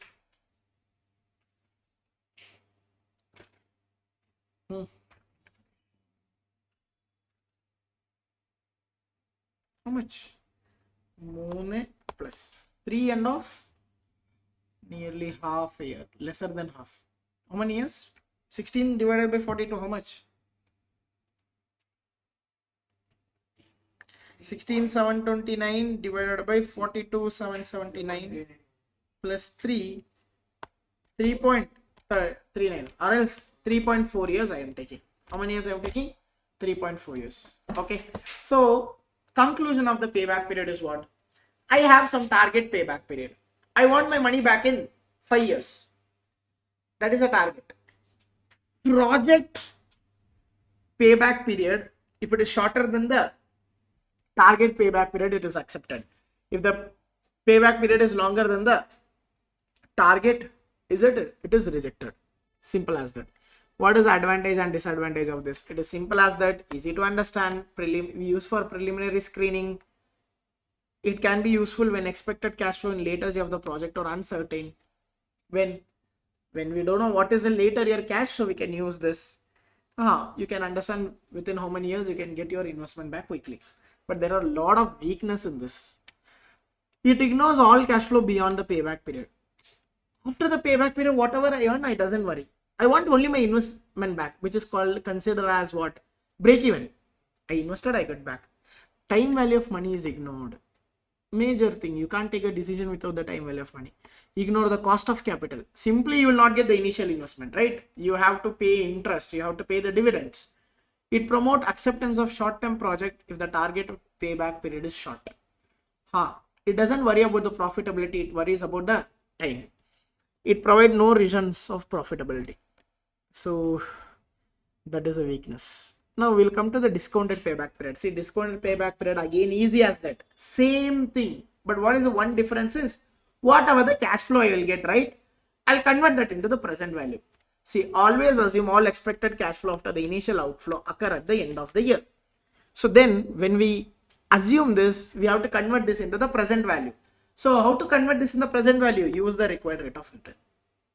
So the return the company expect to receive in the market for an investment comparable risk, the minimum rate of return the project must earn to justify the investment of the resource. We'll take the required rate of return and we will convert the projected cash flow. So what is this required rate of return? We use discount rate, hurdle rate, opportunity cost of capital. The rate what is there, right? Only the name difference, they all mean same. Usually company will just use its cost of capital as a starting number. Usually what the company will use? Company will use as a cost of capital. Okay. Now in the discounted payback period, it's same as uneven cash flow. Here, if you earn even also, when you convert into present value, will you get even cash flow? It will be uneven. So example, you see, company has 10% discount. So company got how much? 5,000, 6,000, 4,000. 5,000, 6,000, 4,000. What is the first step you have to do whenever you get the discounted cash flow? In the discounted payback period, first step is to convert into discounted cash flow. Convert this by using a 10%. 1 divided by 1.1 into 5,000. 4545. 1 divided by 1.1 into 6,000 after 2 years. 4958. 1 divided by 1.1 into 3, 4,000. 3,005. Okay, this is a cash flow. How much it is? See, discounted cash flow 4545, 4959, 3005. Now I want how much? 10,000. In 10,000 how much I recovered? 4545. More how much I want? 5455. How much I recovered? 4959. More how much I want? 496. I want 496, but how much I'm getting? 3005. That's it. So it is 0.165. So you're taking 2.165 years if I'm using the discounted cash flow. And we put in the same example. You calculate the relevant cash flow, right? Convert that into discounted cash flow. The last line you convert into discounted cash flow. You see here, this is a cash flow we got. Use the present value factor, convert that into discounted cash flow. Now in 150 I want 39, I got 110, I remaining. 37 I got more 72 remaining. 33 I got 39 remaining. 29 I got 10 remaining. I want how much? 10,418. By got how much? 25 985. So it is 4.4 years. Okay, simple as that. That's it. If you want, you can use the present value table to convert that cash flow into present value. Calculator is the best. If you want table, you have a table option, you can open, you can use this. But for IRR, you use the table. Okay. If the question asks for break-even time, use the discounted payback period. Another name, you can use the discounted payback period. Okay, now we'll go to the NPV. NPV is easy as that. Again, we use what? Discounted cash flow. So you got the cash flow, right? Convert into present value. Sum it up.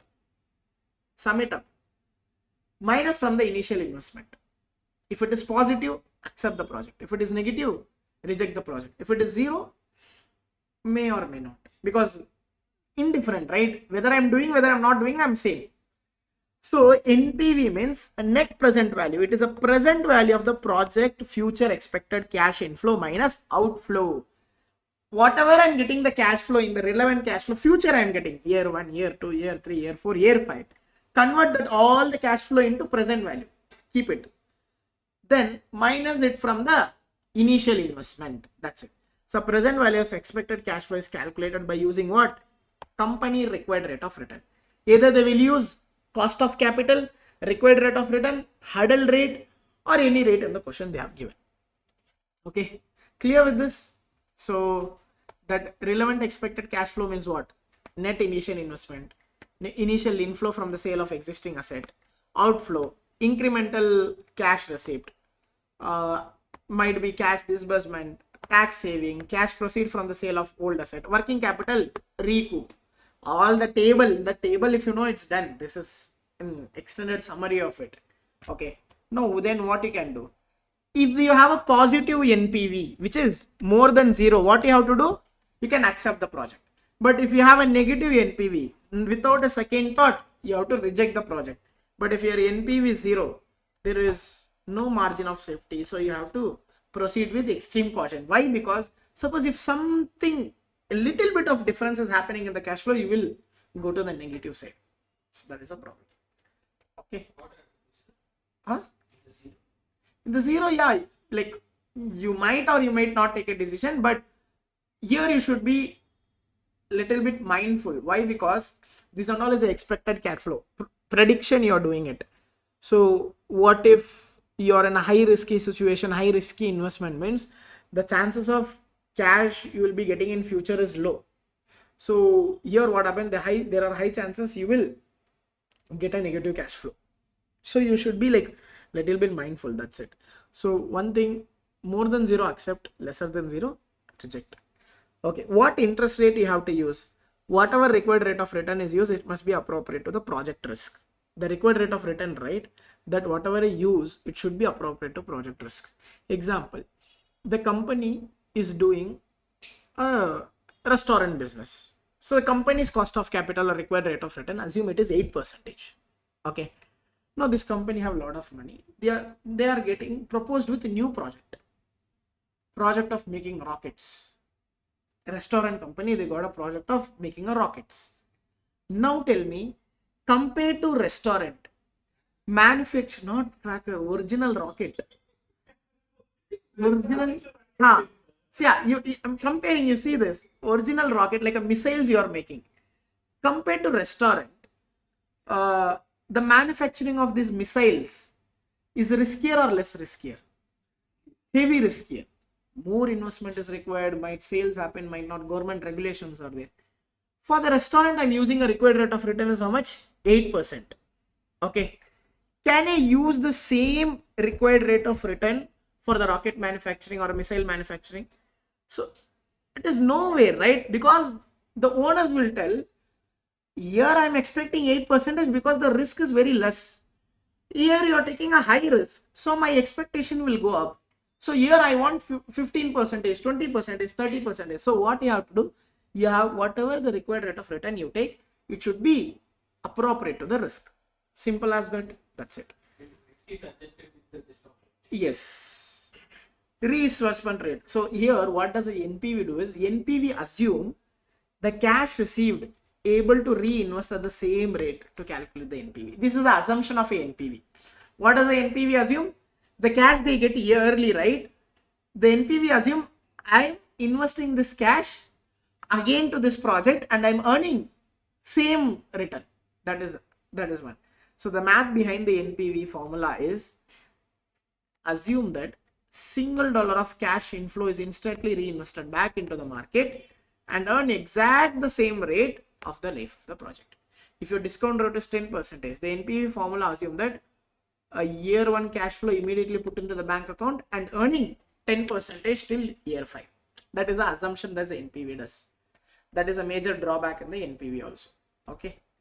Now we'll go and calculate what? NPV for unequal cash flow. Unequal means yearly your cash is same, the table one. So what you will do, first step, calculate the relevant net cash outflow. And step 2, separately discount each subsequent year after tax cash flow. Sum the discounted cash flow minus with initial investment. Do the table. Okay. Example, this is a cash flow we are getting from year 1 to year 9. The example we did starting, right? The same example we are using. Then next thing what you have to do, today I am spending 1,50,000. What is the present value of the 1,50,000? 1,50,000. That outflow you don't worry. It's 150. The rest everything I will convert into present value by using some discounting factor. I will convert into present value. We all know how to do the present value. Did. Okay. Next step is what? Don't worry about this. Calculate, sum it up all the inflow. Sum it up all the inflow minus with outflow. Calculate the inflow, how much it is?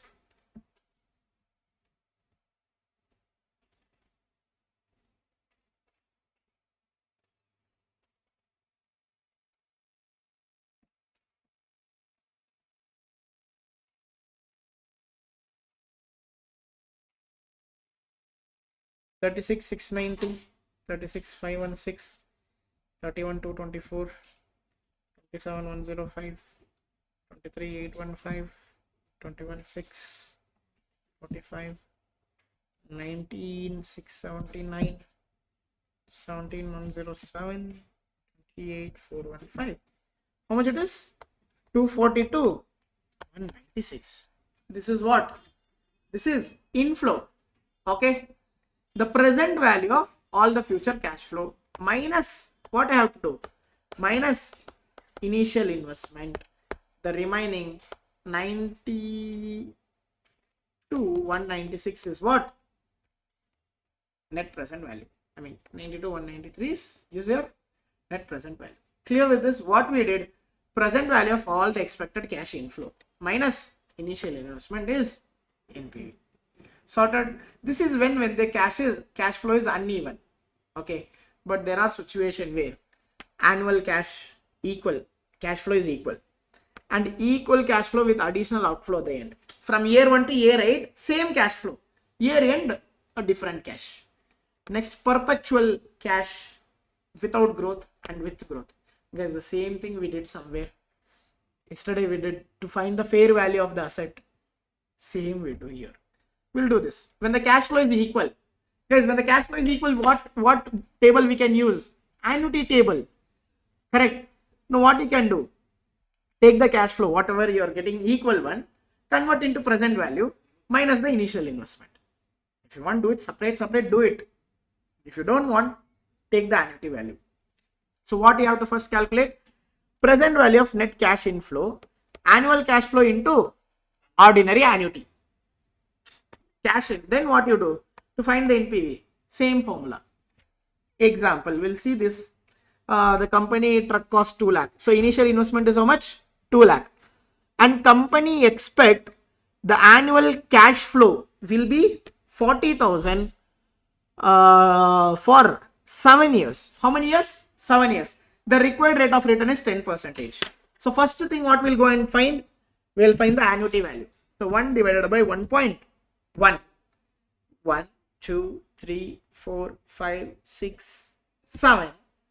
Click on GT, you will get 4.868. That is called as what? Annuity value. And that annuity factor you have to multiply with annual cash flow. You will get what? Present value of all the future cash flow.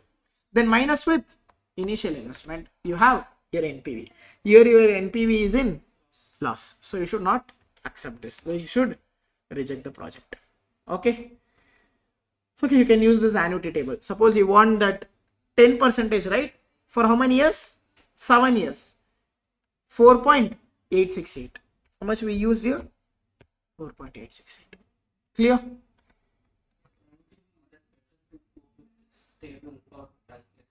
Anything is better. Fine. Whichever is comfortable for you. See, if it is annuity, go check the table, do fine. And if it is yearly, here you sit multiply and click on M plus, fine. Or you can go to table, each year you check the percentage and do it. Fine, no problem. So the next one is where you are getting an annual cash flow, but year end you have a different cash flow. What you can do is, example, from year 1 to year 8, cash flow is same. Year 1 to year 8, cash flow is same. Year 9, the cash flow is different. So what you can do, from year 3 steps, from year 1 to year 8, what you can do, you can use the annuity factor and convert into present value. Year 9, normal means 1 divided by 1.1, 9 times you do. Don't click on GT or anything. The 9th year, whatever the present value factor, not annuity factor, present value factor you get, multiply with that. Then you will get, add this both. Which one? Step 1 and step 2 you add. Then minus with initial investment, you will get the NP. Clear with this? See, example, from year 1 to year 6, our cash flow was 20,000. So what we did? 20,000 multiplied by annuity factor. So present value is how much? 87,500. But 7th year, our cash flow was how much? 20 plus 30 minus tax. So we were getting 38,000. Our cash flow was 38. So what we did? We used present value table. So what was the percentage? Required rate of return is 10. 1 divided by 1.1 into 7 times we did. We converted into the present value. Now you added this both. You got the present value of future cash flow. How much? 1,06,000. And initial investment was how much? 1 lakh. So is equal to 6594 is the what it is? Not ending, NPV. Okay. Not ending. Oh, NPV. So next, if the cash flow here till there is some limited year is there. Here, when you have a constant cash flow, then what you can do? Annual cash flow divided by required rate of return. Whatever yearly I am earning divided by, yesterday we did D divided by R. Remember, right? To calculate the P0, same. Growing annuity means R minus G. But here, end of year of cash flow. Because here, yearly the cash flow changes. Here, the cash flow is same. Okay. See this. Perpetua plans to invest 40,000 and their annual cash flow is 5,000. Rate is 10%. 5,000 divided by 0.1, 50,000. So what is my NPV? Present value of all future cash flow is 50 minus initial investment. My NPV is 10,000. Okay. Next, when there is a growth, same concept, but growth is what? 5%. So you just minus G, 100,000. So present value of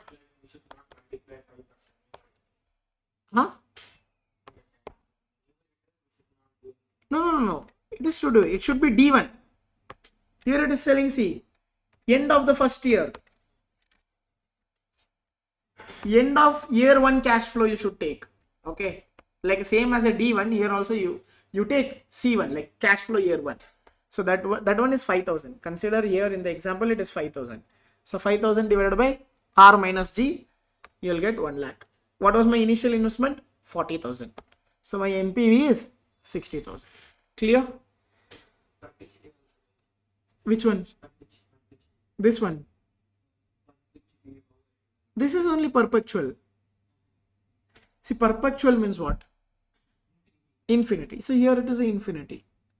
You are getting infinite cash flow because there is no any year. Till now what we did, year 1 to year 5, year 1 to year 6. Here there is any year I am taking? No. Clear with this? Annual cash flow divided by R and annual cash flow divided by R minus G. That's it. Now, whatever the discount rate we take, it should adjust with risk. Usually we can take the WACC. When we can take the WACC, the project whatever we are going to invest is same as our risk. But if it is not, then you have to increase the risk. But if it is the risk is lesser than us, you have to reduce the required rate. Okay. See, lower the risk, decrease the project discount rate. And how to use, suppose you have a limited fund, you want to invest. What you have to do? You have to rank it. highest NPV to lowest NPV. If you find any negative NPV, always reject it. Don't ever consider taking into the calculation. Okay. Now, higher the discount rate, lower the NPV. If I'm charging more discount rate, my cash present value of future cash flow will happen what? Decrease. If that is decreasing, what will decrease? My NPV will decrease. See, my hurdle rate was 0, I was earning 287. My hurdle rate is 25%, I was making loss of 50,000. So higher the higher the risk, higher the discount rate, lower the NPV. And benefit of NPV is what? It is considering time value of money. It is considering the profitability. It is adjusting with the risk. It's adjusting with the risk. What are the limitation? The major limitation I told already. What it is? Reinvestment assumption. Okay. Yes, that is a okay. And but the another disadvantage, it doesn't provide the answer in percentage.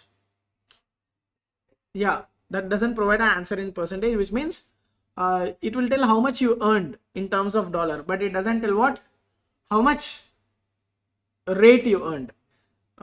Example, you would have earned 1 million, but it doesn't say from how much you earned this 1 million. It says, yeah, you earned 1 million. That's it. Okay. For huh? Could you explain the tablet columns? Which one? So you can try in your calculator to take 1 lakh, discount by 10%, discount by 15%. Discounting by 10%, it will be. Okay. Discount by 15%. It will be. That's it. So what does it mean? So when the present value of future cash flow is less, what happened to the NPV? NPV will be more or less. If present value of future cash inflow is less, NPV will. And what happened to the NPV? How, if inflow is less, how the NPV will be more? My initial investment is 1 lakh. Okay. My inflow is 80. Or my inflow is 120. And my inflow is 110. Okay. Where I will be having more NPV? 120. Okay. 5 more NPV in 120 because my inflow is more. When inflow is more, what will be more? NPV will be more. When the inflow is less, what will be less? NPV will be less. When the higher the hurdle rate, what will be less? When hurdle rate is more, what will be less? Which? No, like you do one thing, you take simply, you take 1 lakh, discount with 10%. Take the discount rate of 10% and take the discount rate of 15%. Try.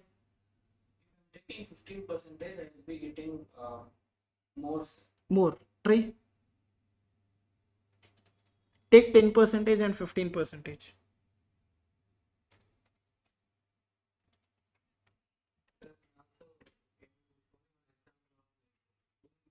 Middle of the projects, they will have like additional investment. That some nothing, like you can do one thing, you'll write the inflows, right? Minus it outflow. See, yeah, in that year only. Year 3, I did additional investment. Year 3, I was earning 1 lakh inflow. I did an additional investment of 30,000. So 1 lakh minus 30,000, 70,000 is inflow. That's it. Discount the 70,000 as usual. See, when I'm taking, I will take only last line while discounting. I'm not calculating further. So what happened? Which one is more? 15% or 10%? 10% is more. 15% is less. So what I told? Higher the discount rate, lower the NPV. Why lower the NPV? Because lower the cash flow, cash inflow. Clear with this? See, when I expect more, I want to pay more to my investors. If I'm paying more to my investor, my NPV will be less. Okay. Then this is done. Next we'll go to the IRR. See, NPV, you got the answer in dollar or you got the answer in percentage? Dollar. But IRR, that you will get an answer in percentage. But then how you will select this? You have some discount rate, right? You consider this is your discount rate. You want 10 percentage. Your IRR rate is more than 10. What you will do? Select it. If IRR is lesser than 10, reject it. Simple as that. How to calculate IRR, we'll see. But concept is this. How it is? So if the IRR is more than the hurdle rate or the discount rate, accept. If the IRR is lesser than the hurdle rate, reject. Okay. What is this IRR rate is? So it is a rate where your NPV is equal to 0. IRR is a rate where your NPV is 0. If you use that rate, your NPV is 0. Clear with this? Now, if a rate is more than the hurdle rate, which rate? If discount rate is more than the hurdle rate, what happened to your NPV? Your NPV will be in minus. Because IRR rate, example, my IRR rate is 12%. Here, what is my NPV? 0. Because I told IRR rate is equal to what? NPV 0. If I use 14%, it will be more than 0 or lesser than 0? Lesser than 0. It will be in minus. Because we just you saw, right? Higher the hurdle rate, lesser the NPV. It's already in 0. If you increase more, it will go in minus only. So because of this, we'll reject this project. Clear with this? No. Calculation process of IRR when the cash flow is equal, when the cash flow is different. When the cash flow is equal is easy as that. We did payback period, right? Same. When the cash, but you use this when the cash flow is equal. So when the cash flow is equal, divide the initial investment by the annual cash flow. For the payback period, what we did? Same. Divide the initial investment divided by annual cash flow. The result will be a factor that represent present value of annuity. Now consult the present value annuity table. Begin with the line indicating the project life in the step 1. If necessary, interpolate. Interpolate is not required. We'll see this. What is the initial investment? 150. And here what is the rule I told? The cash flow is equal, even. So the after tax annual cash flow is how much? 39,000. So now what is the formula? Initial investment divided by annual cash flow. See this, how much you are getting? Try first. 3.84 or 89. 3.84. Three numbers. 3.846. How much it is? 3.846. And what is the project life? 5 years. Guys, step 1, what it is? Initial investment divided by annual cash flow. You got this 3.846. Okay, done. And two things we have to understand.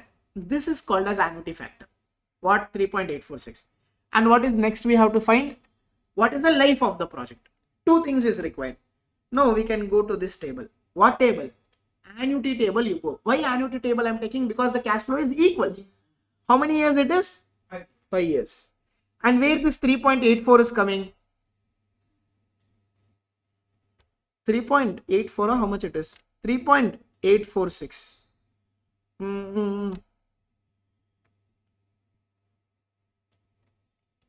It is coming between these two.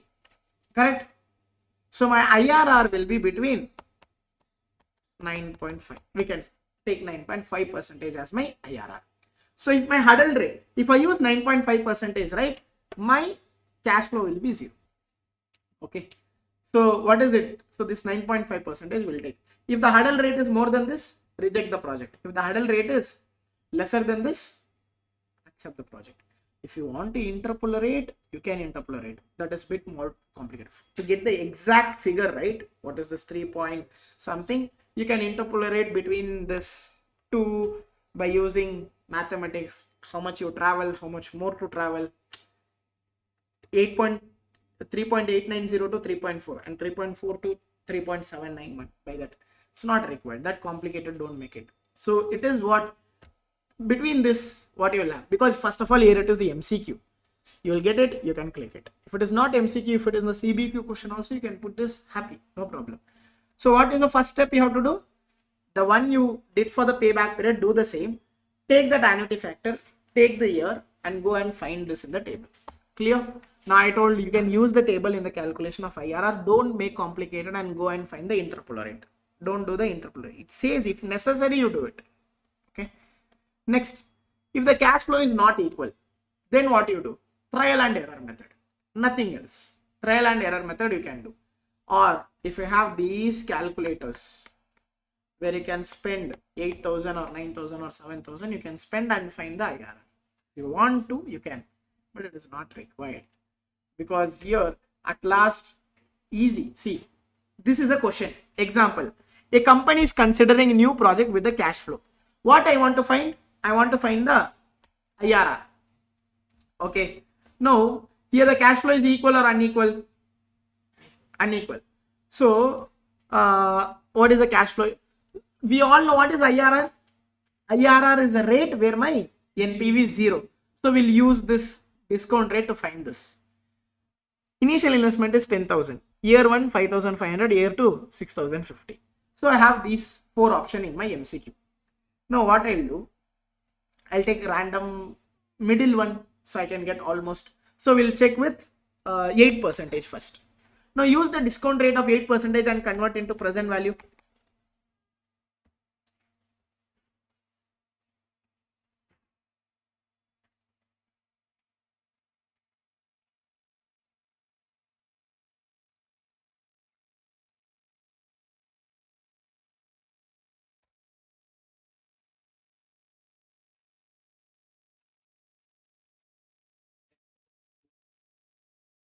Oh, so 10,279. So minus the initial investment. So 279 is the NPV. So it is not 8%. It is not 8. So can I take 6? Guys, no, my question is, can I take 6? You can't. You shouldn't take. Why? Because when I was using 8, it was positive. If I use 6, it will be more positive, because lower the interest discount rate, higher the NPV. Guys, two things, statement. Higher the discount rate, lower the NPV. Lower the discount rate, higher the NPV. We don't want high, we want low. More, we want to make it to 0. So we can use 10%. I think you will get exact, because only $200 difference, right? Try with 10%. Exact 0. Exact 10% you will get. So what is the cash flow of 5,500 converted into present value? 1 divided by 1.1 into 5,500. It is 5,000. 1 divided by 1.1, 1 to 2, 6,050. It's 5,000. So what is my cash inflow? 10,000. What is my outflow? 10,000. So my NPV is 0. So this is my IRR. If you take 12%, it will be in minus, because higher the NPV, higher the discount rate, lower the NPV. Huh? No, you calculator. These are the two options you have. Just you don't have any third option. Either you have to do trial and error method, or you have to use the calculator to find the IRR. Okay. You can take the random percentage and check. If it is too huge, go at the higher interest rate. If it is too minus, go for the low interest rate. Then you will get approximate. See, the rate will be below 10 to 20%. More than that you might have. If it in the MCQ option is given, no, you can't. There is this BA2 plus. It's not scientific calculator. It's different. You have a button called IRR. You have a button called NPV. If you click, put the numbers and you click on that button, it's like a computer. You can enter the digits in it and click on the percentage, and you click on like if it is a cash flow, you can give the cash flow for different years, and give the initial investment. It will calculate and tell it. Okay, but for the normal calculator, you can go with the trial and error method, what we did now, or you can use this calculator, Texas Instrument, HP. This and all is acceptable calculator. If you want to spend, you can go and write the exam. No problem with it. You went to exam, right? Okay. This is the NPV profile and IRR profile. You see that difference between the NPV and IRR? See, now the hurdle rate is 25, NPV is this much. Okay. This one we covered.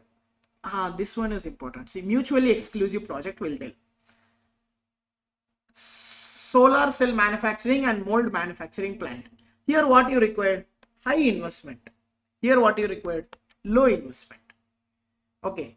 You see the NPV, it is very higher compared to this.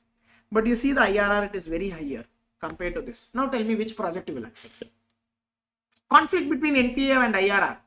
Which one you will accept? You have an option to choose only one project. Which one you will accept? So in this case, the smaller project is having high IRR, large project is having high NPV. That depends upon the management. If management want to maximize their wealth, terms of dollars, they will go with NPV. Or if they want to make returns, they will go with IRR. Because as per the return, mold manufacturer is making 3.74%, but solar cell manufacturing making only 19.11%. Okay. So so when there is a mutually exclusive project, you will take with what the management intention is. Next thing, there is a mutually exclusive project with variation in life of the project. You are comparing two projects. One project life is 5 years and one project life is 10 years. There will be a conflict. Again, NPV and IRR. In this case, always choose NPV is the better ranking. Because the conflict is there, right? Because one life is 5 years, one life is 10 years. IRR will be favorable for whom? 5 years one. Why? IRR is in the rate. Who is giving money faster? IRR will go back. But NPV is not like that. NPV will tell, I want more dollars. More number of dollars is required because it is a number, right? So in this case, we can choose NPV for the better ranking. Okay.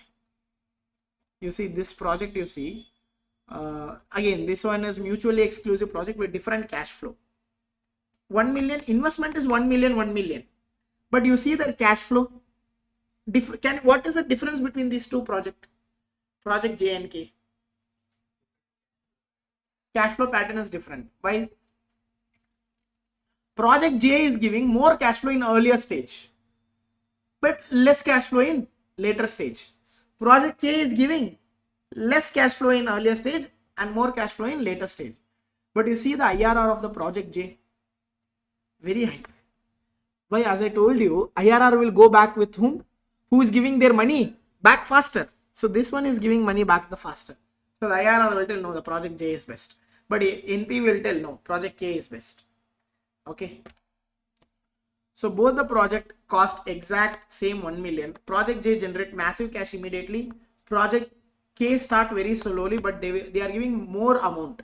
You see, it is giving 500, 800, 150. More amount is given project K. But in IRR, ignore that. IRR will tell no, I want money faster, so I'll go with project J.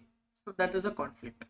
Okay. So again, when there is again a conflict, you have to go with NPV because NPV is the maximizing shareholder wealth. And the benefits of IRR is what? Here also you consider time value of money. A discount cash flow method. The IRR account for the time value of money. IRR can be compared with required rate of return. Yes, you can compare the IRR with the WACC and take the decision. It is easier for manager to understand and interpret net present value. But IRR is also having the same disadvantages was NPV was NPV. What was the NPV disadvantage? It was assuming that it is investing the same amount in what percentage? NPV's percentage, the required rate of return. IRR also assume that cash inflow from the project will be reinvested at the IRR rate. Okay. This differential analysis we did. This covered already. Now, capital budgeting and inflation. Now, capital budgeting is done. We can consider this as a different topic, inflation. Now, in inflation is what? The cash you are getting in future will have a very lower value. Now, company is selling some product, few product. In future, however, they will get more cash. Why? Because they will charge more from their clients. So they will get more cash only. So why they are charging more cash? Because of inflation. So that factor is coming in. That factor also you should consider in the capital budgeting. That is what the capital budgeting and inflation will teach you. We'll see this. Okay. Now there is a properly include inflation process, two things. One is cash flow and rate of return. So the term, we have two terms to understand here. One is nominal cash flow and real cash flow. What are the two terms? Nominal cash flow, real cash flow. Nominal cash flow include inflation. Nominal cash flow will have inflation. Real cash flow will have no inflation. Now tell me, by understanding, which cash flow will be more? Nominal will be more or real will be more? Nominal. Why? Nominal has inflation. Nominal includes inflation, so it will be more. Real doesn't include inflation, so it will be less. So it's an exact raw number of dollar you physically see printed on the price tag or the deposit in the bank account in the future. Why? It is adjusted for inflation. Today, if you want to go buy a t-shirt, 100 rupees. Next year, you want to go buy a t-shirt, 120 rupees. Why? Because it is already adjusted inflation. But real, it doesn't. No. It's a purchasing power or a true economic weight of the money measured in today's dollars. Today's value, what it is, it's say, without adjusting to inflation. Understand the two terms, nominal cash flow and real cash flow. Okay. Now, again, there is a nominal required rate of return and real required rate of return. In nominal required rate of return, what we consider? See, yesterday we learned, right? Required rate of return, what and all will be there? Risk-free rate and risk premium. Risk-free rate, risk premium. That is there. But nominal will also consider what? Inflation. So, because of this, nominal rate will be more than the real rate. Again, nominal cash flow is more than the real cash. Nominal rate will be also more than the real rate. Now, real required rate of return will have only two things. Risk-free rate and risk premium. Only these two. Okay. Now, we'll get into the calculation. Suppose if the question is given nominal rate, you have to convert into real. Sometimes they will give real. You have to convert into nominal. First, we'll convert the cash flow and see. You want what? Real cash flow. But they have given nominal cash flow. Now tell me, real is more or less compared to nominal? Less. So you do division. So you can do the division like this. This is a formula. What it is? Nominal cash flow divided by 1 plus inflation rate. And here also time is there. What is the time means? This cash flow is after third year. Guys, this is same as present value of future cash flow, right? Same, but here you are not using required rate. Here you are using inflation rate. Simple as that. This is what? To convert nominal cash flow into real cash flow. Because real cash flow is today. What is the value? And this is a formula. Nominal cash flow divided by 1 plus inflation rate in the power of time. Example, a nominal cash flow is 11,000 and when the inflation is expected to be 2% and received after 1 year. 1 year means do only one time. So 11,000 divided by 1.02. So it is 10,784. Now it says it will be received after 2 years. So what you can do? 1.1 divided by 1.02 into 1.02, like multiplied by 11 power 2. So 11,000 divided by 1.02 into the power of 2, you will get 10,573. Same as present value of future cash flow. This is when nominal to real. Okay. Now they have given nominal rate. What rate have given? Nominal required rate of nominal rate is given. You've been asked to convert to real. So again, nominal is having 3 factors, but real is having 2 factors, which is lesser than that. So real will be lesser than nominal. So again, 1 plus nominal rate divided by 1 plus inflation rate minus 1. Here don't do into the power of time and all. It's rate. Rate either 1 year or 10 year, it will be same. It's not a cash, right? So percentage. So what you can do, if the nominal rate is 6%, inflation is 2%. What you can do, 1.06 divided by 1.02 minus 1, it is 3.9. Nominal rate, if it is 6%, real rate is how much?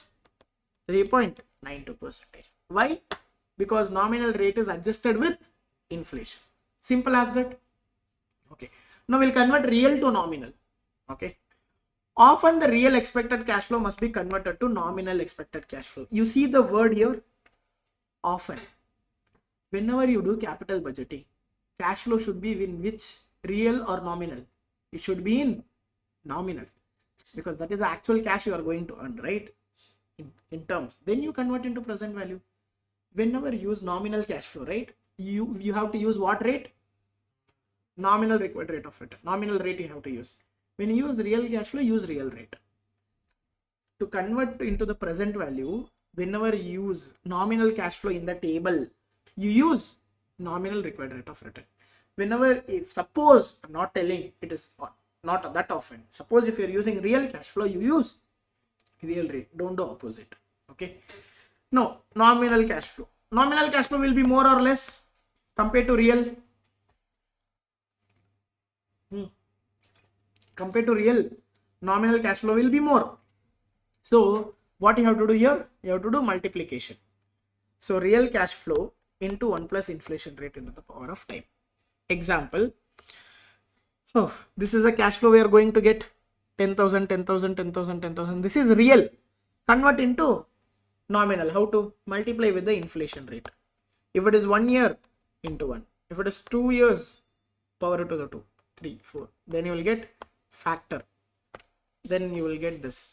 See, it was 10,000 and it is now 10,300, 10,600, 10,900, 11,255, because inflation have increased so much. Or you can take the last cash flow, right, and multiply with 1.03. You will get this one, because each year it's compared to previous year 3% is more. So you can do that also. Now, real rate is given. You have to convert into nominal rate. There you did division, here you do multiplication. 1 plus real rate into 1 plus inflation rate minus 1. Okay. If inflation is expected to be 3 and real rate of return is 5, what you can do? 1 plus 0.5 into 1.03 minus 1. How much it is? 8.15%, which is more than, huh? I multiplied it. 1.05 into 1.03 minus 1. Here what I did? The only factor which is missing in real rate is inflation. rate. So, oh, you are telling to add. But inflation affects only interest, or inflation affects principal also. Right? So what we have to do? It is affecting interest and principal. So that is the reason we are multiplying. If it affecting only one thing, right, you just put it. So the cash flow, whatever you get, it affects the cash flow, cash what you earn, and it affects the interest what you pay. Everything is getting affected. So that is the reason we multiply. Clear with this? So yeah, that's a good point, because when we learn theoretically what we take, nominal is having 3 items, real is having 2. So we can add 1. So adding 1 doesn't work, because it's percentage and it affects not only one thing. It affects principal and it affects interest, both. Okay. So obviously, so you think like, okay, so that is the reason that extra 0.15% is more. 0.15% is more, or else it will be 8. 5 plus 3 make it 8. No, it is 1.03 into 1.05. Then at last you have to minus 1, that you know why. So 8.15% is conversion of what? Real to nominal. Now we'll see exact cash flow, how it is used.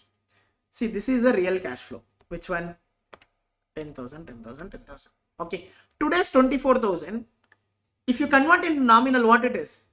24 only, because today's 24,000 is already affected by inflation. So 24. Okay. Next, what you do? This is real cash flow. Convert into nominal. What you have to do? Not plus. Multiply with inflation rate. Multiply with inflation. So you multiplied with inflation, you got this. Okay. Then what do you keep this? Don't convert into present value. No. Don't convert this into present value. We'll keep this. Okay. The next point is about the depreciation tax. This is depreciation. Now my question is depreciation is affected to inflation? Is depreciation, do we need to, depreciation is 6,000, year 1, 2, 3, 4. Okay. This is a cash flow we are going to get 10,000 is the operating cash flow. Subsequent year, what and all cash flow is there? 2 cash flow. What and all is One normal by business you will get, one is depreciation tax shield. Normal one we converted into nominal cash flow. But depreciation, can you convert? Don't convert. Why you should not convert depreciation? Will depreciation change because of the inflation? Do you think depreciation will change because of the inflation? No, right? That day I used the example in the class. Today you booked some concert. You paid 100 rupees. They cancel the concert. They are refunding your money after 1 month. They are refunding money after 1 month. Will they pay 100 plus inflation, or will they pay whatever the 100 rupees you paid for the concert? Whatever you paid 100, that only they will pay back. It's not that 1 month because of the inflation it is more, you will get back. So whatever you pay, you will get back. Same way the government is telling, you paid some amount for the fixed asset, right? I will give depreciation only for that. I will not give depreciation tax shield for your inflation and all. So that is the reason 6,000, the depreciation is not adjusted for inflation. So the depreciation tax shield should not adjust for inflation. That you take normally. Now you have two cash flows. What and all? 10,300, 1,260. This and this. Why we are writing this separately is because it is not adjusted with inflation. Now what you have to do? Convert into present value. To convert into present value, which rate you will use? Real rate is 5. Will you use 5 or will you use 8.15? 15, because I told, right? Whenever you convert into present value, what rate you have to use? 8.15 you have to use. Clear with this? Yes, clear. Any doubts? Okay, yeah, that's it as that. Finish with nominal and real. Okay, next we have a theory topic, risk in capital budgeting. What is the risk in capital budgeting is because everything we are expected for future. So it is not required that whatever we expect it happens. We are making assumptions. We are getting a cash flow is also assumption. It is for sure you will get 10,000. Some might be, might not. What if the government is increasing the tax rate? Your depreciation tax shield entirely changed. Your operating cash flow entirely changed. What if your supplier is increasing the rate? What if electricity rate got increased? What if labor become expensive? Happens. So it just all expectation. So there is risk. So we calculate what? Expected cash flow. How the expected cash flow is calculated? Cash flow into their probability. And at last we add it. Example, in the project A, if there is a recession, we'll get 2 lakh. If there is a mild recession, we'll get 2.5 lakh. Stable, 3 lakh. Minor expansion, major expansion. This is a project A's cash flow. And there are probability of happening this event is 5%. Suppose if rain comes, I will earn 1 lakh. What is the chance of rain? 50%. Then what is the expected cash flow? 50,000. 1 lakh into 50%. Like that, what you do? Cash flow into probability you do. You will get expected cash flow. And for the project B also, you will calculate what? Expected cash flow. This is how you calculate expected value. And this is the expected cash flow. And one thing I also mentioned, you see the cash flow between this and this, project A and project B.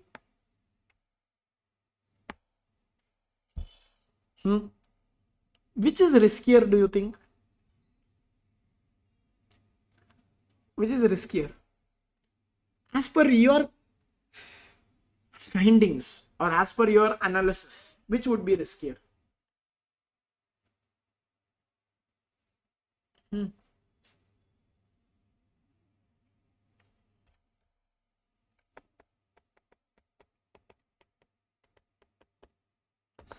More the dispersion, more the risk. Now, which one is having more dispersion? Project A or B? You see the gap between these two? How much it is? 50. Gap between these. So, more the dispersion, more the risk can happen. So, project B is considered as more riskier. So, if I want to invest in project B, what I want? Required rate of return will be more. Clear? Techniques to analyze the risk: sensitivity analysis, scenario analysis, simulation, Monte Carlo simulation. Sensitivity analysis means what? Change the underlying variables. Any one variable you change, see the effect what is in the cash flow.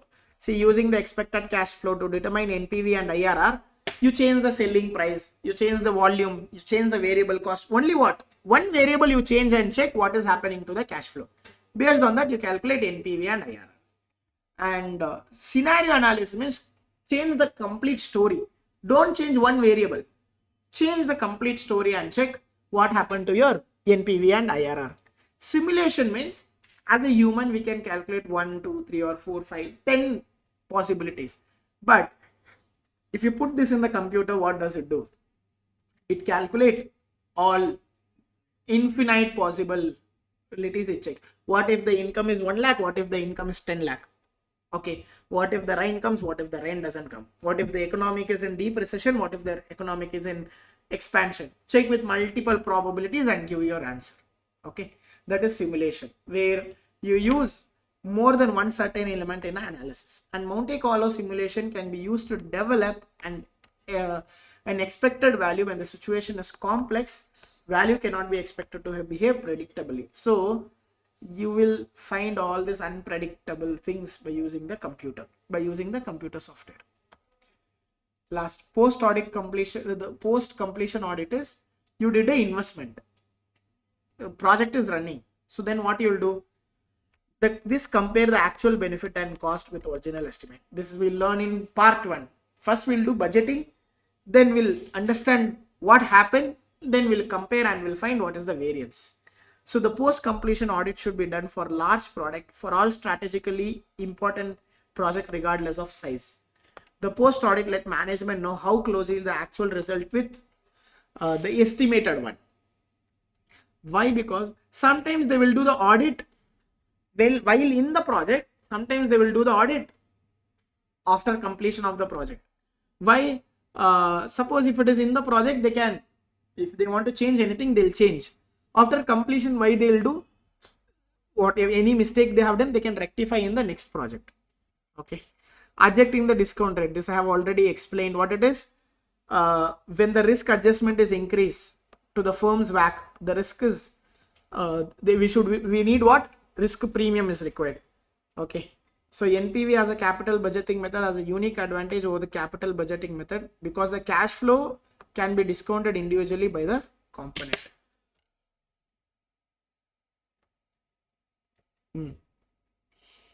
We can use the WACC of the company only when in two situations. One, the risk of the project is same as your company. You can use the same WACC. This is a business perspective. Next is a finance perspective. You are using the same capital structure. Example, I am going to take a new project. The new project is also getting funded by the same capital, same debt to equity ratio is same. Debt to equity ratio is same. What if my debt to equity ratio change? The WACC will change. So the new project must not substantially change the firm operating environment. It should be in the same risk. Then you can use what? You can use WACC. The new capital must be raised in the same proportion as the existing capital. So the company financial risk same. When and all we can use the WACC? When my operation risk and the financial risk is same, we can use the WACC. Okay. Example 1. Companies considering a new project that involves entering into a new market where competition is stiff and the risk of failure is high. Can you use the same WACC? No. And a company decide to use more debt to finance the new project in its current capital structure. What happened when more debt is used? Yesterday we learned, right? Leverage is increased, risk increase, the WACC will ultimately increase. So you have to increase the WACC. Now, it's just company decide to replace the old machine with new machine. Do you need to change the WACC? Do you need to change the required rate of return? No, because just I was running a restaurant. I had a coffee machine. I'm just changing the coffee machine. Did I change my risk environment? No. Did I I'm also taking the money with the same finance, like as a debt or equity. So no need to change your required rate of return considered to WACC. Next, capital rationing is capital budgeting. What is it? You have to calculate what? Profitability index. We calculate the NPV, right? Same one. In NPV, what is the formula? NPV is equal to present value of future cash flow minus initial investment. present value of future cash inflow divided by initial investment. But not only initial investment, present value of future net outflow. Example, project had 5 years. Year 3 there was outflow. Year 3 there was outflow. If do you consider that as an inflow? Year 3 the cash is going out.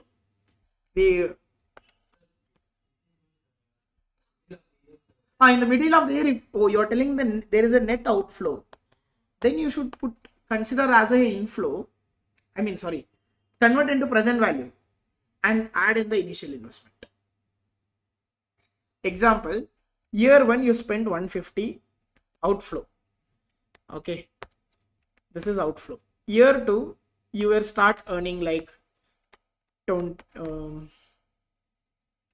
start earning 40,000, 70,000, and year 3 suddenly something happened, like working capital or something happened. Year 3 suddenly, I'm not telling in between, net, the last line, there was 40,000 outflow. Total year, ultimate, the net one, the last line, after considering depreciation, tax shield, everything, some initial investment, or we invested in working capital, consider like that.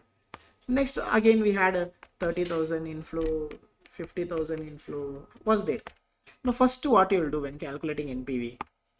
Convert into present value.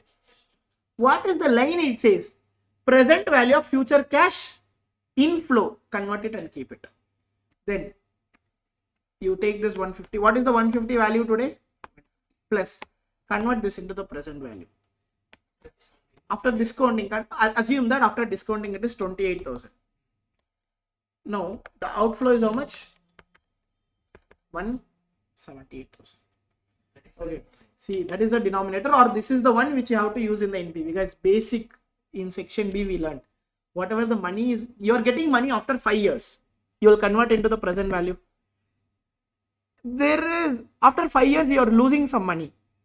That also you convert into present value. Because you are going to lose 1 lakh in 5 years. So 1 lakh, whatever you are going to lose in 5 years, it's worth lesser than today. So while taking a decision, convert and check what is that 1 lakh's value today. That's it. So same here also, what inflow divided by outflow. But everything should be in the present value. But why we are not converting 150 into the present value? Because this 150 is already in the present value. Okay. This is the how you will calculate the PI, profitability index. See, project 1 I was earning how much? Initial investment was how much? 3 lakh, 4 lakh 50, and this is the present value of future cash flow. What you do? Inflow divided by outflow. NPV you keep aside. You got a profitability index, and this one is better. 1.8 is better. So the highest profitability index induces the project 3 and project 4 have the highest NPV. Why this is used? This is used for ranking. Suppose I have a limited fund to invest. Where you will invest? First I explained. Wherever you have positive NPV, you will invest. Wherever you have negative NPV, first of all you will reject. Then collect all the positive NPV. Put like this. Who is having a higher profitability index? Invest in that. Simple as that. Okay. Okay. The last topic is real option. Yesterday we learned options, right? Here the option is on the real assets. What does the option mean? It gives a It gives a right. Forget. It gives the right to buy or sell, but not obligation. But here it is considered on real assets. Real asset means, suppose you are going to start a new project. Okay. But if you have an option with that means if you have like an option to sell that restaurant or sell that investment, that value of that business will be more. One example, suppose you are starting a restaurant at this place. Okay. And you also purchased the land next to it. Okay. Suppose if you want to expand, do you have an option to expand? Yes, you have a land to expand. So that is a real option. Option on the real asset. is called as real option. So whenever you have an option to do something, an option to abandon. So you started a project, okay, you started this company and you want to pay the rent. You have an option to cancel the lease, so you can stop the like business and go. So then that is giving you the flexibility. So that type of business will have more value. Why more value? Suppose there is another guy who started and he have a non-cancelable. Now if I give an option to invest here or here, where you will invest? Because here you have a flexibility to jump. So because of this company will have more value than that. So that is called as an option. Example, these are few example. An option to make follow-on investment. Follow-on investment means if you have an option to expand your business, yes. An option to abandon. If you have an option to close the business, okay. An option to wait and learn. You have an option to what? Like a pilot project, we can tell. A small investment you can do. And if you have an option like this, if you have an option to grow, if you have an option to flexibility, these are the example of real options. Okay. See, this is the project worth we calculate. How to calculate the project worth? NPV plus real option value. Okay. So project worth with real option minus project worth without real option, and this is the value of option. If the project is worth of 100,000 without the option, but the project is having 125,000 with the option, what is the option value now? 25,000. How does this option value get? Means that business, as a business, if they have some option to grow, or not only to grow, an option to close out, or option to learn and all, is an example of real options. An option you learned yesterday in the financial instrument, here you have an option in the real life project or real life assets. Done with your section E, and these are few qualitative factors. Yesterday we learned in the section C. Yesterday or day before yesterday we learned in the section C. Qualitative factors in the decision making. Section C is more about the decision making in the short term purpose. This one in the capital investment. Still will invest in few capital where it increase our quality, where it is increasing our public relation, where it is able to follow the rules and regulations. Even if the NPV is negative, still will invest. Example, the company starting a school for the employees children's, okay, so that doesn't earn anything. So what is the NPV of the project will be? NPV of the project will be 0 or lesser than 0. But still you invest because of public relation and employee relation. So these are few qualitative factors for the consumer safety, for the employee safety, and for the regulation of the government and all. Will invest in qualitative factors even if your NPV is lesser than 0. Okay. Yeah.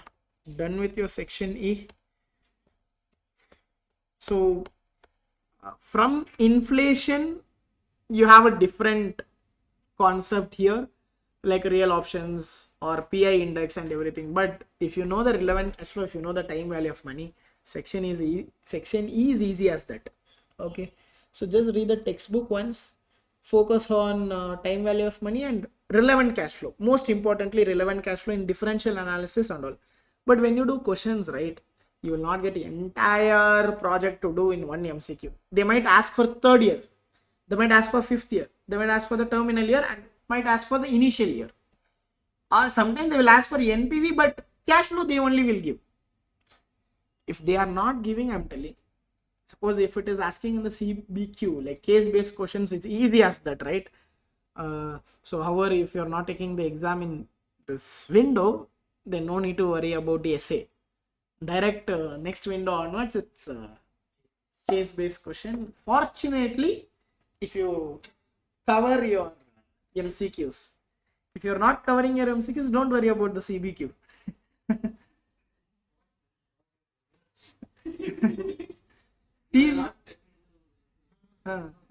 Correct.